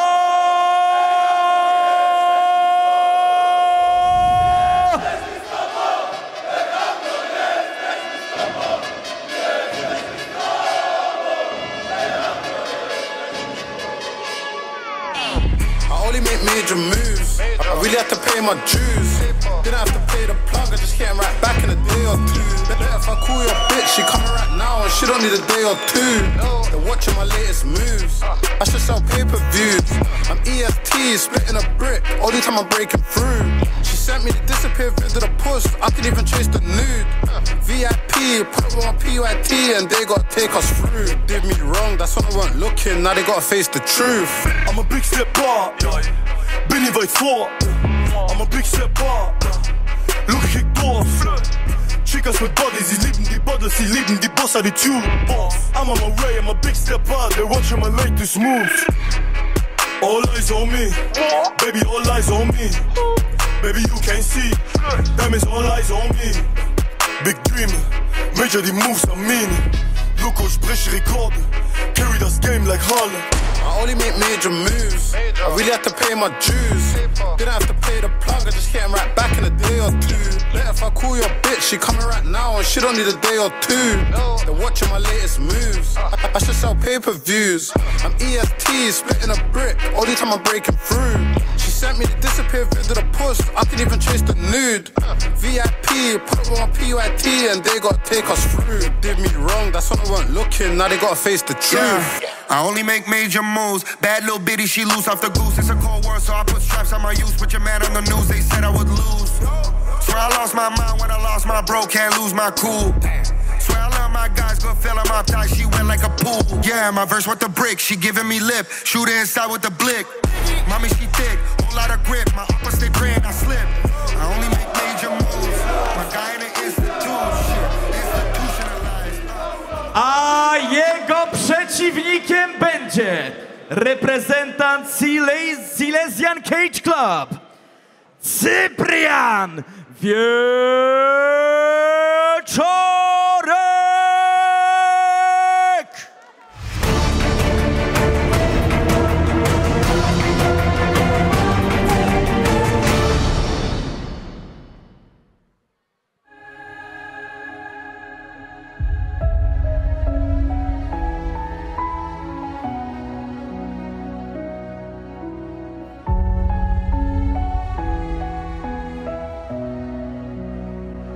Walka z Michałem to będzie moja trzecia walka na gali Silesian MMA.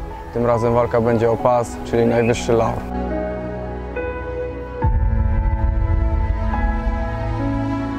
Ciężko trenuję do tego pojedynku, bo wiem, że Michał to solidny zawodnik, ale pas zostaje w Świętochowicach.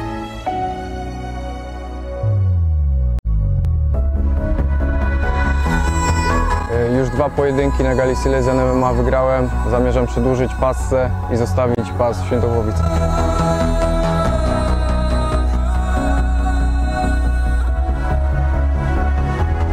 Moje walki możecie kojarzyć głównie z zapasów. Michał to dobry stójkowicz, ale ja nie będę odstawał. To będzie mocna walka.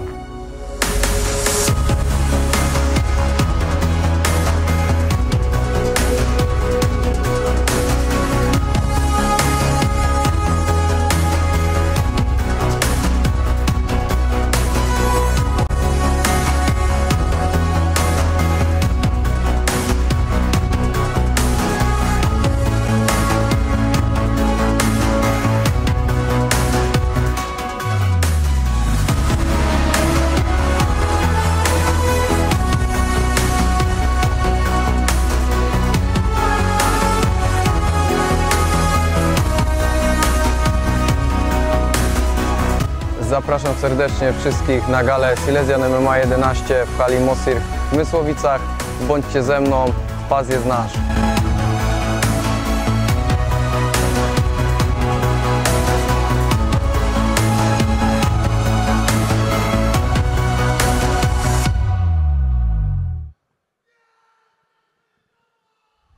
Przed wami Cyprian Wieczorek!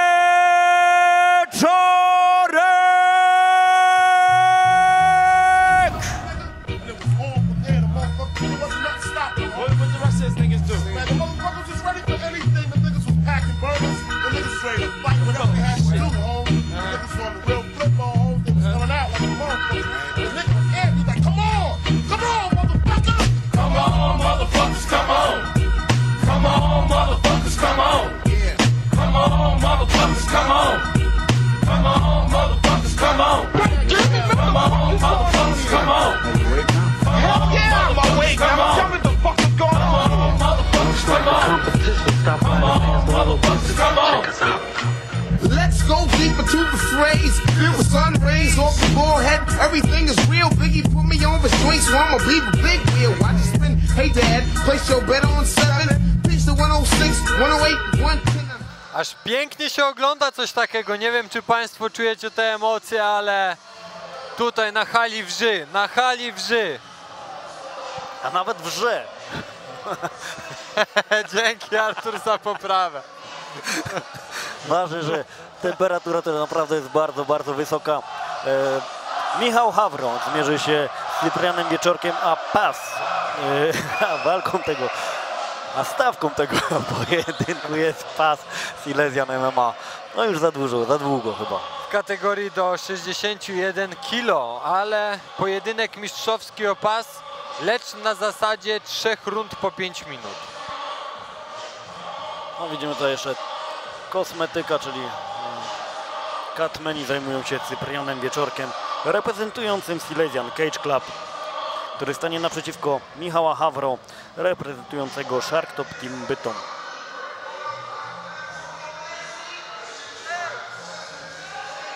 No i kolejny pojedynek, w którym widzimy twojego kolegę klubowego.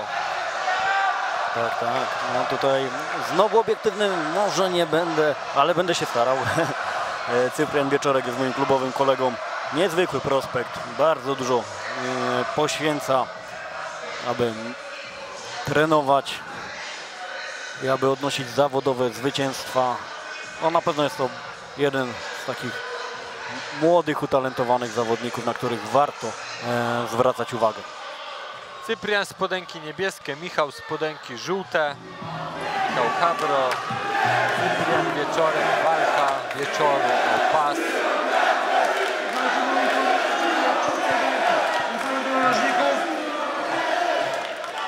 Panie i panowie, walka wieczoru, zaczynamy!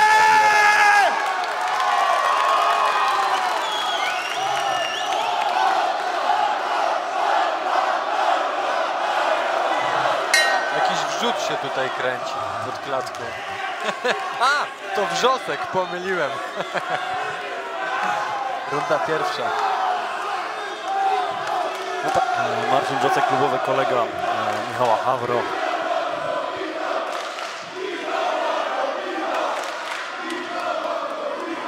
Na spokojnie, panowie zaczynają tą walkę od niskiego kopnięcia Hawro. Tym samym oddaje Cyprian.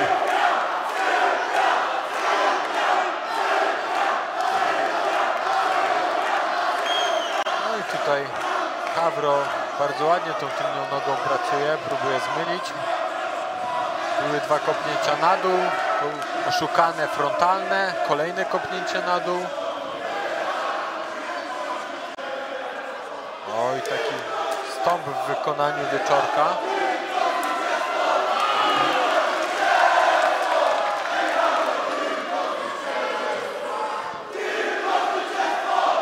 No, bardzo spokojnie nam się ta walka rozwija. Widać, że panowie mają respekt do swoich umiejętności. Nikt tutaj nie chce zostać złapany na jakąś kontrę.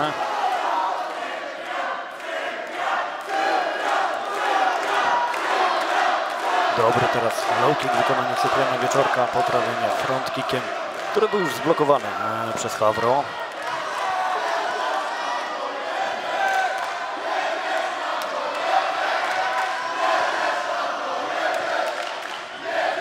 Kolejny dobry low kick, poprawienie górą. Tak, Wieczorek bardzo ładnie kopnął. Po raz kolejny. No, teraz poślizgnął się, ale ładnie szybko wstał, skontrował nawet biegnącego do przodu Hawro. Oj tak, ale to poślizgnięcie było niebezpieczne. Jeszcze takie zamknięcie pod siatką. Wymiany bokserskie teraz powoli zaczyna wchodzić Hawro. O, zakręcił obrotówkę. Bardzo komfortowo się tutaj czuje Hawro, widzimy. Bardzo ładnie porusza się na nogach. Wieczorek troszeczkę daje się zamykać na tej siatce. Tak, powinien trzymać bardziej środek. Oj, widzimy, że z tą nogą coś jest nie tak. Oj, to ewidentnie jest skutek okopywania. To znaczy tam widzimy też krew na piszczelu. Nie wiem, czy tam przy którymś z kopnięć nie doznał kontuzją. Tak widać tą nogą. Ewidentnie ta noga zaraz zostanie wyłączona tutaj. Hawro. Tylko tak jak mówię, tam widzimy krew na piszczelu chyba podczas jednego z kopnięć, które zadawał Wieczorek, bo może mu szkodził. No powinien ją wycofać, bo jeżeli będzie dalej obkopywana, to... Tak, jeżeli ma takie umiejętności, to powinien zmienić tą pozycję. Ewidentnie.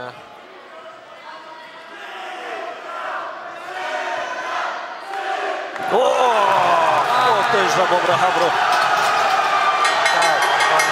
Tak, tutaj nie było już aktywnej obrony ze strony Wieczorka.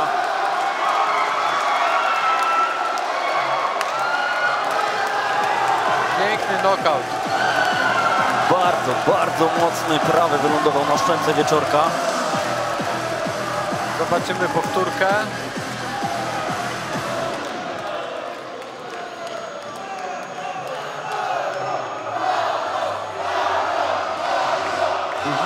Widzimy, że z Wieczorkiem wszystko w porządku. Złapał się centralnie na szczękę.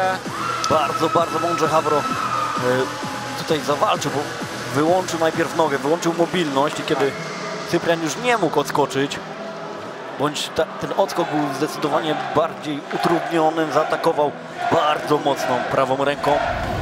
Zwróćmy uwagę tutaj na powtórkę. Kopnięcie. Łup. I ten prawy. Ręka, tak. No i tutaj. No widzimy, że tutaj jeszcze Wieczorek się bronił, ale potężny ten prawy. Czysty prawy.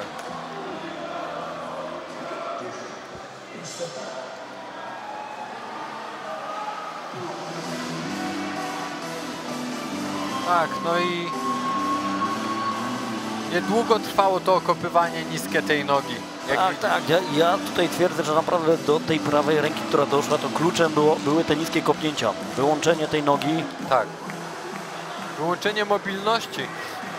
Jeszcze raz powtórzę, nie wiem, czy ona była wyłączona przez Hawro, czy przez kopnięcie Cypriana, ale no odkąd zaczął... Zwycięzcą walki i nowym mistrzem kategorii 61 kg Silesian MMA Michał Hawro!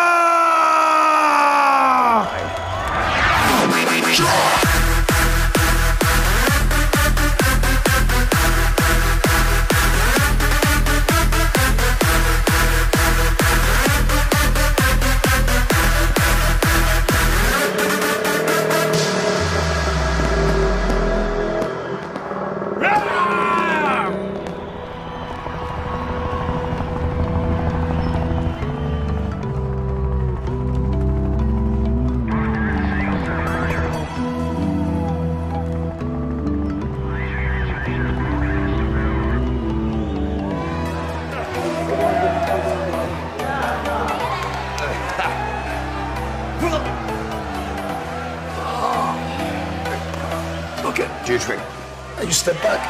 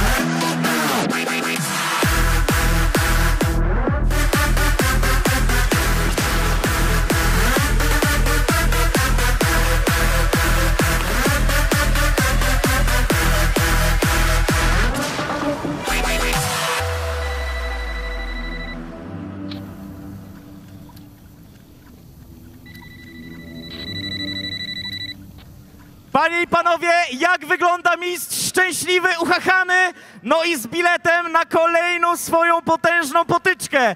Wielkie brawa dla nowego mistrza Michała Hawro! Parę słów dla tłumu, pewnie. Okej, moi drodzy, po pierwsze, w dniu dzisiejszym urodziny obchodzi mój tata. Nasze relacje nie zawsze były fajne, ale życzę mu wszystkiego najlepszego i jemu dedykuję ten pas. Po drugie, jak już jesteśmy w kwestii rodziców,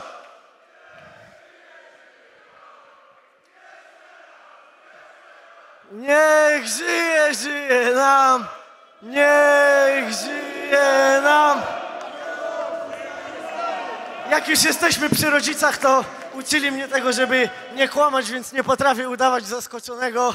Dzięki tym wszystkim osobom z mojego narożnika to była po prostu formalność i nie umniejszając organizacji, ten pas oczywiście to cenna nagroda, ale to tylko mały kamyczek w moim sejfie.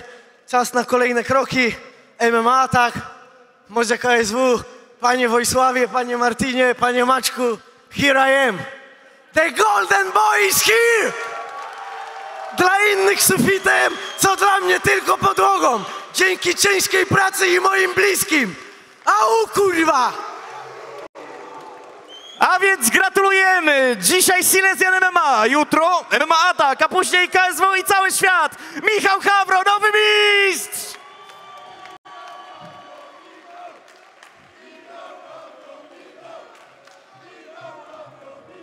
Kochani, dzieje się. Silesian MMA 11 w tym momencie oficjalnie stało się historią. Zapraszamy na kolejne wydarzenia, zapraszamy na kolejne emocje. Dziękuję wam bardzo serdecznie. Nazywam się Arkadiusz Pan Pawłowski. To były Mysłowice i już niedługo zapewne... O, nawet widzę datę! Już niedługo Silesian MMA 12. Trzymajcie się. Cześć!